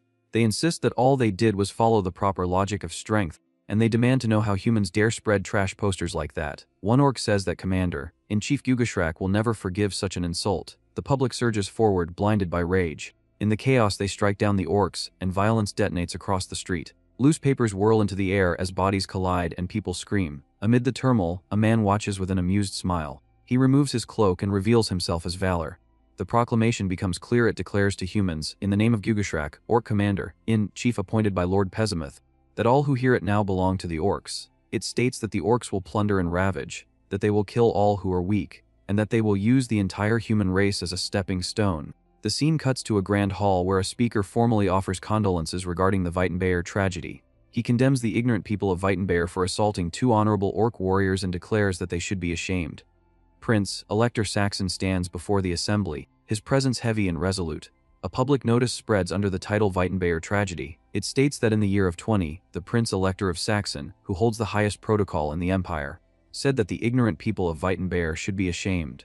It further declares that the empire's intention is clear and that Weitenbeer will be cut loose. Then the scene shifts again, this time into bright celebration. Confetti rains down as people shout Valor's name again and again. Valor steps forward in ceremonial attire while voices cry out for him and proclaim long life to Sir Valor. The crowd roars, surging with raised hands as he advances. Valpurgis tells him that everyone is welcoming him and urges him to say a few words. Valor looks out over them and thinks about how he started as a commoner, yet now stands here. He admits to himself that after everything he endured, after coming this far, he has finally reached this position. He acknowledges inwardly that even if he used the power of agitation, the important thing is that he climbed to this height. He begins to address the citizens of Weitenbeer, then steels himself with the thought that this is where it truly begins. He thrusts his arm upward and shouts for everyone to move forward.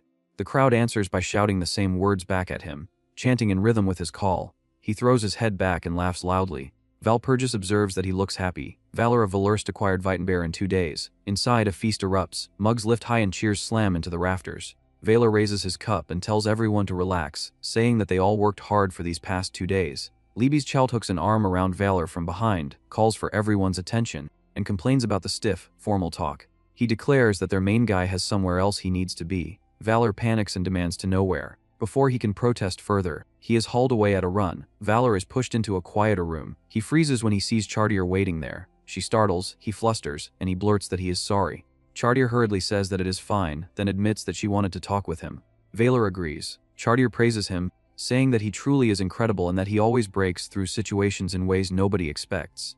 Valor refuses to accept the praise and insists that he only used wit in each moment. He adds that it was the same back then with Philip and the same yesterday as well, and he says that he does not deserve admiration like that. Chartier tells him not to belittle himself.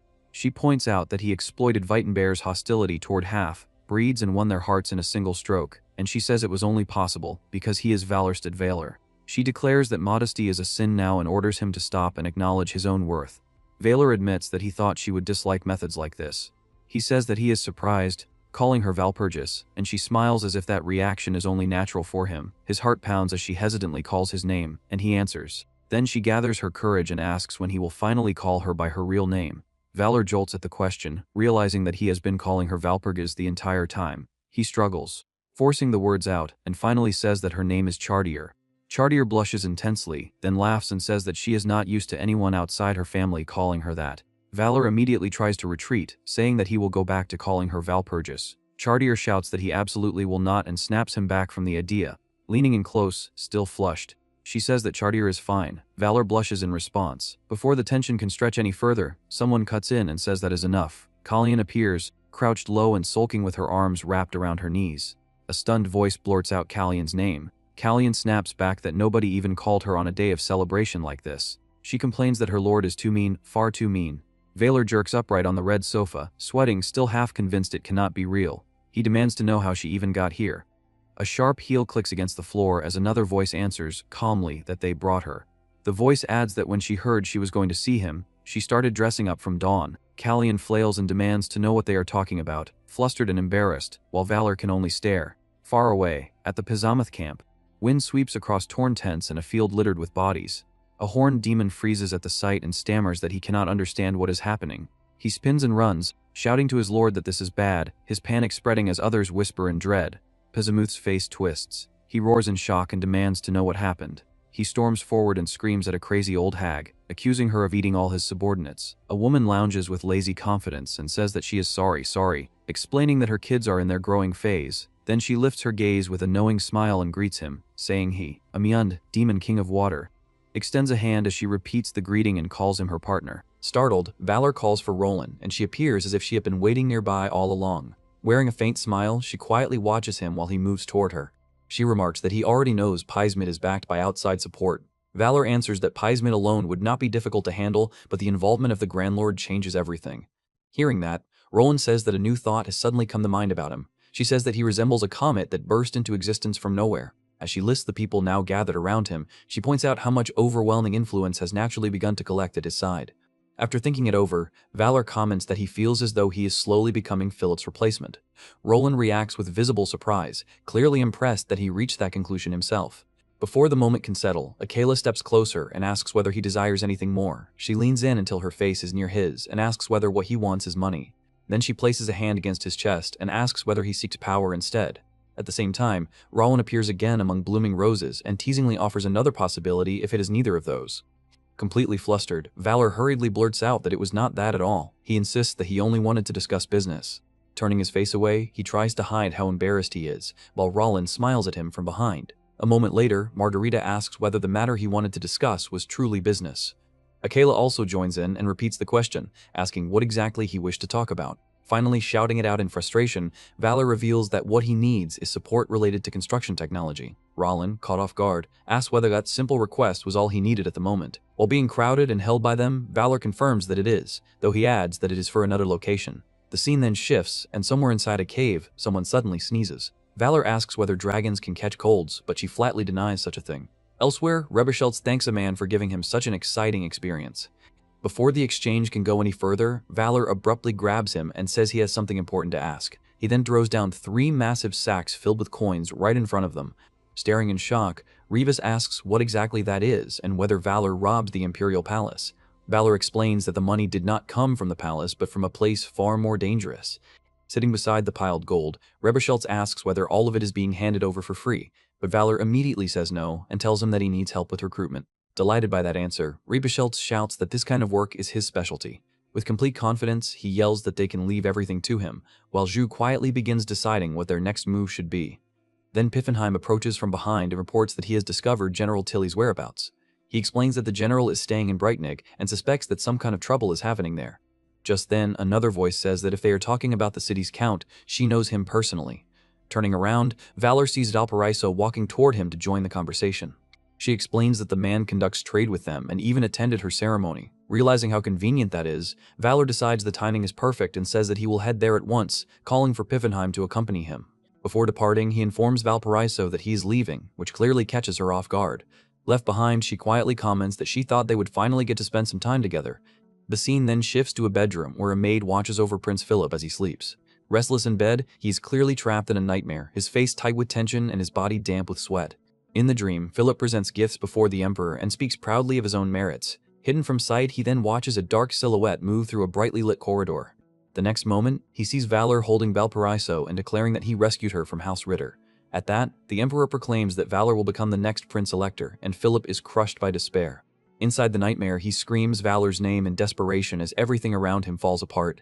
Then he tumbles down into a dark abyss, sinking deeper and deeper into the blackness of the dream. He suddenly jolts awake, screaming as his hands clutch the sheets, startled and disoriented, and knocks a glass onto the floor. Grinding his teeth in fury, he curses Valor as a weasel, looking completely consumed by rage. The scene changes again, and a voice snarls that this time Valor will finally be killed. A man shouts that old Tilly belongs to him and threatens violence with a club. When Valor arrives at a forest with Piffenheim, he asks whether this is really the correct place. At that moment, a small boy appears and asks whether they came to see Grandpa Tilly. Smiling brightly, the child offers to guide them there. Confused by the sudden encounter, Valor and his servant exchange silent looks for a moment. The boy runs ahead and loudly announces that Grandpa Tilly has visitors. As they draw closer, Valor is startled when the old man greets him by name. But the moment Valor tries to speak, the old man cuts him off and demands complete silence. Without warning, the old man yanks a gigantic fish from the water, stunning everyone present. Amused by Valor's reaction, he laughs and remarks that someone so famous should not be so timid. Then, with a sharp and intense stare, he tells the young man to look more carefully. A moment later, he brings the rod down on the enormous fish and handles it with astonishing skill. As he cuts into it cleanly, he cheerfully celebrates the fact that they now have a side dish for the day. Watching all this, Valor realizes he is standing before a genuine living legend. As the boy clings to him, the old man is revealed to be Count Johannes von Tilly. Once Valor recognizes him, he can only stare in awe at the famous figure before him. It becomes clear that this is indeed the renowned Count Johannes von Tilly himself. With a faint smile, Valor watches the Count and his grandson together. Quietly clenching his fist, he resolves that he will recruit this man no matter what. In a flashback, it is explained that Tilly was once a legendary commander, a man capable of securing victory through countless wars across the years. In those days, Count Johannes von Tilly stood at the head of armies as a terrifying and commanding presence. Yet at some point, he began rejecting every offer that came to him. Sitting there in thought, Valor realizes that no one truly knows why such a man vanished from public life. During the meal, Valor compliments the boy on how healthy and energetic he looks. Trying to ease into the real discussion, he addresses the old man as General Tilly, but the Count immediately rises and says that he must leave. Seeing that reaction, Piffenheim comments that the man clearly has no intention of listening. The boy then asks whether they also came to butter his grandfather up like the others. Turning to the grandson, Valor asks whether he knows anything useful. The child stretches out a hand and says that any information will require payment in return. He warns them that nothing in this world comes free. At that moment, an irritated old woman shouts and demands to know why they have returned again. The grandson, insisting that the visitors seem decent enough, asks her to tell them Tilly's story. She studies the two men carefully, giving them an openly suspicious look. Then she asks whether they are capable of keeping a secret, and Valor immediately assures her that they can. After that, she begins revealing the story of what happened. In a flashback, Tilly rides beside a woman on horseback near a river. While admiring the beauty of the lake, he hears that her ancestors had protected that land for generations. He then reveals that, once he retires, he intends to spend the rest of his life there. The woman smiles softly and says that she understands exactly why he feels that way. Looking out over the river, Tilly thinks that such a future would be a fine dream. But the memory shifts, and he is shown pouring liquor over a stone grave. Speaking to the headstone, he says that he brought the rum his mother used to like. Tightening his fist, he swears that he will protect that land. The flashback then changes again, showing a nobleman and his guards confronting Tilly and addressing him as general. Smiling coldly, the nobleman asks how much longer Tilly intends to remain stubborn over the debt. The old woman recounts how they shouted for the man to leave because they would never surrender the land. But the nobleman merely says that it does not matter, because in the end it is only a matter of time. He advises Tilly to listen carefully and cooperate while he is still being polite. Returning to the present, Valor realizes the matter runs much deeper than he first assumed. With a sly grin, he comments that the existence of debt actually makes the entire problem much easier to solve. The scene shifts to a mansion, where the Count of Brightnag stands on a balcony with a glass in hand. Bitterly, he complains that because of Valor, the prince no longer pays attention to him. Then a sudden idea forms in his mind, and he seems convinced he has finally found a solution. Looking out over the garden, he decides that he must secure that land for the prince. At that exact moment, a maid rushes in and warns him that someone has suddenly broken into the estate. Then Valor appears right in front of him, causing the Count to scream his name in shock. Valor seizes the man and mocks him as a spoiled mama's boy, leaving the Count utterly confused. Pointing straight at him, Valor explains that he is not doing this for himself alone. Hearing the commotion, the maid decides she must hurry outside and warn everyone else. But before she can move, Piffenheim appears in the doorway with a terrifying expression. She freezes on the spot, staring at him in complete shock. Just as she is about to scream, he silences her and warns her not to make a single sound. Meanwhile, Valor tells the Count that this is a once-in-a-lifetime opportunity for both of them. Then he asks Piffenheim what this entire situation means from their side. While restraining the maid, Piffenheim loudly states that the Count and the prince are closely connected. Still trapped in Valor's grasp, the Count nervously asks what they intend to do about the land. Valor immediately roars in his face, demanding to know whether they are not supposed to be the best of friends. Then he shoves the man and warns that if a friend dares meddle with Tilly, he will cut ties without hesitation. Back in the open field, General Tilly glances over his shoulder and notices them coming. With clear regret, he says that he had asked them to keep his present circumstances hidden. Still unconvinced, he questions whether the Count would truly abandon such a desirable piece of land. Valor confirms that it is true and makes it clear that the Count has already agreed. Forced into it, the Count declares that he surrendered the land in exchange for friendship. Hearing that, the general repeats the word friend with open suspicion. Throwing an arm around the Count, Valor cheerfully assures him that they are indeed friends and says that he will put in a good word for him. The grandson then bids his grandfather Tilly farewell and wishes him a safe journey. Stepping forward, the boy says they should not worry about the place. Asking him to return safely, the old woman jokes that he is acting restless again. Wearing a confident smile, Valor keeps his eyes fixed on the old general standing before him. In the end, Tilly embraces his grandson and accepts the request. Delighted by their success, Valor and Piffenheim raise their thumbs together in celebration. A window then appears, informing Valor that Count Breitnig has been added to the list. Another message follows at once, confirming that Count Tilly has also been successfully recruited.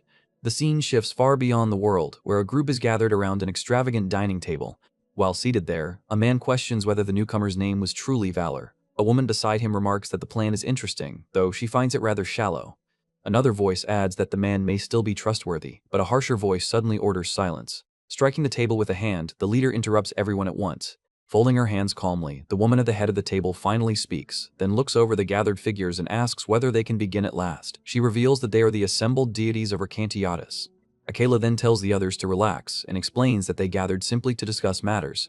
After that, the man dressed in white offers to begin the lengthy discussion. He questions Sovereign Aquila, asking whether bringing Valor into this was truly wise, but she reassures him that everything is moving exactly as intended.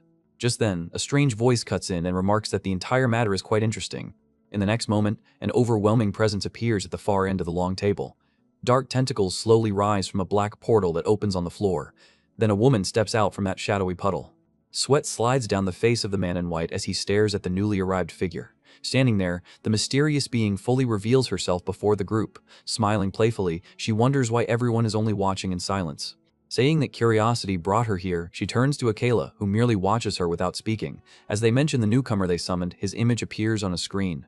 The scene then changes again, showing Valor riding through a forest alongside General Tilly. Laughing loudly, the general says that Valor truly is an extraordinary man. Tilly remarks that Valor already possesses territory of his own, but Valor warns that this is only the beginning.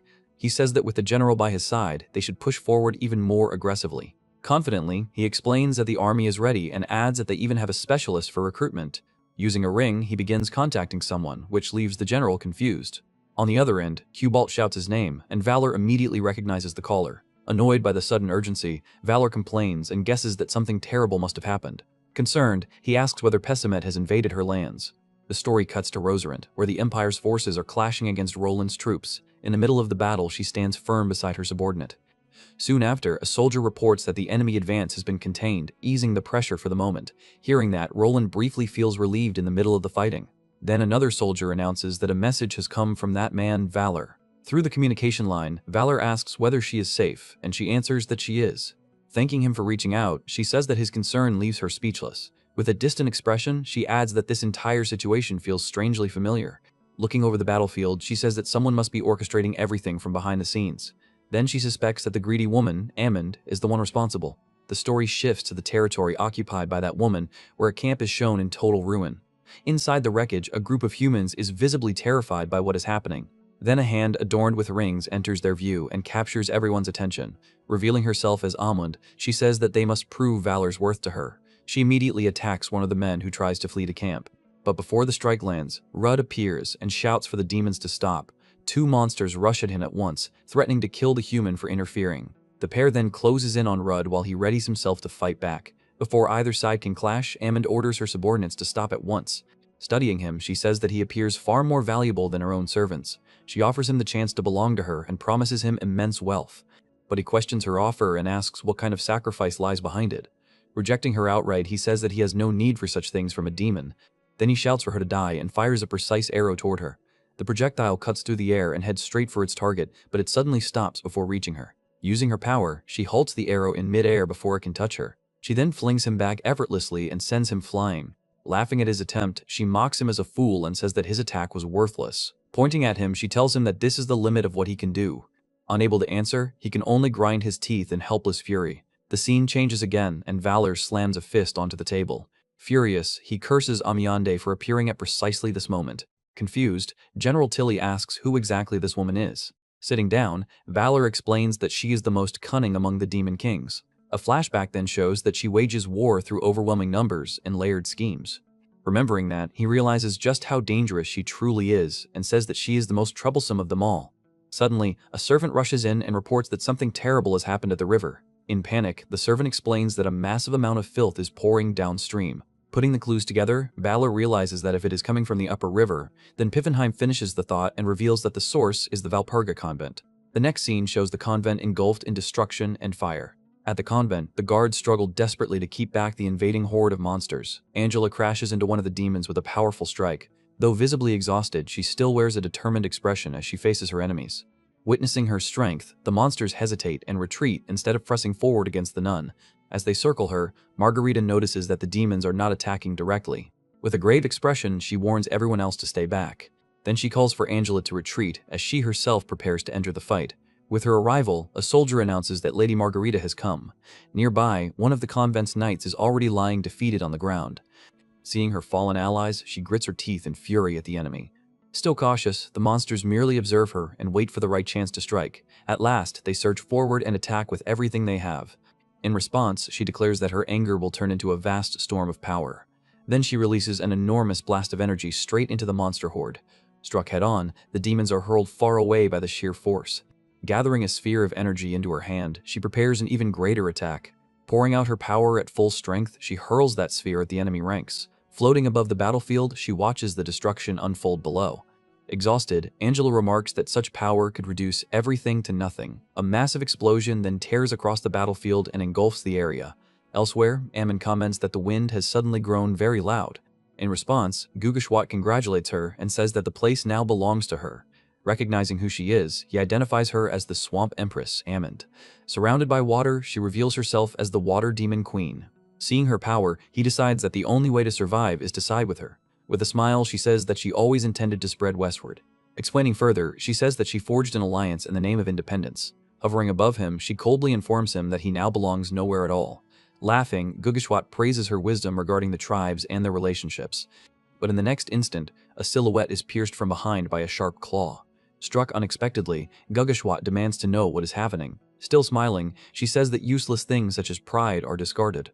Bleeding from the mouth, he glares at her in shock and pain after the betrayal. Then she kicks him away and says that only those who seize opportunity are allowed to survive. As he crashes into a pit, he yells at her to stop speaking nonsense. Struggling back to his feet, he orders his warriors to kill every water demon. In desperation, he shouts for his men, but no one responds. Smiling calmly, she simply commands her demons to devour them all. At her order, one of the water demons begins transforming into an even more grotesque monster. Back at the convent, Margarita prepares another attack made of concentrated energy.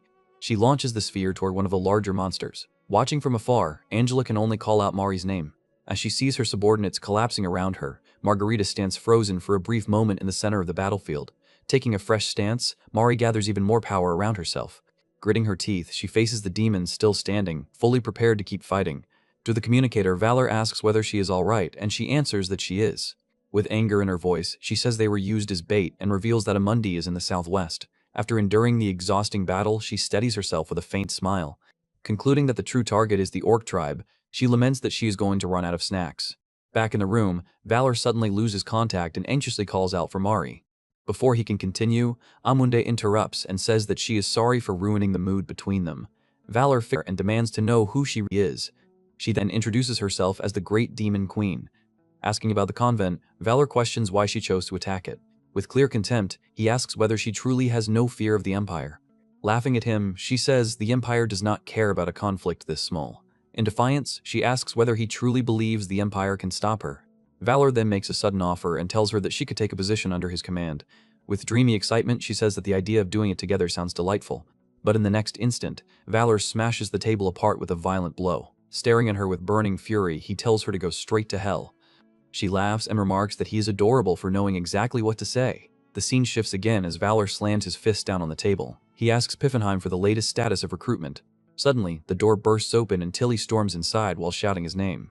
Right behind him, Mari arrives and explains that she lost contact and came running immediately. The moment she sees Tilly, she remarks that it has been a long time. Then she turns to Valor and urgently asks what happened. He says nothing and only stares at her while she continues giving her report. Elsewhere, the Brotherhood's building rises under the night sky. Mari angrily complains that Amundamol sealed away the lake's water dragon. She explains that the dragon had been the one restraining the water demons all this time. According to her, that dragon was responsible for overseeing the others, including Amundamol. She adds that the pollution became this severe precisely because of Amundamol's actions. Looking toward the Emperor's side of things, Mari asks whether he intends to do nothing and simply watch. Valor concludes that they will somehow have to solve this problem by themselves.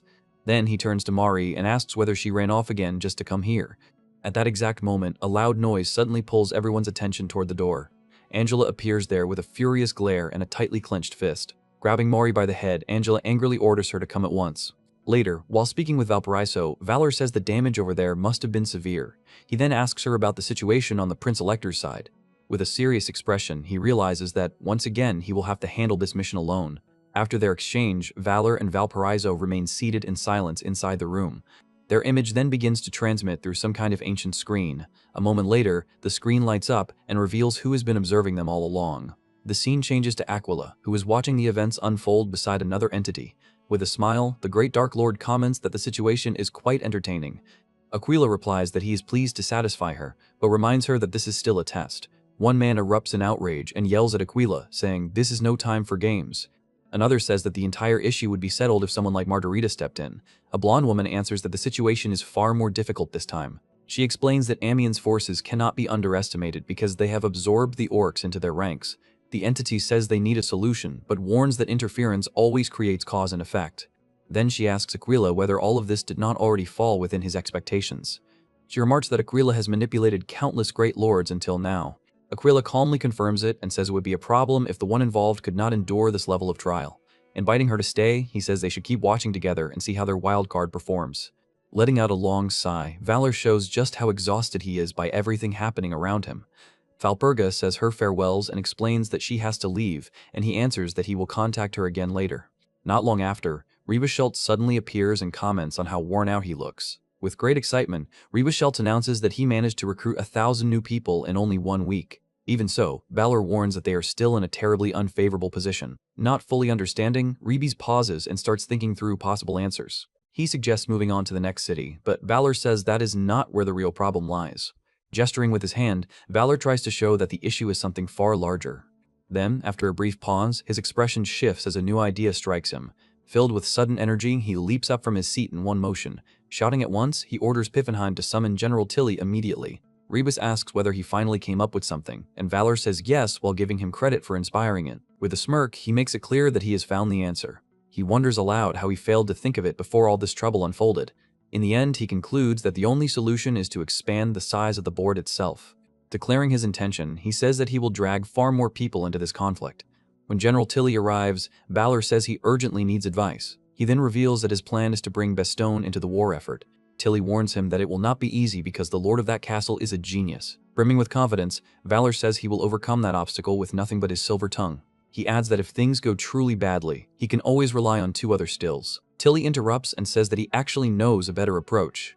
The scene shifts to Bastogne, where Valor arrives and finds someone waiting at the castle entrance. Welcoming him politely, the woman turns and introduces herself in a formal manner. She says that her name is D'Artagnan and that she serves the lord of the castle. She then asks who his companion is, but Valor assures her that the man can be trusted. Without saying a word, she stares intently at the hooded figure beside him. Tilly also remains silent and keeps his identity hidden for the time being. After a moment, she seems to understand and invites them both inside. Once they enter the office, they wait for the lord of the castle to begin the meeting. Referring to the letter, Valor says that he heard the castle is facing some difficulties. Tea is placed on the table, quietly marking the true start of their conversation. Introducing himself, Richelieu says it is an honor to meet him since everyone has been speaking about Valor. He adds that Valor's reputation is indeed impressive. Lifting his cup, he prepares to give his final answer. Without even hesitating, he declares that he is refusing the request for cooperation entirely. He explains that Valor is nothing more than a countryside mercenary. On top of that, he points out that Valor's methods are full of threats and extortion. To make matters worse, he brings up the rumors that Valor formed an alliance with the demonic dragon. Explaining his position, Richelieu says he has no choice because of the pressure weighing on him. The hooded man agrees with that judgment and praises the young lord's sharp understanding. Then, with a faint smile, he addresses Richelieu directly and draws his full attention. Removing his hood, he reveals who he is, leaving the lord utterly speechless. Recognizing him, Richelieu asks whether he is truly General Tilly. Laughing at the stunned reaction, Tilly says that he moved to this region some time ago. Still seeking certainty, Richelieu asks whether everything he just heard is true. Tilly confirms it and says that Valor inspires far more trust than his appearance suggests. To Richelieu's surprise, Tilly then explains that Bastogne is like a second hometown to him. With a grave expression, he continues and reveals how deep his history with the place truly runs. He explains that he had been close friends with the former lord, Antony. Then he asks Richelieu whether he knows the real reason Tilly abandoned the battlefield. Confirming that the suspicion is correct, he says there was another cause behind it, and notices that Richelieu wants to hear the rest. Tilly explains that the world began treating him as though he were no longer necessary. Outraged, Richelieu shouts that such treatment makes no sense for a legendary general welcomed across the continent, and Tilly thanks him for those generous words. Tilly then says that such praise only exists because Richelieu personally thinks highly of him. Continuing, he says that if the Empire had truly welcomed him, it would never have neglected his parents' graves the way it did. Then he explains that when he found himself trapped in his city with nowhere else to go, one thing changed everything. He reveals that this was when Valor came looking for him. Folding his arms, he finishes speaking while staring out through the office window. Then he looks back at the Lord and asks what he thinks of the matter now. Left speechless, Richelieu stares at the general and quietly processes everything he has heard. Shaken, he remembers his own past connection with Lord Antony. In a flashback, he recalls the teachings, guidance, and encouragement he once received. He remembers the days when he was only a young boy serving the city's lord. Back in the present, his eyes turn toward Valor, who watches him in silence. Looking directly at Valor, Richelieu asks whether he can return beloved Bastogne to him. Keeping a neutral expression, Valor replies that he does not know whether he can promise that. Irritated by the answer, D'Artagnan shouts at him for joking in such a serious moment. Richelieu agrees that the matter is not simple, especially because he himself never even met Count Antony. But with a resolute look, Valor says that there is one thing he can absolutely promise. Reaching out his hand, he vows that he will drive out Jacquer and the Prince Elector.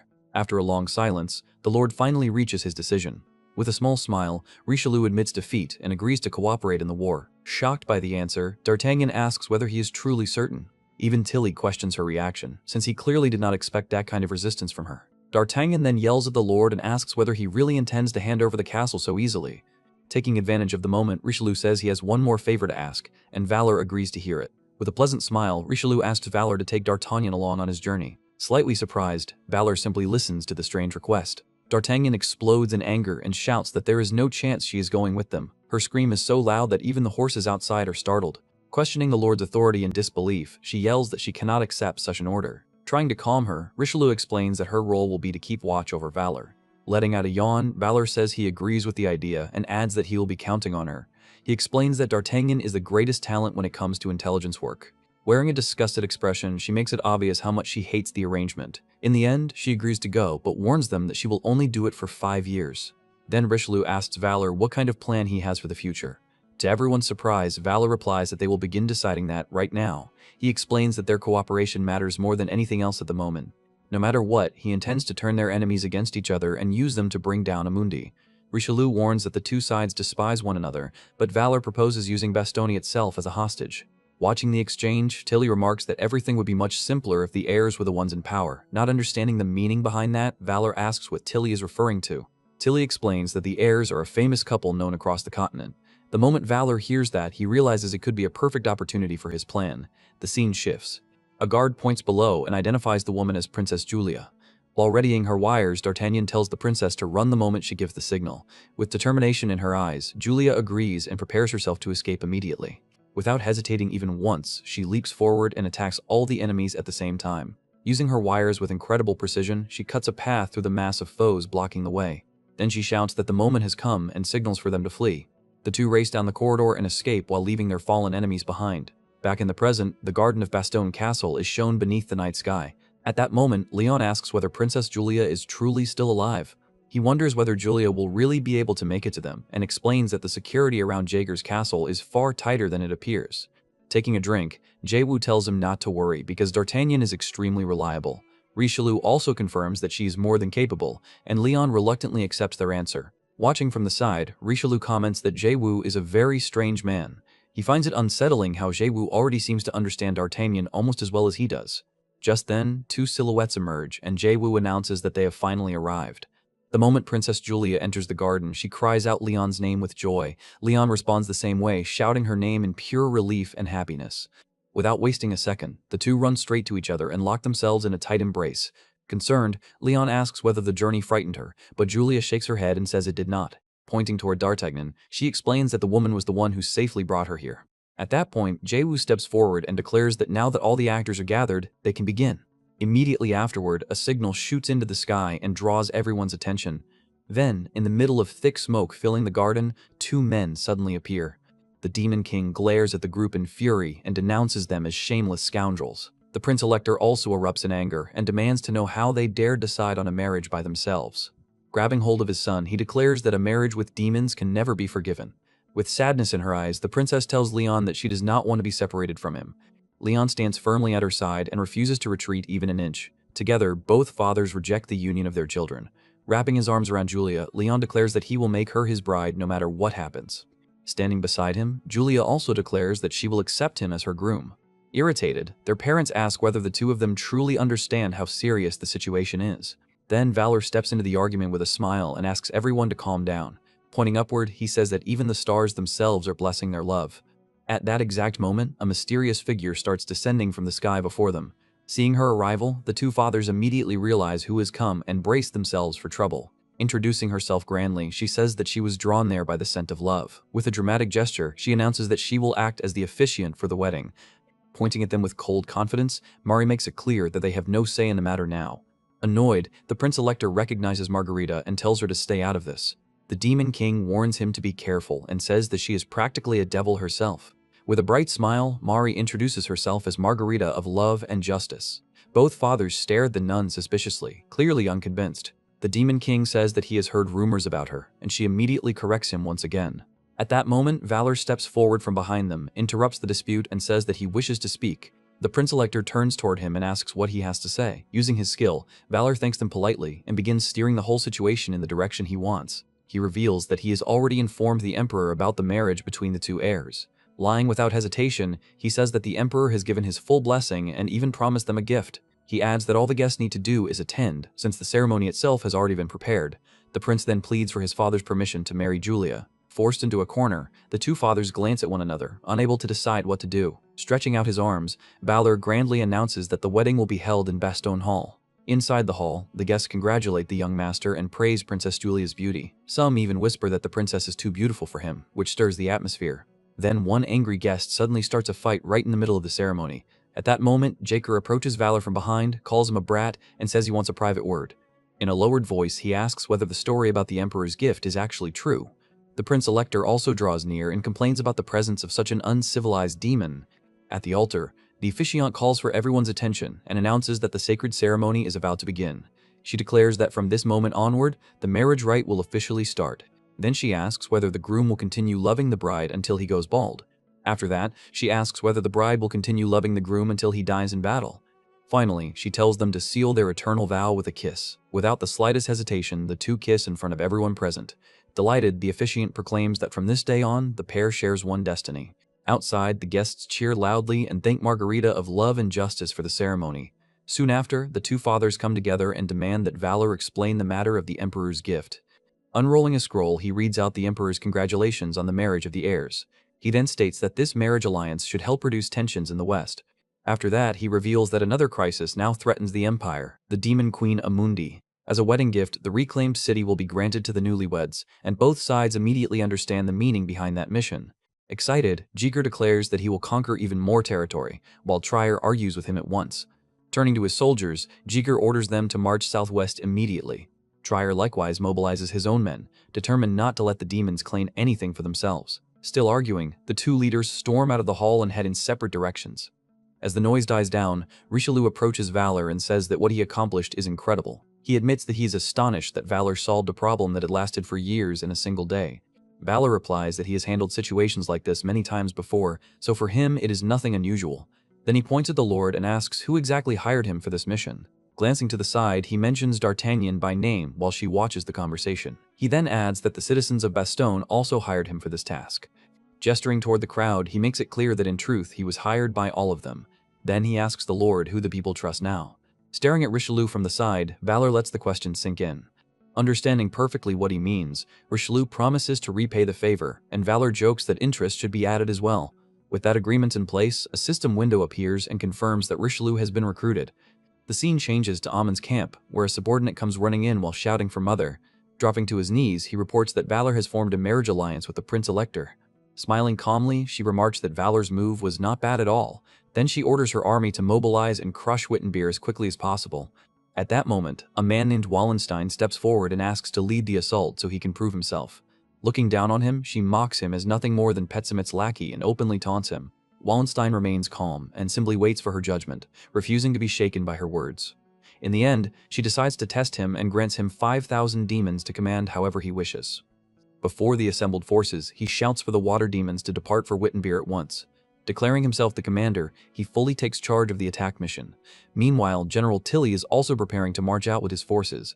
In the central square, civilians panic after hearing the news of the incoming invasion. Reeves tries to settle the crowd and shouts for everyone to prepare to resist. Tiffenheim cuts in and warns that they only possess the strength of ordinary civilians. He explains that they will have to endure the crisis on their own because the Lord is absent. Then, in the middle of the anxious crowd, one citizen suddenly recognizes the famous figure who has just appeared. At once, people begin shouting the name of General Johannes von Tilly. Seeing him there, the civilians burst into cheers, convinced that they will be saved now. Tiffenheim questions the general and asks why he is not with the Lord. Remembering Valor's request, Tilly explains that he was sent back to protect Wittenberg. Smiling faintly, he says that Valor foresaw everything and already knew this would happen. As they look more closely, they notice that the army he brought is unusually mixed and unlike a normal force. After a brief silence, Tilly appears to settle on a strategy. Then he turns toward the crowd and asks whether any of them are good at playing hide-and-seek. The scene shifts again as Wallenstein marches at the head of Amon's army in his role as temporary commander. Confidently, he says they are almost at their destination and declares that he will soon make Petzemit's lackey serve beneath him. At that moment, a scout on horseback rushes in to deliver a report. The scout explains that the city of Wittenberg is completely empty and littered with garbage. Ignoring Wallenstein's authority, one of the demons excitedly says that he cannot wait to crush any enemy who appears. Wallenstein angrily shouts at them, reminds them that he is the commander, and warns that their opponent is cunning and treacherous. Without caring about their attitude, he orders the entire army to continue straight ahead and bring back good news. The force rides through the city and advances along dusty, abandoned streets. Once they reach the center, one demon complains that the place is nothing more than dirt and filth. Wallenstein threatens one of his own men and warns that any disobedience will be reported directly to Amund. Another demon mocks that order and says it is ridiculous to listen to him in the first place. Looking over the city, Wallenstein notes that there is no sign of people anywhere, only heaps of trash. As the stench grows worse, one demon complains that the smell reminds him of the disgusting food from his homeland. When another questions the odor, someone answers that the real problem lies in their noses. Then one demon suddenly points ahead and shouts that he has found a survivor. With a hardened expression, Wallenstein turns toward the commotion. In that instant, his eyes shift as he realizes that something is terribly wrong. The hooded figure facing them reveals with a sinister smile that the entire situation was a trap from the beginning. Wallenstein instantly understands the danger closing in around him. The woman throws back her hood, startling his horse and making him cry out in alarm. Trying to recover control, he strikes one of his own soldiers and yells for the army to form up immediately. At that very moment, archers appear all along the walls, already aiming their bows and waiting for the order to fire. Looking up, Wallenstein realizes that his forces have been surrounded from every side. The story flashes back briefly, where a citizen asks whether leaving the city gate open is truly a good idea. Tilly explains that an open gate will make the enemy careless, though he warns that this trick alone will not be enough to overcome the gap in strength between them. Folding his arms, he shows that this is only the opening move of a larger strategy. Back in the present, the walls erupt as arrows rain down toward the demon army. The volley slams into the demons and catches them completely off guard. Directing the attack, Tilly orders the second line to advance the moment the first volley ends. As arrows strike around him, Wallenstein realizes that he was thoroughly deceived by the enemy's plan. Looking back toward the entrance, he understands that the open gate itself was the bait that lured them inside. He then recalls how unnaturally quiet the city had been, and realizes that should have warned him. In the same instant, he understands that even the foul smell had been part of the plan, clouding their senses and judgment. Furious, he concludes that the entire operation was designed to lower their guard. With widened eyes, he grasps how badly trapped he really is. Then he looks up and sees Count Tilly calmly observing everything from atop the wall. Suddenly, a whip coils around him and yanks him violently off his horse. Holding the whip, the woman asks where he thinks he is going now. Seething with rage, he glares at her and prepares to retaliate. Using his strength, he breaks free from the restraints and lands on the ground. He complains bitterly about the underhanded tricks being used against his army. With a smile, the woman replies that her role in the battle is already over. Wallenstein rushes straight at her, determined to finish the fight himself. But before he can reach her, Tilly jumps down from the wall and intercepts the attack with his sword. The collision shatters Wallenstein's weapon and hurls him backward. Without wasting a second, Tilly raises his blade and delivers a crushing follow-up strike. The power of the blow sends Wallenstein flying before he can defend himself. He skids across the ground and struggles to rise again. Before he can recover, Tilly's sword is already pointed at his throat. With his enemy pinned down, Tilly calmly declares that the battle has ended in checkmate. Holding the sword steady, he says that he has heard many rumors about Wallenstein. He remarks that it is surprising that someone like him ended up among Amon's forces.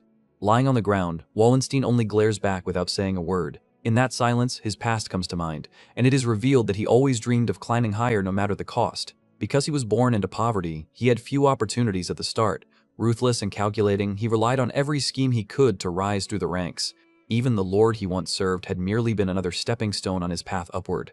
Then, Tilly senses an overwhelming surge of energy pouring out of Wallenstein's body. Transformed by that power, Wallenstein swears that he will take revenge and make Tilly pay for everything. Tilly charges at once, sword in hand, ready to strike down the transformed enemy. But just before the blow lands, Tilly notices something unexpected and halts his attack midway. In the next instant, Valor rides into the battlefield on horseback and blocks Wallenstein's assault. Then Valor leaps high into the air and prepares to strike from above. As he rises, he declares that he will use the first form of his sword art. Gathering power into the attack, he descends with his blade in a finishing strike meant to end everything. Charging down with full force, he releases the technique directly at Wallenstein. The blow lands cleanly and defeats Wallenstein in a single devastating strike. After the battle, Valor lets out a deep breath as he recovers from the intensity of the clash. Piffenheim greets him and comments that he cleaned up the mess rather nicely. Looking down at Wallenstein's fallen body, Valor remarks that the man's form is incredibly sinister. On the ground nearby, a medallion marked with a strange symbol catches everyone's attention. As he picks it up, Valor laments that he was not able to turn Wallenstein into one of his vampires. With the enemy defeated, he orders that the prisoner be tied up for interrogation. Using her ropes, the woman binds Wallenstein, who, later, back at his estate, peace seems to have returned to Wittenberg. That calm is broken when Valparaiso bursts in and anxiously shouts, asking whether Valor is safe after the attack. But when she enters the room, she is met with a scene she did not expect. She finds Richelieu and D'Artagnan already there, while Valor awkwardly tries to clear up the misunderstanding. D'Artagnan introduces herself and says that she has come to serve Valor as his new attendant. Valparaiso quickly understands the situation, and Valor remembers that it is already time for the meeting. Turning away, she says that she will go ahead to the meeting room and wait for them there. As she leaves, annoyance flashes across her face when she realizes that yet another person has entered Valor's inner circle. While walking, Valor asks D'Artagnan who will be present at today's meeting. Surprised, he asks whether Angela will also be attending, and she explains the reason. A brief flashback shows Mari looking thrilled at the idea of helping Valor with his mission. Back in the present, Valor prepares to step into the meeting room. Inside, Jeker and Trier's side is already gathered on one side of the table. On the opposite side, Roland and the convent's representatives are also waiting. When Valor enters, he apologizes for keeping everyone waiting. Then, he announces that the meeting to discuss the subjugation of Amundamol will now begin. Jeager impatiently boasts that his great lord already won an overwhelming victory. Ignoring the provocation, Valor asks instead about the current state of Rosarent and the Sisterhood. Roland answers that attacks by the sewer demons are causing severe trouble. Angela adds that the convent is still trying to reclaim lost territory. Mari then wears a sly smile and looks ready to give her own opinion during the discussion. Irritated, Angela complains that everything would be easier if certain people would simply stay quiet. At that point, General Tilly speaks up and says that he would like to offer his view. He suggests attacking Paismet's army in order to shift the tide of war. Valor agrees that the timing would be ideal, but says there is one major problem. He explains that such a move would immediately draw the wrath of the tomb's guardian. Tilly understands the issue, and Valor apologizes for being unable to follow that plan. The Prince-Elector then asks how Valor intends to solve the crisis instead, and Valor answers. He explains that the sewer demons continue multiplying more and more with every passing moment. Mari, annoyed, shouts at the Prince-Elector and says that the answer should have been obvious. Angela immediately grabs Mari from behind and restrains her to calm her down. Unbothered by the interruption, Valor says that the question is perfectly reasonable and prepares to explain. Smiling confidently, he gets ready to reveal his solution. He declares that he will put an end to all of their worries within just 3 days. The story then cuts to Amundi's camp, where Paismet's lackey is being harshly cursed for his failure. Unconcerned, Amundi says that she never expected anything from that fool in the first place. Then the scene shifts again, and with a smile, Valor remarks that a merchant's sense of humor is surprisingly refined. Laughing, the merchant praises Lord Valor's sharp wit. Introducing the woman with him, he says he brought her along to strengthen the bond between them. Irritated, the woman complains that this was never part of the agreement, but the merchant ignores her completely. Without hesitation, the merchant grabs the woman, making her scream in surprise. Then Valor produces an item and asks whether the artifact in his hand is genuine. Smiling smugly, the merchant says that it is a very rare and special antique. He then reveals that the artifact has the power to prevent petrification. The scene changes once more as a secret auction begins, with several masked guests seated inside the hall. Around them, a number of captives wait inside cages, prepared to be sold. Spreading his arms wide, the auctioneer announces that the auction is about to begin. He introduces the first item, a young elf who has only recently awakened her mana. Interest immediately surges, and the bids begin rising rapidly. At last, one man calls out an offer of 150,000 and silences the competition. Before the next item can be presented, one of the auctioneer's subordinates interrupts him. Pressing him anxiously, the subordinate reminds him that they must honor the special conditions that were requested. Nervously, the auctioneer introduces the next item, a wooden necklace described as a work of art. Faced with almost no interest, the room falls completely silent. Letting out an awkward laugh, the auctioneer comments on the cold response and awkwardly prepares to continue. Then Valor raises his paddle and makes the first offer of 100,000 florins for the necklace. Excited by the sudden interest, the auctioneer asks whether anyone in the room will bid higher. Suddenly, a mysterious voice offers 500,000 florins for the item. Turning his head, Valor stares at the person who made the unexpected bid. The hooded figure calmly confirms that they will take the necklace for 500,000. The story briefly shifts as Amundamol turns to her servant and gives him a new order. With angry gestures, she makes it clear how dissatisfied she is with the current situation. Without hesitation, she orders him to head for Lindau immediately. She specifies that he must secure the item they discussed, no matter the cost.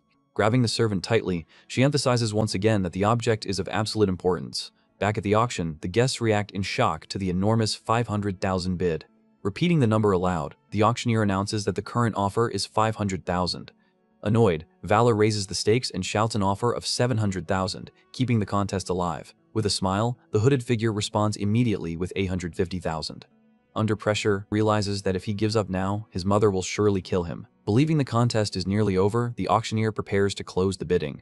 But at the very last moment, raises his hand again and offers 1 million for the necklace. With that final bid, he glares at his rival with open contempt. Having won the bidding war, he wears a satisfied smile as the auctioneer closes the item. Taking the necklace into his hand, he celebrates the result and says that everything is fine now. When the auction finally comes to an end, the staff bid their farewells and remark that it is all over at last. As he turns to leave, the door suddenly slams shut right in front of him. Before he can even react, Valor appears beside him and grips his shoulder firmly. Smiling, Valor asks where he thinks he is going in such a hurry. Amundamol's servant says that it is a pity. Clenching his teeth, he glares at Valor and cannot understand how he managed to get so close without notice. Suspicion fills his face as he wonders whether Valor is plotting something. Then Valor removes his mask and reveals his true face, along with the dark intent behind his actions. With a single strike, he knocks Amion's servant flat onto the ground. At the same time, Lena deals with the merchant and curses him for what he has done. Stepping onto the stage, Valor thanks everyone for waiting and announces that the second major event of the night is about to begin. In the next moment, several undead goblins appear and launch themselves at the guests. Smiling at the panic, he calls it a lovely encounter with his goblins. One of the guests lets out a terrified scream as a creature leaps at him. Lying on the floor, the merchant demands to know why Valor is doing this to him. Valor simply watches the chaos he created and calmly takes in the result. Seeing the confusion spread, Amundamul's servant decides he must escape as fast as possible, but Lena stops him with her threads and asks where he thinks he is going. The necklace slips to the floor, and Valor walks over to pick it up. With nowhere left to run, Amundamul's servant freezes in fear. Crouching in front of him, Valor warns that the real fun has only just begun. Getting right to the point, he asks whether the one listening through him is truly Amundamul. Furious, she snarls and calls him a rat for daring to provoke her like this. With a smirk, Valor gets ready to expose the heart of his plan. Still crouched, he asks whether she really thinks he came all this way as a complete fool. She is caught off guard when he tells her that he did not come here without knowing anything. Then he reveals that he knows exactly what she is hiding inside her nest. Back at the auction hall, one of the goblins laughs and says that his boss is furious. Turning toward the creature, someone stares at it in confusion, unable to understand what is happening. The goblin explains that they also brought along all the slaves who had been captured. Pointing toward the crowd, he says there must be around 300 people in total. Looking troubled, Lena comments that otherwise those people would probably just be sold somewhere else. A brief memory flashes to her mind, reminding her of when she had once been a slave as well. At that very moment, Valor calls out to her and tells her to focus again. Scolding her, he asks why she is spacing out in the middle of the job. She apologizes and says that she drifted into her own thoughts for a moment. Then she asks what he intends to do with all of those slaves. Pointing toward them, Valor declares that he will settle all of them on his own land, with the paperwork handled through her. Without the slightest concern, he adds that he will hand them over to Revis so they can be put to use. Lena finds the whole thing amusing and lets out a laugh, which makes him ask what is so funny. Smiling, she answers that he is simply a very strange person. Giving instructions, Valor orders his goblins to escort all 300 slaves somewhere safe. While changing clothes, Lena asks whether he is not returning to Wittenberg now. He tells her that he still has something else to do, and then adds that she should call him master. After saying her goodbyes, she departs, and he notices that she seems to have lowered her guard around him. With a determined expression, he turns his attention to the next task waiting for him. Surrounded by sewer demons, he asks whether they should begin the cleanup. Just then, a group of water demons glares at him with burning hostility in their eyes. He turns back toward them and prepares himself for the incoming clash. Watching the creatures, he steadies himself and gets ready to start another battle. He remarks that the more foolish creatures are, the more they like moving in packs. In the next instant, one of them lunges at him and attacks with everything it has. Extending a hand, he prepares to use his power and crush them all. Without even needing his hands, he slams the first demon into the ground and crushes it. Enraged by that, the rest shriek and rush him all at once. Drawing his sword, he prepares a variation of his technique. In a single flowing motion, he unleashes consecutive strikes and cuts down everything around him. The force of the attack throws up dust and cracks the stone beneath his feet. Then he suddenly senses that a new and much stronger enemy is approaching. A giant, grotesque creature appears before him and readies itself for combat. It lashes out with its tail, but Valor narrowly avoids the blow. Using his speed, he rushes in and lands a direct hit. Even after taking the strike, the creature turns and lashes out with multiple tentacles. After fending off the attack, Valor wonders whether they are underestimating him far too much. Smiling, he says that he did not expect them to send only one oversized brute. From a distance, the demon leader silently watches the battle unfold. Floating in the air, the leader warns him not to grow too confident in his victory. Then the leader points at him and orders the troops to kill that miserable human at once. Valor makes a hand sign and calmly prepares for what comes next. Smiling, he says that if this is how they want to play it, then so be it. At that moment, several shadow servants are summoned and join the battle. Among them stands Piffenheim, one of Valor's most loyal and dangerous subordinates. A woman also appears and comments that she is gaining many new toys today. Seeing these new foes appear, the demon leader points toward them and commands the troops to attack. With a dark expression, Valor prepares to give the finishing order to his own servants.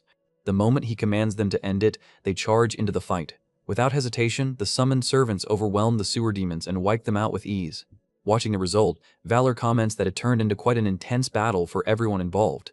Then he decides that he needs to leave soon because there is something important he still has to find. Screaming in anger, the demon leader orders the others not to let the human Valor escape. But before the order can be completed, the leader is struck from behind by a fatal blow. Piffenheim tells Valor to leave and says that they will handle all the enemies remaining there. Reaching the crystal cave, Valor finally finds the place he had been searching for. Looking at the entrance, he remarks that he gets lost every time because the location changes at random. He then comments that the woman's preferences and sense of taste are truly bizarre. Looking off to the side, he braces himself for whatever is waiting ahead. Before him, inside an egg, the silhouette of a giant dragon can be seen. Looking more closely, he confirms that it is the lake's water dragon. Without wasting any time, he hurries to act before Amundamul can reach the location. Suddenly, the entire cave begins to shake violently, and chunks of it start collapsing around him.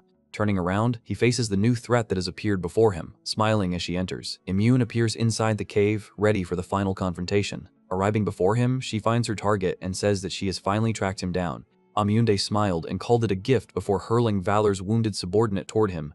Valor caught the man in his arms, his face hardening as the subordinate collapsed weakly against him. Amuende added that his subordinate had been impressive and surprisingly good with directions. Valor quietly agreed, then said that the man was better than her. A dangerous light sharpened in his eyes as he added that at least his subordinate did not walk straight toward an enemy just to die like she had. Her smile twisted with fury. Purple energy exploded around her as she called his confidence arrogance and declared that she had no reason to worry about Silch. Dark power surged through her body, scales spread across her skin, and a massive serpentine tail lashed violently through the air. She shot forward with terrifying speed, ripping up the ground and scattering stone fragments everywhere. Valor ducked low with his sword ready, dodging as she fired glowing purple orbs at him from all directions. Valor spun into motion and unleashed the Lunar Shadow Sword Art, using Chain Crescent Slash to carve through the incoming attacks. Golden Arc swept across the battlefield and split apart the purple energy, but Amuende only laughed as her tail and magic kept pressing him. She swept in again with overwhelming force, driving him back. Valor was struck and thrown across the battlefield, crashing through stone as blood and sweat covered his face. Amuende loomed over him and wondered what gave a weakling like him so much confidence. Valor steadied his breathing and thought that he could finally see it. His sword shone with a darker light as he released Dark Moon, launching forward with a blinding golden slash. The attack tore through the air, and Valor believed he had landed a perfect hit, but Amuende slipped past it with inhuman movement, her tail whipping around before he could fully react. She smiled and said that the attack had been meaningless. Valor crashed among broken stones while she asked whether he truly thought she had come there unprepared. Purple shadows gathered around her, forming vicious shapes and spears of darkness.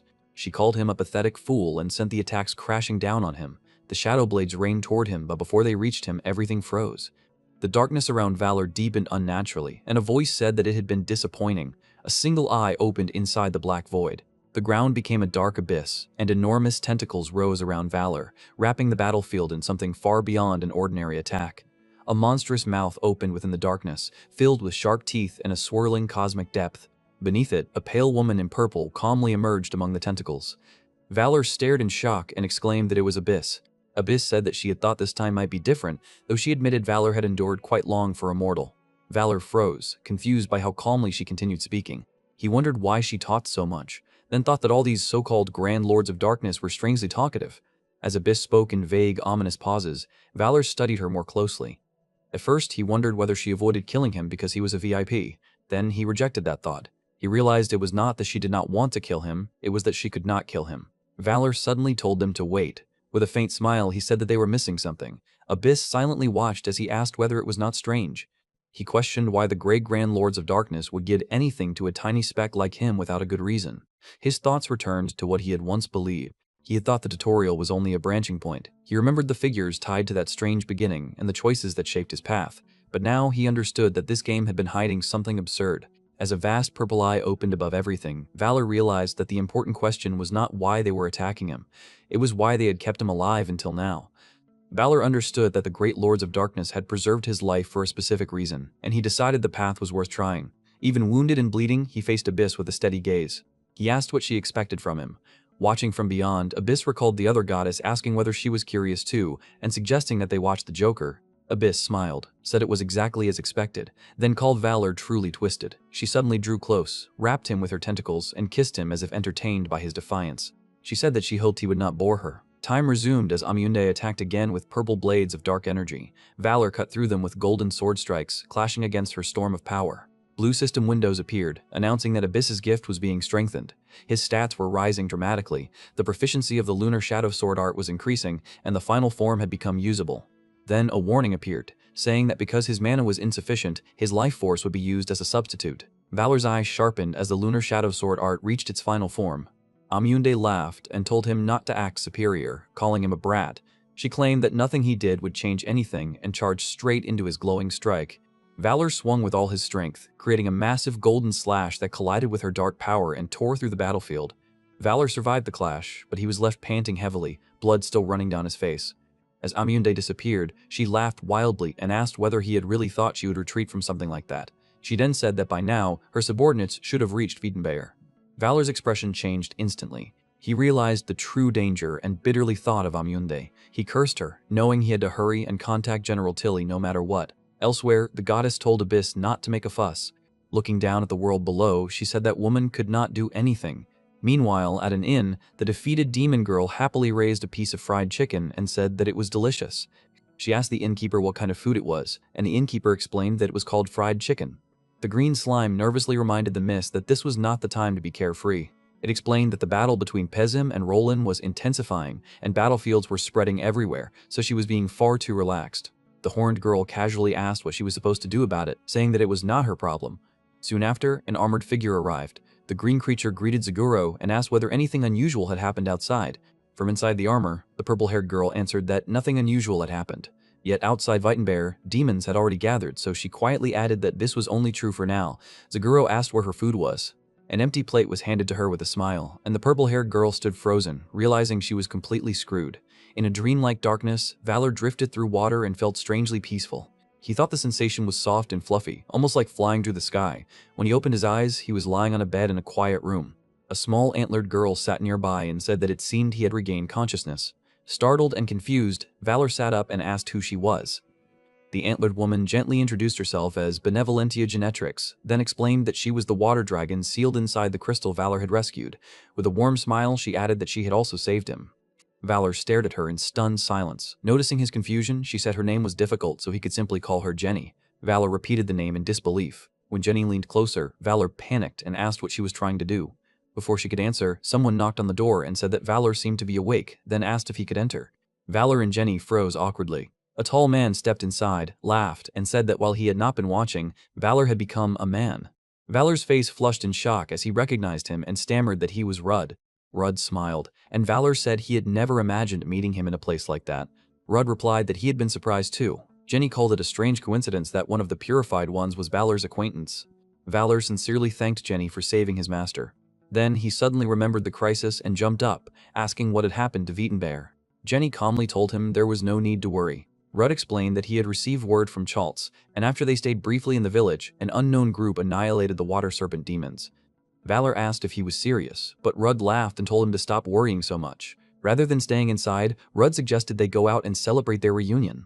Outside, Valor saw a sparkling blue lake stretching beneath the clear sky. Jenny explained that this was the true form of the purified Bowden Lake, and that it was the light Valor had returned to them. As Valor walked beside her, small lake spirits gathered around him. One child tugged at his cloak and said it looked cool, another cheerfully suggested fishing, while another asked if he was good at fighting. Jenny explained that they were lake spirits who had awakened when the seal broke, and that without Valor, they would have remained sealed forever. Valor quietly said that it was fortunate. After a peaceful moment, Jenny admitted there was one request she needed to make. Before she could continue, Valor's communication tool rang. He answered Roland, and she urgently reported that there was a problem. Roland explained that Pezimut had disappeared. Valor asked what had happened, and Roland said they had raided his base, but he vanished without a trace. She immediately ordered everyone to search every inch of the area. Valor realized it was his mistake. He cursed Pezimut as a cunning bastard and thought that the man's sharp survival instinct made him troublesome. His expression darkened as he blamed himself for the chaos, then vowed to capture Pezimut immediately and suck the marrow from his bones.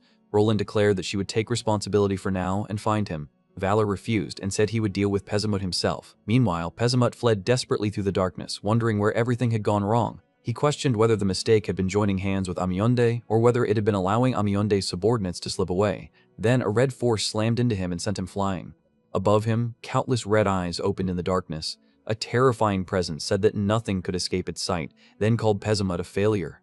Trembling, Pezimut cried out to the one crouching in the grave and begged for one more chance. The red power swelled violently. The voice said that Pezimut had already been given enough chances, and that failure had only one fate waiting for it: destruction. Pezimut panicked and screamed for it to stop. At that moment, Valor appeared and reached out, stopping the attack. Pezimut looked up in shock as Valor arrived beneath the red moon. Valor landed before the red darkness and shouted that he had come to make a deal with the gravekeeper. Pezimut lay battered nearby, trembling beneath the grave's pressure. The gravekeeper coldly called him Valor and said she had nothing to say to him, ordering him to leave. Valor insisted that Pezimut was trash and said that if she handed him over, he would turn that trash into recyclable garbage for her. Pezimut snapped back at being called trash. The gravekeeper silently noted that Pezimut had not even fulfilled his contract yet and still dared to act arrogantly. Valor admitted that, pathetic as he was, Pezimut's necromancy still had value. Around them, red-eyed beasts and spirits mocked Pezimut as a loser, saying that possessing him would change nothing. They added that the same applied to Valor, calling them both losers. Valor finally shouted for them to shut up. He angrily explained that this was exactly why he said he would recycle Pezimut, then called the Gravekeeper thick-headed. Thinking quickly, he told her Pezimut might not look useful, but Valor had gained some influence now. He warned her not to test him, saying that if she interfered with him, he would cut off his dealings with the material realm as well. The Gravekeeper paused and reconsidered. Remembering what this mortal had done until now, she judged that his request was not entirely without merit. She said she did not need Pezimut's soul that badly, but warned Valor that everything existed thanks to her grace. Valor interrupted and told her to bring him a few more while she was at it. She angrily told him to actually listen to what she was saying. Valor asked whether she had not seen what he had done, then bluntly said he was worth investing in. The Gravekeeper accepted the deal but demanded that Valor answer her call within 3 months no matter what. Valor repeated the deadline in disbelief. He thought it was about time for that one to appear. Impatiently, he told her not to drag things out and to hand over the spirit. A massive red eye opened, and the surrounding darkness transformed into a surge of blue, ghostly figures. The Gravekeeper explained that all those spirits had once carried her mark, and that she would give Valor one of them. Valor looked at the fierce spirits and dryly said they certainly looked ferocious. Then he noticed one particular spirit and called out Valpurgis in shock. The Gravekeeper pointed to that spirit and declared that from that day onward, Asbriel would serve Valor. Valor panicked and asked her to at least explain who she was, but the pale blue spirit slipped into the jewel on his chest before he could refuse. The Gravekeeper said that was enough and reminded him to keep his promise. Valor called after her, but she cut him off, saying she had spoken enough and would fix Pezimut as well. Pezimut collapsed to his knees, wrapped in purple energy, while she told Valor to do whatever he wanted with him. A moment later, Valor found himself alone in the forest, staring in silence. He screamed for her to come back, but she was already gone. Later, at Gross Glockner, a massive crater-like arena had been prepared. A red-haired horned woman stood with a green attendant, and the moment she sensed Valor's arrival, she warned him not to show his face. Valor appeared with a bright, shameless smile and called out to Shubi, asking if she had missed him. Shubi immediately lost her temper, called him a rotten thing, and attacked while demanding to know what all of this was. Valor calmly said the work seemed to be going well. He explained that he had asked Roland to redevelop the place a little. Shubi threatened to bury him there, but Valor only smiled and said that this was exactly why she had been alone for thousands of years. He raised his hand as golden energy gathered around him, blocking a sudden attack. He remarked that the attacker's manners still had not changed. Valor looked at the blond man crackling with blue lightning and recognized him as Philip. Gripping his glowing sword, Valor told him he had become much stronger than before and said he should use him to test how far he had grown. Philip raised his dark blade and warned Valor not to get full of himself, calling him an obnoxious bastard. His eyes glowed purple as he declared that he would kill him. Shubi glared tensely, while Philip trembled and said he would go easy on Valor just for today. Valor added that he had brought someone to introduce. He turned toward the distance and called the person over. A black-haired, wolf-like woman stepped forward with her arms crossed. Shubi immediately asked who she was. Valor explained that from then on, she would produce an undead army for him. The woman quietly introduced herself as Pezimut, shocking both Philip and Shubi. Shubi erupted in anger, asking what kind of trouble Valor was creating this time. Valor raised his hands and told her to calm down and listen. He explained that from then on, the scale of the war would expand massively. Their enemies were not ordinary demons revived by the power of darkness, but an unknown hidden force, so they needed to build an army too. Shubi admitted that Valor always knew how to talk. Valor said Pezimut would be useful as an undead production unit. Pezimut explained that because of the contract, her power was no longer what it used to be, so she needed assistance. Valor looked at her coldly, and she snapped at him not to look at her like trash. Valor laughed and called her pathetic Lucermut, then summoned several shadowy female spirits from blue flames. He introduced the troops as Gundia, Aldaida, Kaldura, Fugel, and Hajuju, then said they should be reasonably useful and asked if that was enough. Pezimut brightened at the sight of them, delighted that she could work with such forces. Valor thought for a moment, then decided that while they were at it, he should give the place a new name. He called everyone's attention and announced that from that day forward, the place would be known as the New Undead City, Mors Solaire. Shubi immediately protested and demanded to know who had given Valor permission to name the place. Despite her objections, the small monsters erupted in cheers and enthusiastically praised the name Mors Solaire. Not long afterward, a report arrived confirming that the subjugation was complete and that Amunde, the demon king of water, had been defeated. In the imperial capital of Wien, the emperor publicly praised the marriage alliance that had eased tensions in the west and commended Valor's achievements in defeating the water demon king who had terrorized the southwest. He declared his deepest admiration for Valor's accomplishments and expressed hope for even greater successes in the future. Then he officially announced that Knight Valorstead Valor would be elevated to the rank of Count. Kneeling upon the red carpet, Valor formally accepted the title. Later, during the celebration banquet, Valpurgis remarked that she still could not believe he had become a count. Correcting herself, she addressed him as Count Eider Bavin. Valor responded with an awkward smile, and she observed that his behavior felt unusually restrained.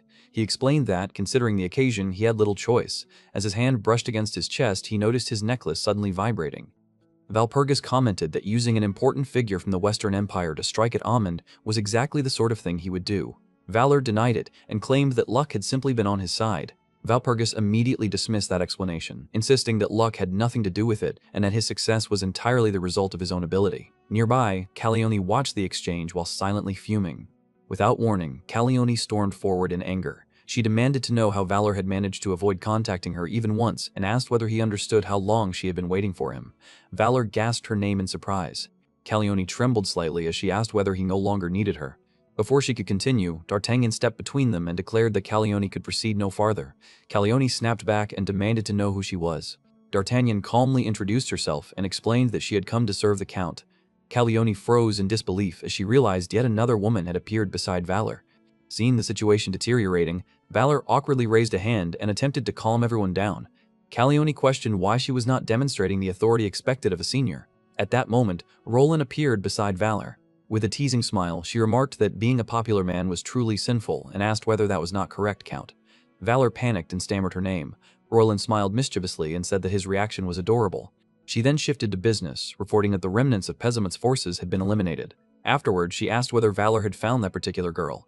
Valor briefly glanced toward Pesamut and replied that he would explain that matter later. Roland answered that she trusted him completely. Valor then asked whether Pesamut's territory could be transferred to Calione. Roland admitted that she had already been considering the idea. Valor thanked her and explained that Calione had been first in the line of succession all along. He added that, as the Demon King's only direct blood relative, she deserved appropriate treatment. Rowan blushed slightly and confessed that she felt rather jealous, admitting that she thought she'd been working hard as well. Leaning close to Valor, she suggested that the two of them should simply settle their relationship already. Before Valor could respond, Roland suddenly threw herself into his arms and urged him to get it over with. Valor stiffened completely. The unexpected embrace left him speechless. Calione, D'Artagnan, and the others froze. Calione glared at them in disbelief and demanded to know what they were doing. The atmosphere around the gathered women immediately turned dark and murderous. Sensing danger from every direction, Valor nervously called out to them. Fortunately, a knight suddenly arrived and announced that His Imperial Majesty was seeking the Count. Valor instantly seized the opportunity. He declared that he should leave immediately, since the Emperor had entrusted him with a special mission. As he followed the knight through the palace corridors, he released a sigh of relief and thought that he had nearly died back there. The knight calmly commented that it must have been difficult. Valor thanked him before continuing onward. Inside a dimly lit chamber, Valor knelt respectfully and greeted the Emperor. The Emperor stated that Schwarze-Teufel had informed him that Valor required assistance. Valor immediately realized that this must have been what Shubi had been referring to when she mentioned having someone reliable to depend on. Then, a strange presence emerged within the Imperial chamber. Feeling the oppressive aura, Valor wondered whether the individual before him could truly be the person he suspected. The old man explained that he would aid Valor as long as the balance of the Empire remained intact. He further revealed that this was one of the reasons he had arranged for Valor to receive the title of Count. Valor was shocked to discover that such an influential figure had been so close all along. Then he understood the truth: a dragon. Recognizing it immediately, Valor grasped the situation. The Emperor praised him for catching on so quickly. The Emperor explained that, thanks to this arrangement, he had been enjoying himself recently. By that, he meant the stable state of the Empire. He stated that Amionde's recent activities had caused widespread unrest and that the Empire had trembled in fear because of her. Yet, once the nuisance disappeared and the heart of the Empire became united, stability returned. For that reason, he concluded that such evil had ironically been necessary. Valor privately thought the logic sounded somewhat twisted, but he could not deny that the Emperor's conclusion held some truth. The Emperor remarked that Valor was intelligent enough to understand. He then revealed that he held high expectations for Valor, describing him as someone moderately righteous who could also generate considerable wealth. Finally, he told Valor that he would be relying on him in the future. After leaving the chamber, Valor muttered Shubi's name and wondered exactly who she had sought help from. Feeling completely exhausted, he decided that he should return to his room, wash up, and finally get some sleep. Before he could leave, however, someone called his name. For a brief moment, Valor's mood visibly darkened. Then he saw Valpurgis approaching and asking whether he had time. His expression immediately brightened. He quickly assured her that he had plenty of time. Meanwhile, in Munich, the capital of Bayern, two guards stood watch beneath the moonlit sky. One of them yawned. The other immediately scolded him for nearly falling asleep during his shift. The tired guard apologized, but his partner warned him that one more mistake could cost him his military career. The weary guard brought up the condition of the Prince-Elector. His companion immediately snapped at him for speaking carelessly. The guard then asked whether he had heard the rumors claiming that the Prince Elector's worsening health was the result of a curse. The tired guard laughed and dismissed the story as nonsense, saying he was only repeating a rumor. His superior angrily replied that he talked far too much for a soldier on duty. At that moment, a dark figure moved silently through the night. A flash of blood followed. One guard was cut down before he could even understand what had happened. The surviving guard trembled and demanded to know who was there. A knight clad in dark armor stepped from the shadows. His crimson eyes glowed beneath his helmet, and a terrifying killing intent surrounded him. Holding a blood-stained sword, he coldly remarked that things had become far too lax during his absence. He added that it was truly regrettable for his brother. Then his blade descended once more. Blood sprayed across the walls as the night fell silent. During a nighttime festival, colorful confetti drifted through the streets as Valpurgis walked beside Valor. She happily remarked that a festival seemed to be taking place and admitted that this was the real reason she had wanted to come with him. As they strolled through the lively streets, Valor briefly thought that he was on a date alone with Valpurgis. The moment the thought appeared, he immediately rejected it and refused to view it that way. His mind drifted back to when he had cautiously asked whether there was any news regarding the Prince Elector. Valpurgis lowered her eyes and apologized. She explained that her uncle's condition had been weighing heavily on her mind lately. Feeling awkward, Valor admitted that he felt embarrassed for becoming excited when things were not even going well.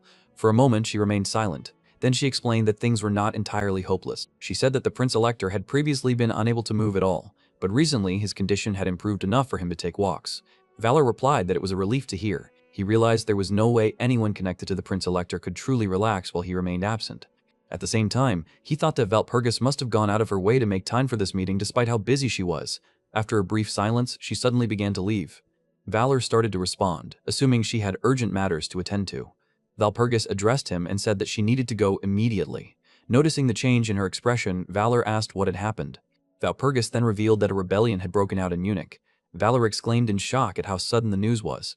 He immediately wondered whether the rebels had intentionally chosen the moment when the Prince Elector was away. Realizing the gravity of the situation, he declared that there was no time to waste. He immediately offered his assistance, saying that even from Wittenberg he could provide support. Valpurgis refused. She explained that she would be going alone because this was strictly a family matter. She revealed that her stepfather had unexpectedly launched the rebellion.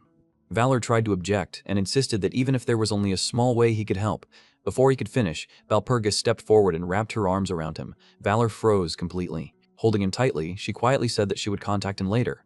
Then she departed, disappearing into the sea of festival-goers while Valor remained standing motionless in the middle of the street. A purple shadow suddenly emerged nearby. Valor immediately recognized Piffenheim and ordered him to contact Rebus Schultz at once. He stressed that every second mattered. While Valor urgently issued instructions, a hidden man with dark hair observed everything from the shadows.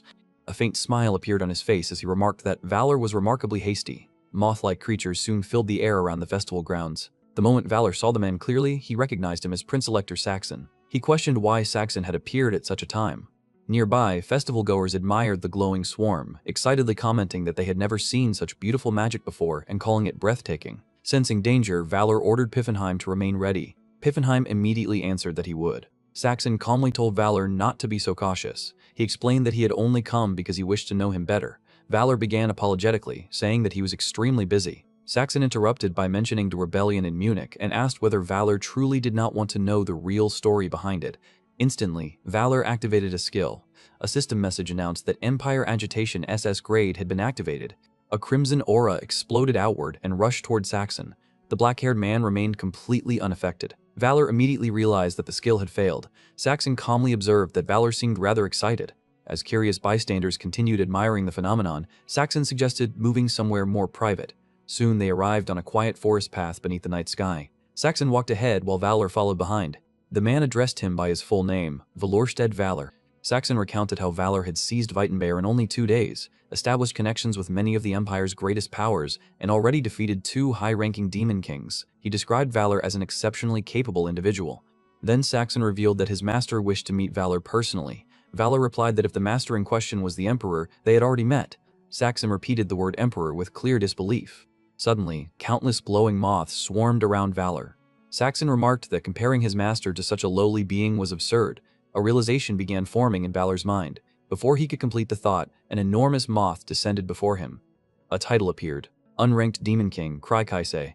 Kraikaise declared that Valor's words were disrespectful toward his master, the Ineffable Darkness. Valor narrowed his eyes. He recalled the hierarchy of the Grand Lords of Darkness. Names such as the Ineffable Darkness, the One Crouching in the Grave, and Thrashing Death surfaced in his memory. Among all of them, the title of the strongest Dark Lord stood above the rest. Then Kaise presented a proposal. He said that if valor served the ineffable darkness, limitless glory would be his. Furthermore, he offered something even more valuable. Kaise declared that he would reveal the secret of the Bayern bloodline. He asked whether Valor was not curious about the secret belonging to the one they both cared about. Valor smiled faintly and admitted that it sounded somewhat interesting. Immediately, Kaise urged him to abandon all ties to the Gravekeeper and pledge himself to the ineffable darkness. Instead of answering, Valor suddenly lunged forward. His sword crashed down with explosive force against Kaise's barrier. Determination blazed within his eyes as he declared that he would force them to beg for permission merely to speak. Kaise's eye glowed crimson. The enormous moth retaliated instantly, diving toward Valor at terrifying speed. Valor twisted aside, but the attack still hurled him backward through the air. Regaining his footing, he raised a hand and shouted for the noble kin of the blood to arise. Dark power surged around him, yet Kaise remained dominant, looming overhead with gigantic wings spread across the sky. Moths flooded the battlefield. Kaise calmly explained that resistance was pointless because the space itself had been isolated from the outside world. He declared that only the two of them remained within that sealed domain. Valor clenched his teeth. He realized he was not strong enough alone. Kaise gathered overwhelming power and unleashed another devastating attack. As destruction descended toward him, Valor suddenly sensed something unusual. His eyes widened. The necklace hanging from his chest erupted with brilliant golden light. A radiant barrier of blue and gold appeared before him. A blonde young woman materialized from the light and intercepted the attack. Standing protectively in front of Valor, she blocked the assault completely. She glanced back over her shoulder and told him that he must not fall there. Despite the danger surrounding them, she wore a bright smile. Then she urged Valor to hurry and go see Chartier.